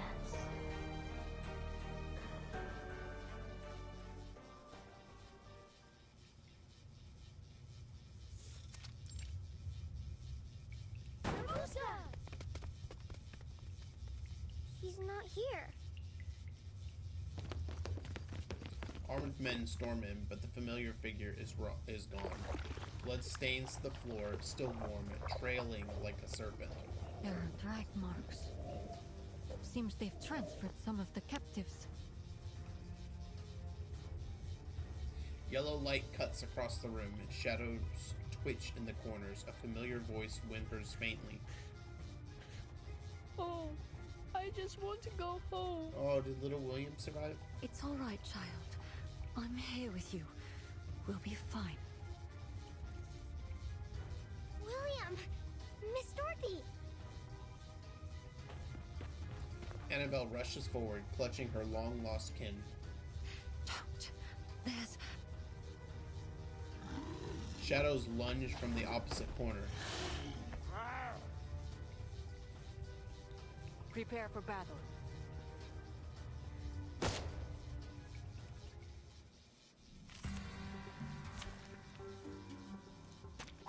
Just tell me when you need the job done. Hooray. I feel still warm. This'll help. Weak hiding spot. Sharp thing. Don't waste my time.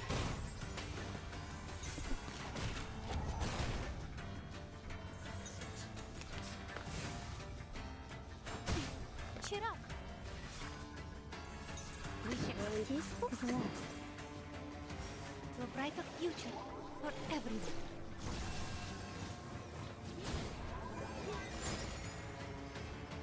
Going west with Texas. Now, to preserve this memory in our dreams.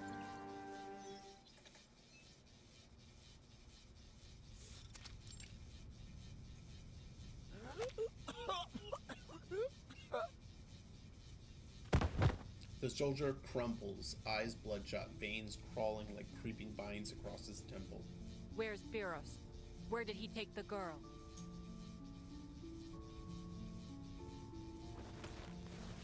She seizes him by his bloody collar. That house. That station. Lots of them.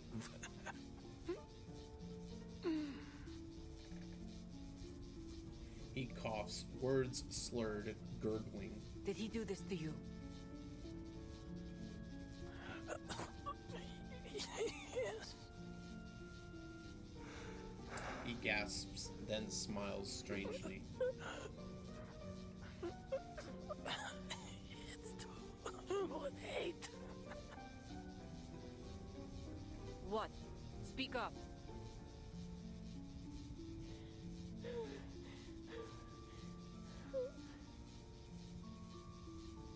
A cry rises in the distance. It is long, ecstatic, weary, like a bird to its nest, a ship finding shore. Robuska, that sound, she...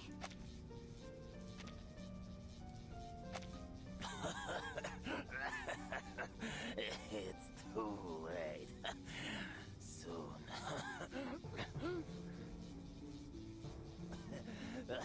Your friend will be a vampire. What a dick, man. He laughs until bloody tears streak his face. In his throat, he releases a stream of broken whispers. Another voice takes over. Seething at foreign dread. We, the cattle, a plague we spread. We are the spawn, the Empire's aid, to turn this earth a crimson shade. The storm forms as it did before. No wars, no conflict, nevermore. A gunshot, blood sprays.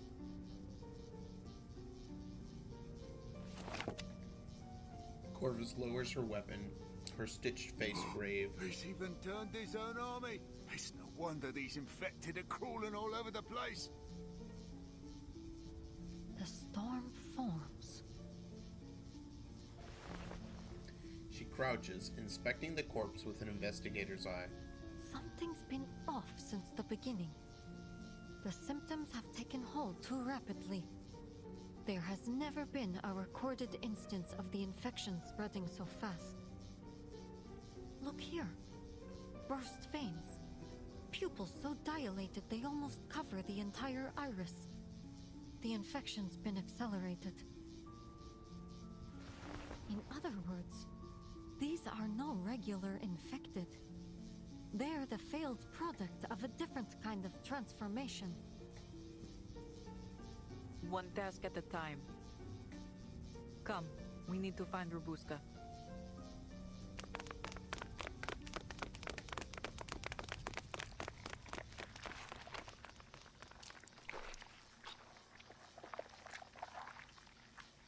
Well, what do you say? Yes. Very good. I knew you'd come to your senses. Satisfied with the answer, he offers a sharp, beastly smile. Come, child. It's time to leave the ugly trappings of mortality behind you. Once we have the same blood pulsing through our veins, we will build a new world, united in death.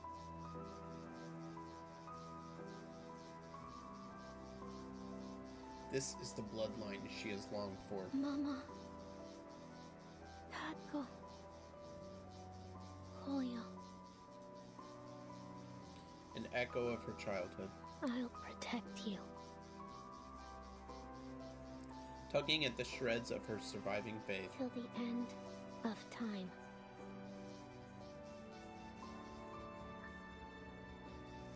The next second, shadows surge like a black tide. A shadow?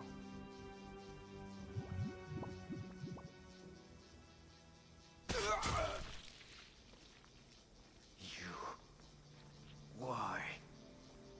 I want to be a vampire more than anything I've ever wanted. To have the power to save the people I love from death.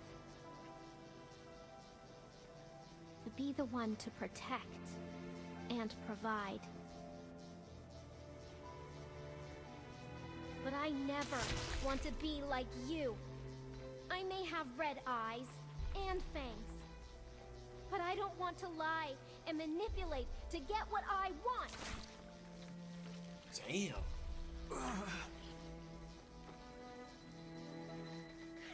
Did you really think I'd just surrender? That I'd take the easy way out? My family wants me to live.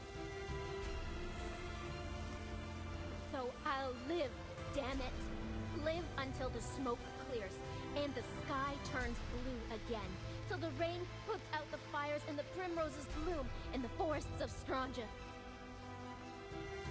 I'll live till my friends grow old and gray and wrinkly, till my family comes back. I'll live. We'll all live.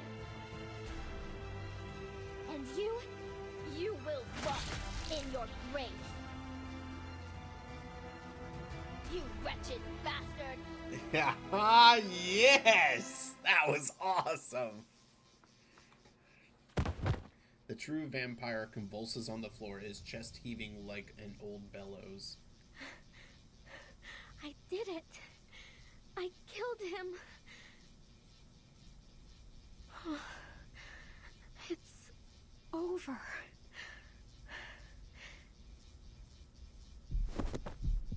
Robuska settles on the floor, feeling her heart pounding louder and louder. Have to get back to the train. Have to tell them. She scrambles back up and staggers toward the door. She knows her friends are still waiting.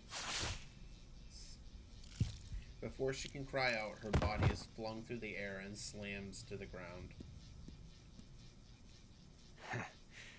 Don't tell me you believe those bedtime stories.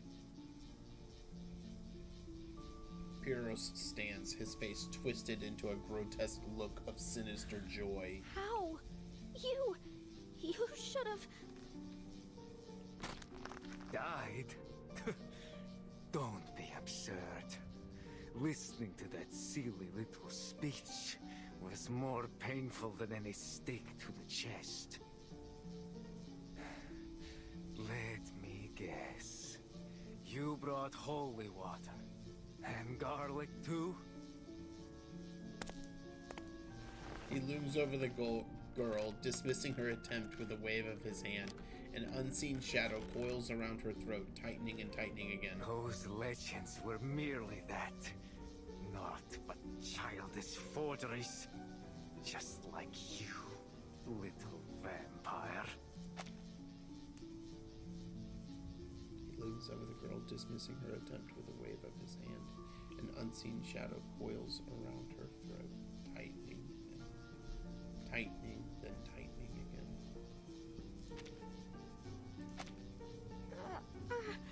No! Oh, what a waste of time you turned out to be. I truly believed you might share my vision. But alas, you're just as narrow-minded as the rest of them. I suppose it's time you found your place in the dirt. If you're lucky, someone might bring you back someday. Then you can act out your little noble-hearted vampire charade once more. Her vision blurs. The moon, streaks of blood, the cemetery, everything that once made up her childhood crumbles to ruin. And with it, her dreams of becoming a vampire. Look! Her shadow! It's moving! You're a real vampire, right, Robuska?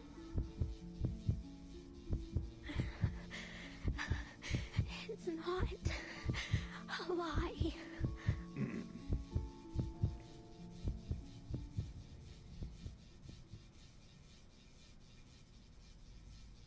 She closes her eyes, arms slack at her sides, blood-like tears trailing down her face. The door bursts open from a weighty kick. Footsteps ring out, steady, strong, then faster, faster. A hail of bullets tear through the vampire's shoulder. Pyros releases her before melting into shadow. Air floods back into her lungs. A familiar tall figure comes into focus. Robuska. She crouches to reach the girl. Glimpses of relief and concern pass over her patchwork face. Finally, we found you.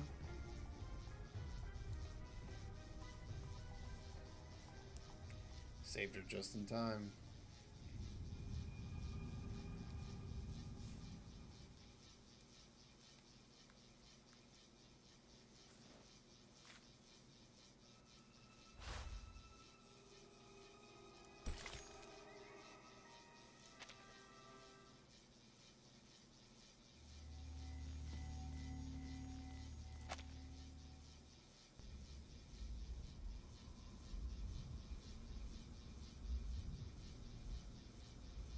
My blood flows across the city as fresh from a battlefield. As fresh from a battlefield. It rises as the tide, seeping into the enemy gaps between cobblestones, quenching the parched mouths of man and beast, and engulfing the world in its sanguine embrace. Charles Baudelaire, The Fountain of Blood. A surge of friendly faces rushes to Robuska's side, surrounding her.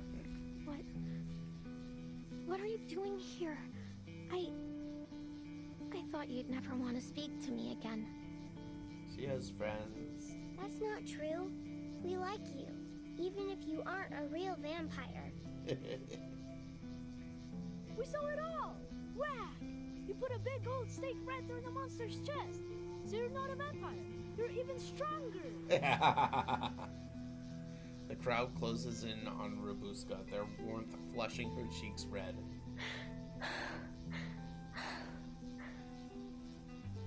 Thank you. Ah, the joy of reunion. How very touching. In fact, why don't we drink to it? From the corner comes a sinister voice, drawing eyes and muzzles in its direction. Those are...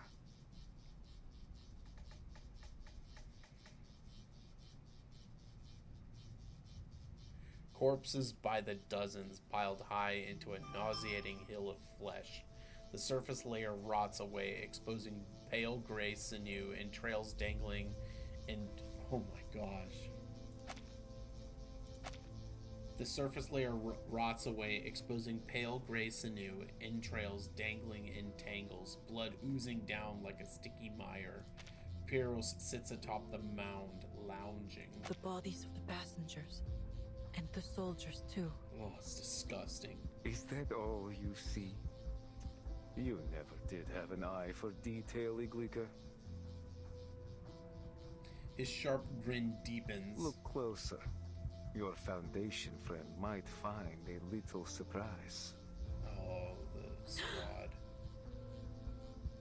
The investigator spots a familiar checkered uniforms and marks among the heap. Squad 77. All of them. Indeed.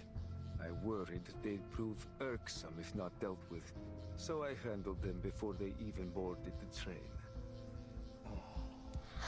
Dark red eyes sweep past her with casual indifference. Though it seems one managed to slip her way on board. So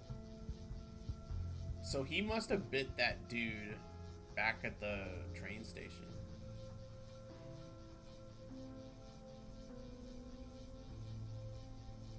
Why, Pyros? I need a reason. If you must ask, Iglika, it's because I've run out of patience. People and their endless games, wars, one after another, and following it, exile and despair. And do you know where it all began? Uh-oh.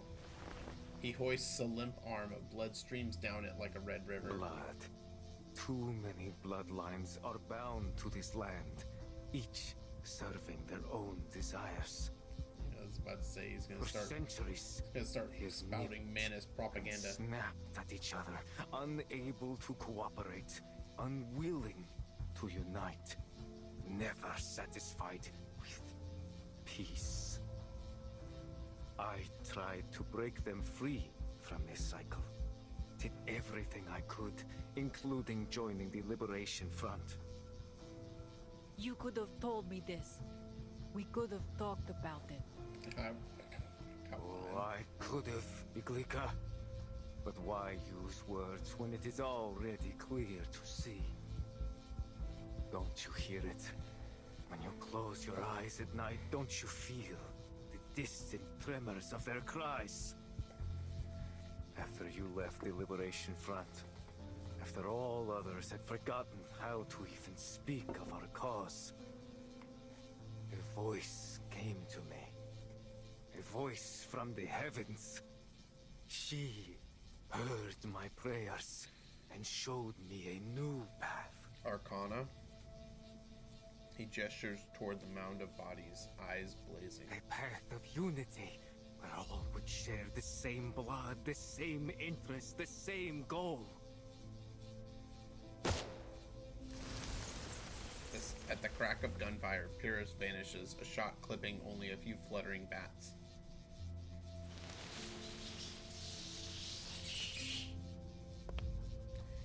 In only a heartbeat, he reappears soundlessly behind Corvus. Another bullet.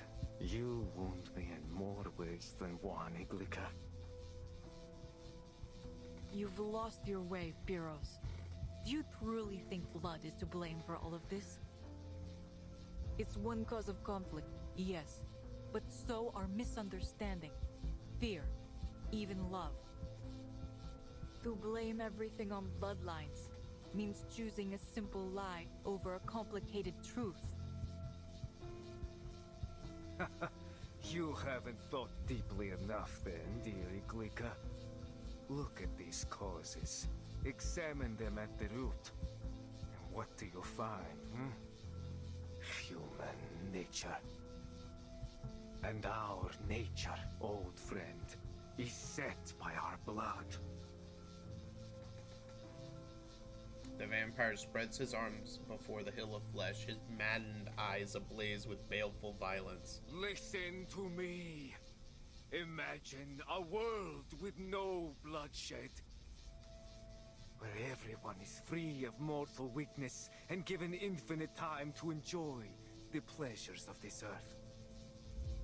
Our shared bloodline serving as a bond, not a line of division, so that all our hearts might beat as one.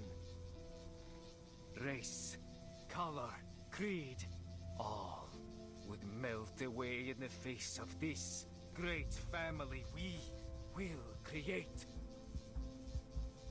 Was that not your vision once, Iglica? You want the world without bloodshed. Huh. Ironic. Your methods tell a different story.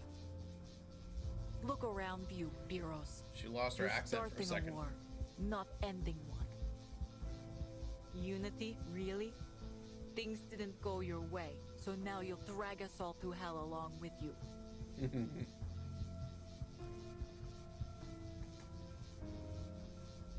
Moonlight strips away all pretense, casting a pallid veil across his face. You always did know how to use those words like a scalpel. Mm-hmm. I was a fool to think you'd stand with me again.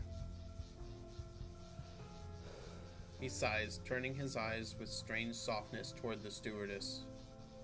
Aima. Come. This battle will be fierce, and I won't allow my blood to come to harm. His blood? She's... Yeah. Figured as much. Semmelweis darts her eyes from face to face, loose threads knitting in her mind. Aima steps forward as every eye turns to her. Uncle Pyrrhus. Aima. A voice calls out from behind and she halts. She looks back, the woolly red scarf brushing her. She looks back, the woolly red scarf brushing her cheek. She grips it tight, slowly and firmly, locking with her uncle's eyes. Forgive me, Uncle. I love you dearly, and I'm grateful for all you've done. But I can't. You know how much the done you've done means to me. Please, stop. I don't want anyone else to get hurt. Too late for that. She steps back to stand proud and defiant among her people. Blood of my blood. Of all people, you choose to stand against me. And you... Men, women, the old, the young, each stands ready from a measured distance, brimming with fear, disgust, and scorn. They build a silent wall, cutting him off. Beneath it yawns a chasm no words could ever cross. You look at me like I'm some kind of monster. Yeah. He laughs with a twitch, then inhales deeply and resumes his malevolent composure. Well, I tried, but I always knew preaching would only get me so far. Violence, religion, politics, marriage. Our predecessors sought every means to unite us, but greed has always been stronger. Still, I was naive enough to hope we'd finally put aside our differences. Ruins, battlefields, countless headstones, and beneath every one, a blood debt unpaid.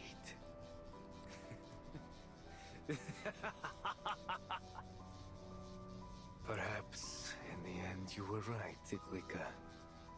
If I can't have what I want...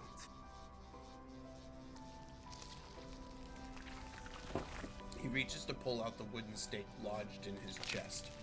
Fleshy bat wings sprout from his back, spreading wide to block out the hazy moonlight outside the window. Will drag every single man, woman, and child.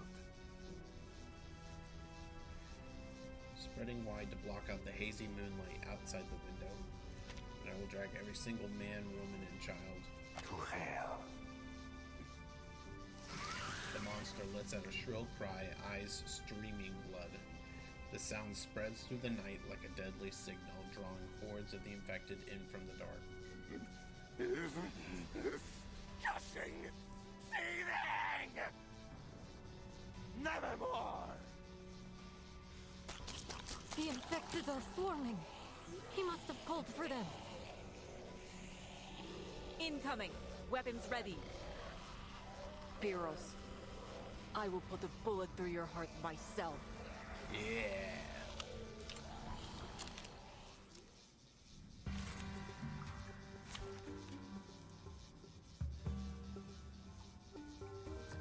Should be able to still do this with this too. Join with us, comrades.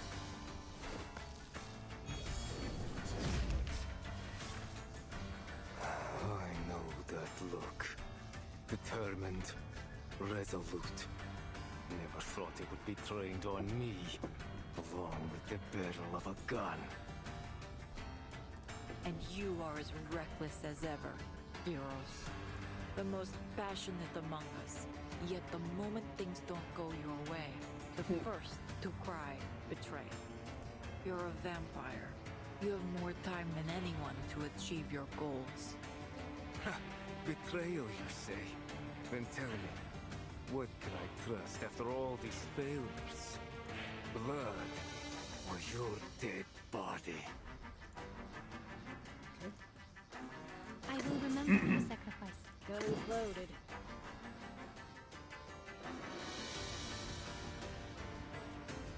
The way. Or this one. Hot stairs. Regaining control of our bodies. Great. Come space.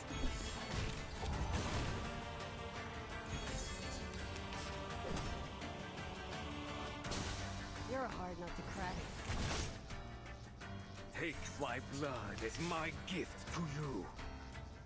Be careful. Do not allow him to infect you. We share the sick by cupping the moon in the palm of this book. Or this one. To a brighter future for everyone.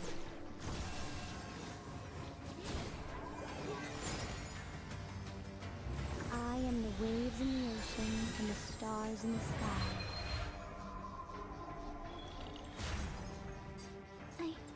I can't breathe it. Hear my whispers. Feel my pain. And we will pave the path to the future. Let our blood become one.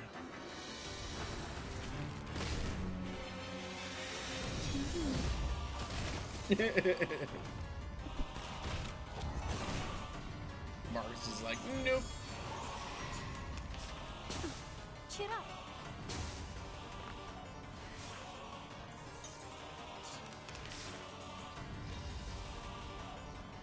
This book?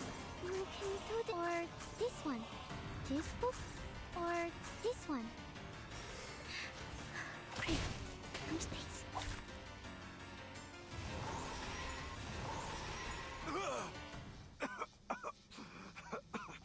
No. That was for Squad 77. Reason, please. Was I helpful, timekeeper?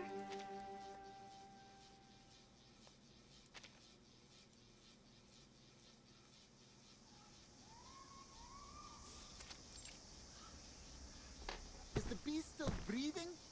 Hey, you!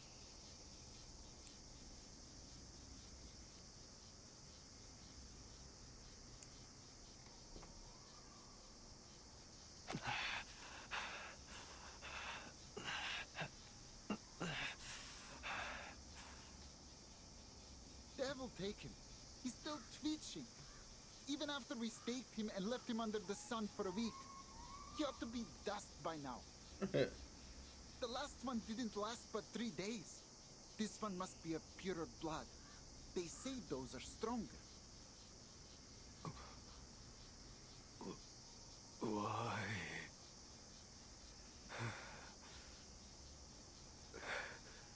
I never hurt any of you. What's that? Why? 'Cause you're a vampire. A monster. What? So we've got to wait until you drain someone dry before we put you down, do we? The sunlight burns him until he can no longer raise his eyes. He shrinks his neck, attempting to turn his head in vain. A vampire's hunt is a bloody one. As always, human, beast, vampire, blood spills in a tangled mess across the ground, merging into a stream that soaks his toes. A breeze stirs, carrying a distant song. The song is ethereal and light, as if drifting from a vast, boundless space, weaving into a comforting net that rises and falls. The purest of emotions. It lifts the weight of fear, frees you from the constraints of mundanity, and brings you one step closer to perfection. Who?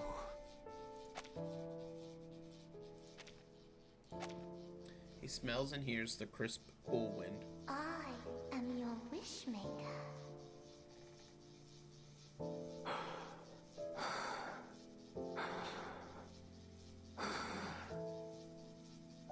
Wish.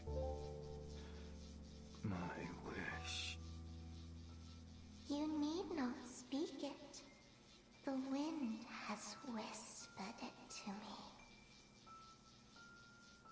I shall help you achieve greatness, and you will be surrounded by family and friends, never to be alone again. And all this will bring you ever closer to perfection, for you will be awoken to your emotions, to perfect passion. Family. Yes. This part's taking a little bit I long. want them with me evermore.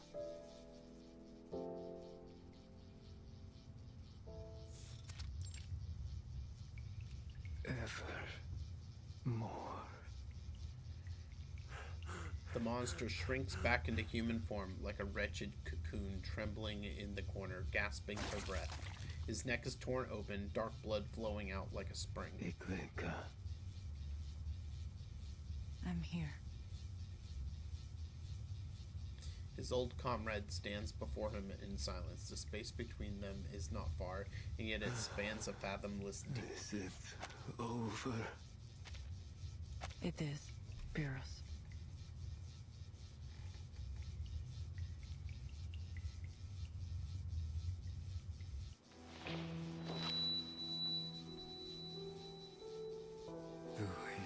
Remember our old rallying cry? In hope we stand as one. Yet, here we are. Do you still believe in it? I've never doubted it. I still feel the power of those words. And tonight, I feel its presence stronger than ever. Not on the battlefield, nor in a field of slaughter, nor in a hollow decoration. It lives inside each of us. Nor in hollow declarations. It lives in every moment, here and now. It lives inside each of us. Right path. And I've strayed too far. Go on, Eklika. Do it. Aww. I hope you live to see that dream come true. Imo is crouching behind her. This room is disgusting. You've had your war, Pyros, but ours goes on. Still, the end will come. In time. Maybe not today, maybe not tomorrow. But one day, a generation will refuse to raise their guns, refuse to trade blood for fleeting victory. When that day comes, the Danube will flow in peace once more, and lilacs will bloom again over the ruins of Belgrade. We'll ring the peace bells so loud that all those who rest in the earth hear it. She lowers her weapon, turns on her heel, and walks away.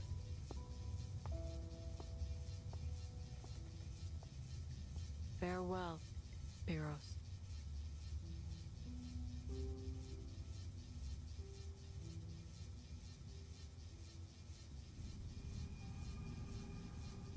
Okay.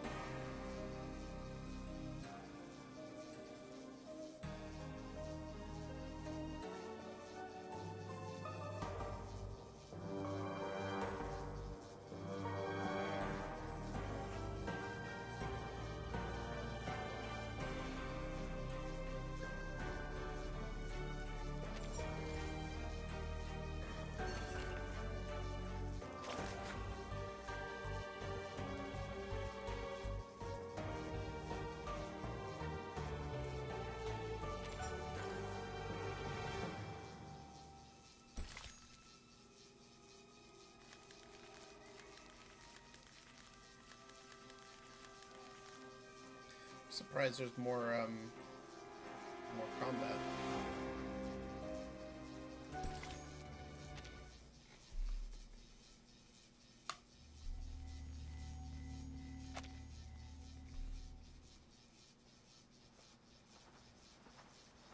Uncle Pyros, how much farther do we need to go? I'm feeling a little dizzy. Not The border's just on the other side of the mountain. We'll be there soon. Then, across the lake to Miss Valentina's castle. Valentina? And she'll cure you. She'll make things right.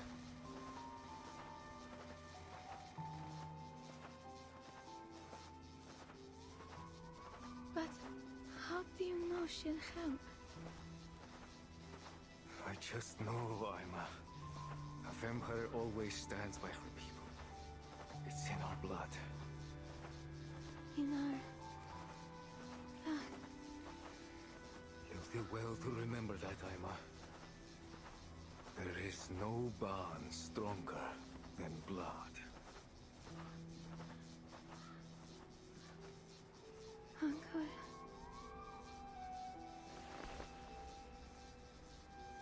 Emma gently sets the wooden matryoshka down. Its painted smile is unchanged, as if it remembers the winds along the Danube, the swaying of the train, the murmurs of laughter of her journey. Now its journey has come to an end. It should return to where it belongs, a world without walls, without exile. Perhaps there it will find its answer. Goodbye.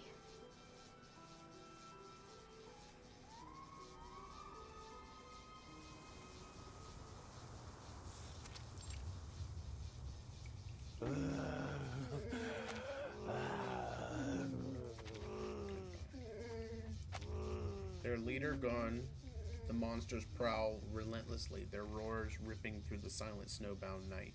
Inside the warehouse, the survivors gather to plan their next move. Signal's back. I've contacted the Foundation. They're sending reinforcements immediately. But by the looks of it, the infected will get to us before the backup arrives. It seems Pyrrhus' death hasn't had any effect on them. They're still coming. Perhaps, if anything, they seem more dangerous. Semmelweis holds a glance on the shuttering doors of the warehouse, letting out an audible sigh. After this, mark my words. This is the last time I take on a mission with vampires. Watching the situation unfold, Yakov looks down at the weapon in his hands, frowning. We're running out of bullets. What do we do? We have to take them down. All at once. All at once? How? Draw them into a room and leave the rest to those. I was just about to say, draw them into a room and set it on fire. She points toward a number of heavy crates bearing an ominous marking, flammable. Yeah. I noticed them when we entered, too. Explosives, I presume. Yes. Pyrrhus mentioned having seized them from a militia camp. Sounds like a plan. But how do we draw them close enough? This isn't a plan. This is madness. Do you seriously believe they'll simply saunter into a building as if it were some kind of concert? It's not wrong. Concert. That's it. We'll play music. Lucky for us, I always carry my caval with me. Her ruby eyes sparkle with sudden inspiration as she lifts her flute. In the old stories, when the infected go loopy like this, they're easily attracted to loud noises. And my caval, well, let's just say, if you've got ears, you'll hear it. That matches with documentation I've read in the Foundation archives. A feasible solution. But that would make you the bait. Are you certain you can do it? The Rabuska grips her flute with determination. Of course. We can't. She's just a child. Don't go, Haruska. Nearly lost you once already.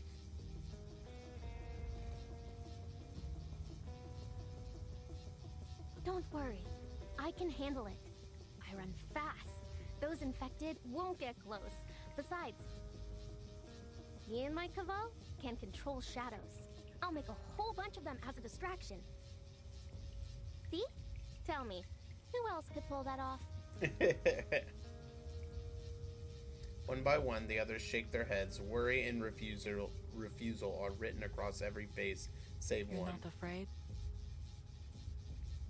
I'd be lying if I said no.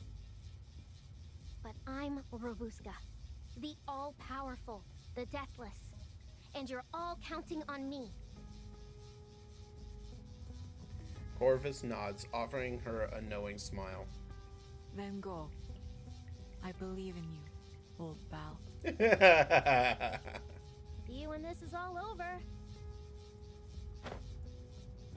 She straightens her back and salutes clumsily. Corvus pretends not to see, merely turning away and waving to the others. The rest of you, come with me. Time to set the trap. There is no room for failure.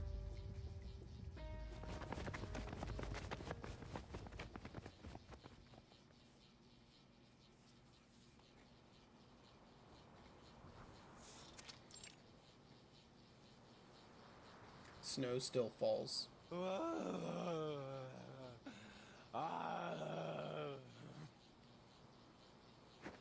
Infected trudge through the whipping snow, moving step by heavy step.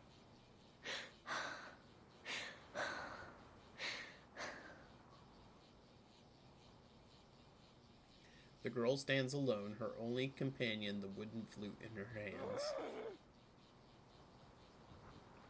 Faces rise from the darkness, pale skin clinging to bone, veins etched across them like dry river beds, and in them she sees another face. Her mother. Come on, Robuska, you can do it. She steps back once, then forward twice. Mama, forgive me. But I'm not running anymore. The great Robuska takes a deep breath, lips meeting the waiting flute. It starts with a few clumsy notes, followed by a jumble of uneven chords, but the chords soon weave together and the melody resonates up through the biting cold.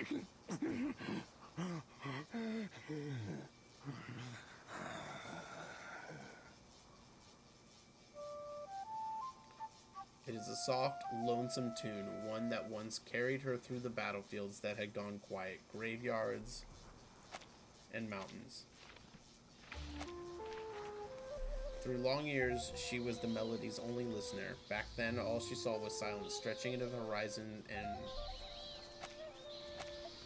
futures unseen. So she recited the tale after tale of vampires. The fairy...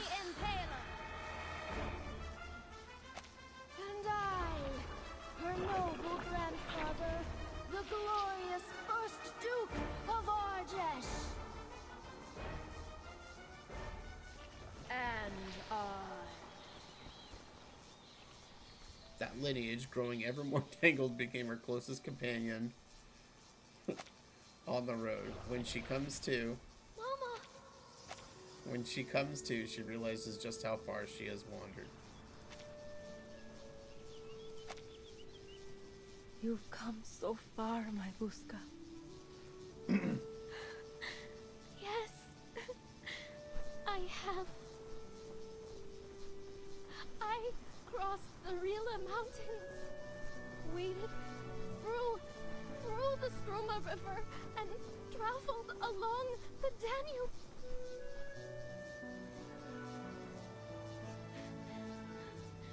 Oh, I even rode a train.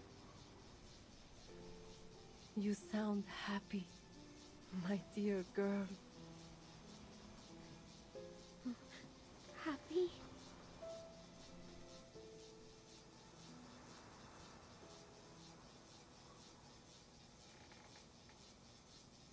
Those sights you've seen, your new friends, the train, I can feel your joy.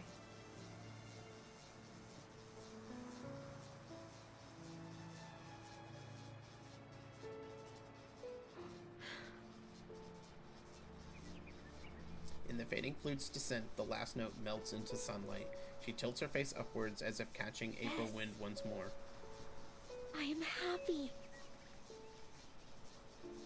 Happier than I've been in a long time, Mama.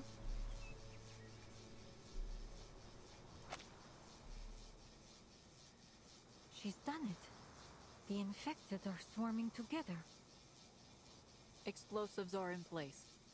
On my mark. Corvus waves toward Robuska. She instantly understands, slipping out from the shadows until she is free of the infected encirclement. All is ready. The conductress narrows her gaze and gives the final order. 3, 2, 1.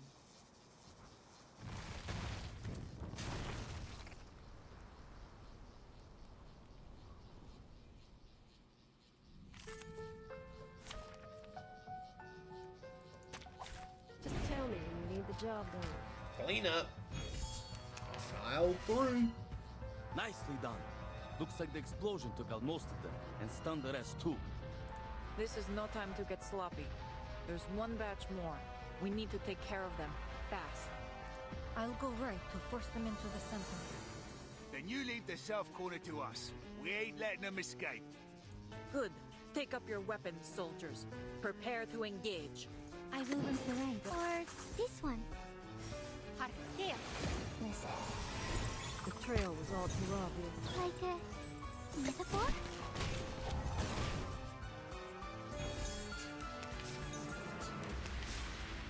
Like a wish trail's teaspoon? I am the waves in the ocean and the stars in the sky.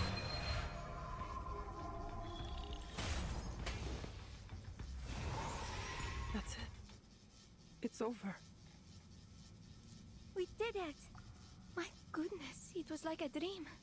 Well fought, soldiers. Now, to preserve this memory in our dreams.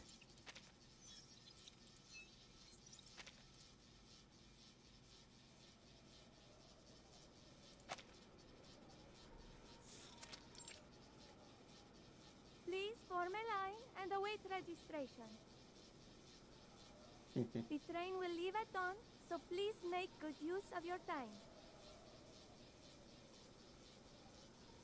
Order is at last restored. The conductress remains behind, watching the snowy way station and the wreckage left by the blast. Blood, organs, and fragments carpet the snow, like scarlet flowers blooming in an instant. Pyros' corpse is brought forth, laid at the center of the bloom. His hollow eyes stare into the void. This chill in the air. The last time I felt the cold like this was in Stranja. I thought it would be the end of me. We were hiding out in the mountains. Every gust of wind felt like icy teeth biting into us. Snowflakes land in her palms. Soon they will melt away like the breath into a like breath into the cold air. Ima will continue to work on the Danube at dawn. Who would ever suspect a gentle girl like her of being a vampire? She'll be able to live a quiet life. She'll need blood from time to time, and I will provide it. She mutters to herself, then frowns, glancing to the side. I see you over there. Come out. Eyes as sharp as ever, I see. Nothing escapes you. Do I know you? Do you know me? We were partners. That is, until you were lost to us in that accident. Wait, what? I think you have me confused, madam.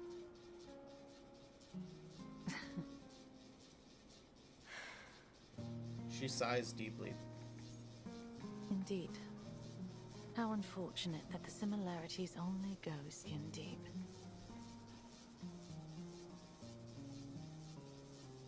Still, who's to say it wasn't a cruel twist of fate that I boarded your train?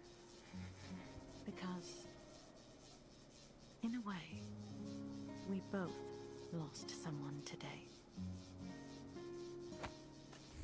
She takes the torch from the conductress's hand, lights it, and casts it on the scattered flesh before them. The flames rise with a low, crisp murmur. The two stand together, speechless. The low and crisp murmur. The two stand together, speechless for a time, until the first light of dawn spills across the ground.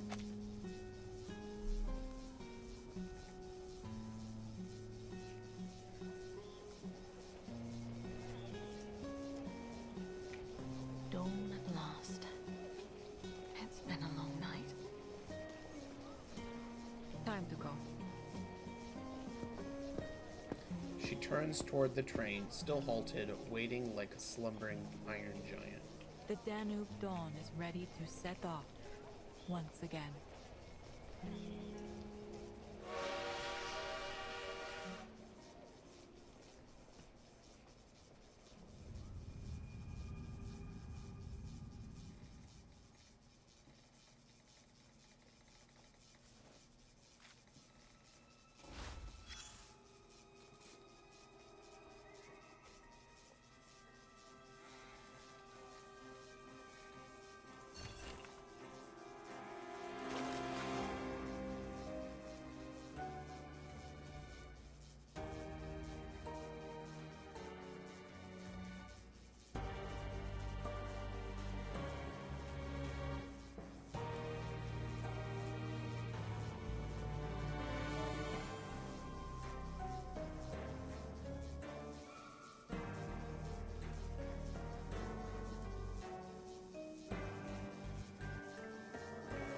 Okay.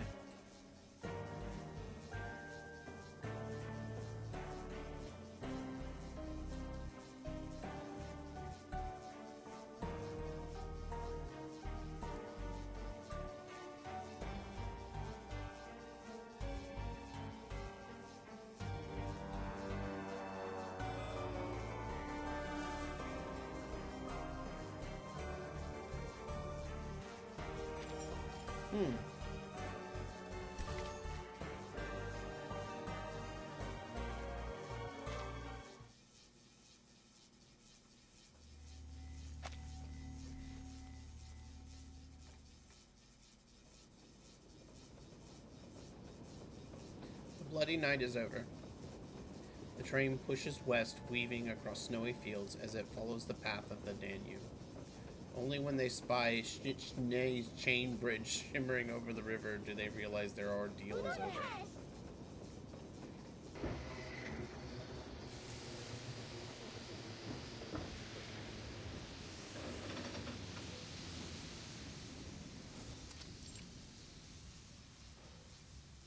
We are now arriving at Budapest Keleti Station. Please gather your belongings and form an orderly line. The stewardess maintains order on the platform, pale cheeks touched with the golden morning light.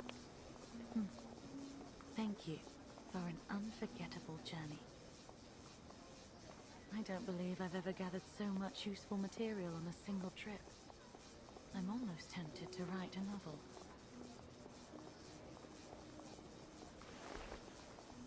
If ever you take to writing, or simply have some thoughts to share, do write in. Lindora Our pay Wilson. is quite generous. She passes a card to the stewardess. Here, our contact details. I hope to hear from you soon. Atu Magazine Editor-in-Chief, Pandora Wilson. Atu? What an unusual name. When she lifts her head again, the crowd surges by, and Verity is nowhere to be seen. Ima stares down blankly until a loud cheer pulls her back. Goodbye, Madame Sonia. Goodbye, Mr. Yakov. And you, Mr. Arbuthnot, sir. No, don't say goodbye. You promise? You'll write to us? Children cling to Robuska, unwilling to part. Cross my heart. And I'll send gifts. Christmas, birthdays, the whole lot. Hey, don't promise more than you can. Really? Can I have a ruby eyeball for Thanksgiving? And vampire fangs for Halloween? Oh, me too, me too! Such naughty children. Who told you it was appropriate to demand gifts from others like that? The governess's stern scolding is drowned out by their joyous shouts. I do apologize. I don't know where their manners have gone. No need to worry, ma'am. I'd love to send them some things. It would make me more than happy. You're very kind, Miss Robuska. I'll be sure they prepare something for you in return.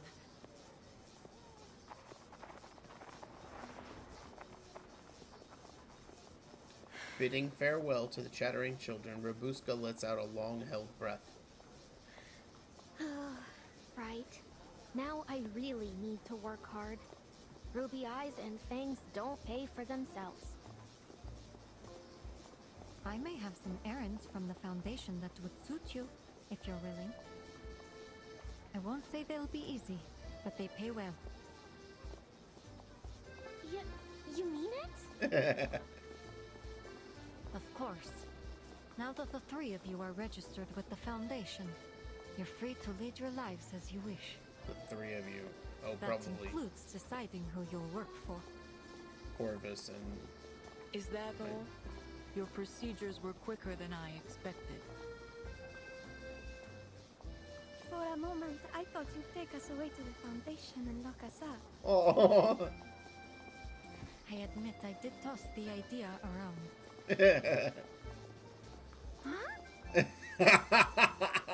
But after a thorough investigation, I regret to say... She blinks with the flash of a secret smile. that our intelligence was faulty. There are no vampires aboard the Danube Dawn. It's safe to dismiss the reports as no more than a rumor. Oh, real funny, boss. You nearly gave me a heart attack. The girl's laughter drifts up and scatters into the tide of people. Right then. It looks like my mission ends here. Where are you headed next? To the city, Istanbul. Jeez. Really? Heading back so soon? Corvus pauses, amusement softening her battle-scarred face. But our next stop is Vienna. We have some passengers who need to get off there. Any plans to head east again from Budapest? As long as these wars rage on, there will be people who need our help. I wish you all the best, Conductress, with your secret operation and with the dream you're chasing. Thank you. I intend to see it happen. And we're making progress, especially now that I can count on not just one, but 2 vampires to assist me. What's this stuff inside her coat?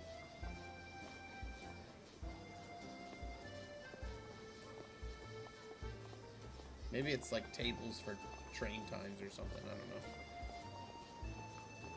know. Not just one, but 2 vampires to assist her. She points toward the 2 vampires at her side. Indeed.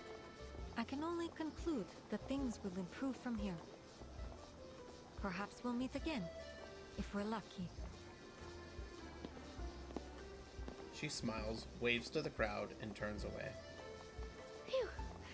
I honestly thought she meant it when she said she'd lock us up.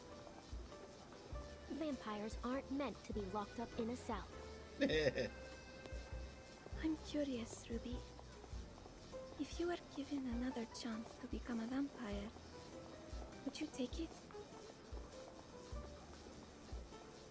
Ruby's eyes dance around and find their rest when they meet Given Ima's a face. chance?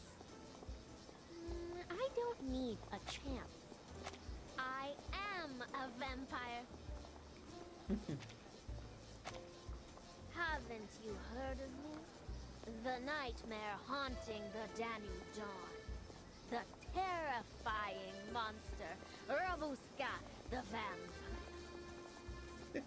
She prowls the train, looking for anyone who might cause trouble. And if they do, she'll see them punished. Investigators, arcanists, the conductress herself. Ha! She can take them all single-handedly. And her shadow friends will gobble up anyone who dares stand in her way. Aha!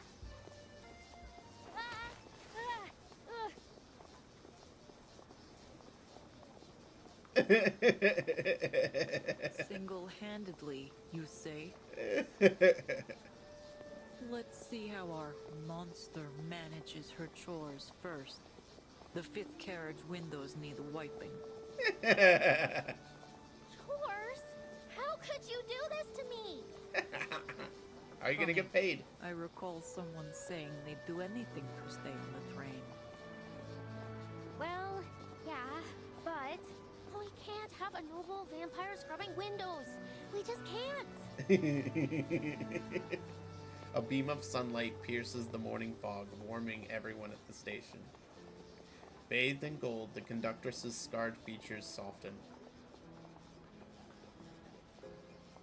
Jokes aside, I must be clear.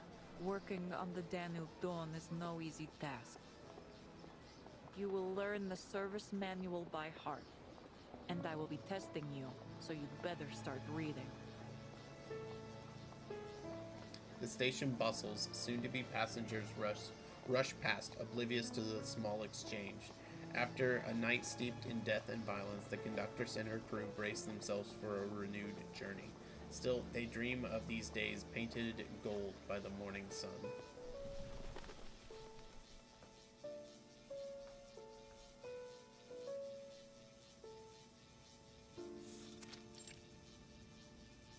On November 30th, 1912, I boarded the Danube Dawn and encountered a young arcanist named Robuska, and the conductress of the train, Corvus, among others. At the Nika checkpoint, we stopped Pyros, a vampire and army officer affiliated with Menes Vindictae, and foiled his scheme to infect the greater population, after which the train successfully entered the territory of Austria-Hungary. Vampire. She stops writing, staring at the report before her. Half-truths have become a specialty of hers. It hardly counts as forging reports if I simply leave out a few details. All that I've written is true. It just didn't occur to me to include some minor details.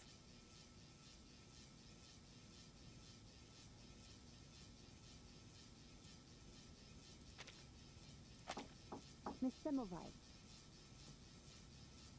No need to worry. I'll turn in the report by the end of the day. Oh, I'm not here for the report.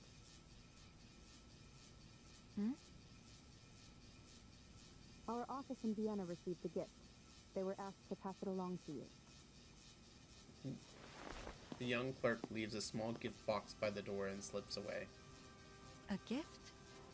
Could it be... She slices the letter open with her fingernail. The scroll is uneven, the corner stained with 2 thick drops of blood like Dear wax Miss seal. Semmelweis of the St. Pavlov Foundation. Then her eyes fall on the illustrious, overlong, and entirely playful signature. The youngest descendant of Arnold V, Voivoda of Wallachia, true heir of Savonovich, first Duke of Argesh, rightful lady of Castle Argesh, daughter of Arnold VI. vampire of the century, Robuska, sends her regards.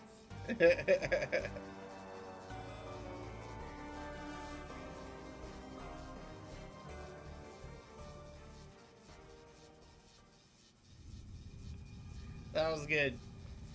Man, that story was intense. I gotta say, it... Well, hang on. Let's look at this first before I say anything.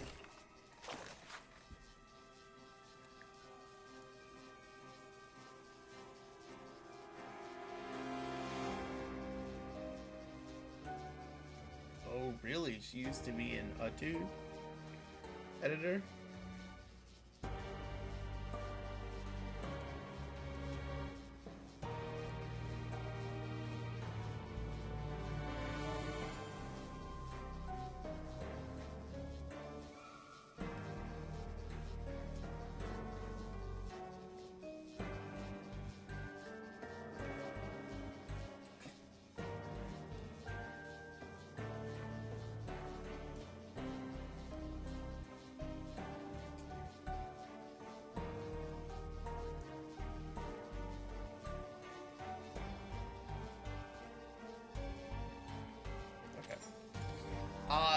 One of the problems that Reverse 1999 Stories have is sometimes it takes too long to get into it. Like, there's just way too much setup, and I think this time it took until like here, so half the story, which is kind of rough to get through, but it was still pretty enjoyable. And honestly, I'd say this is a better spooky story than the like Tuesday's Motel one with Argus. So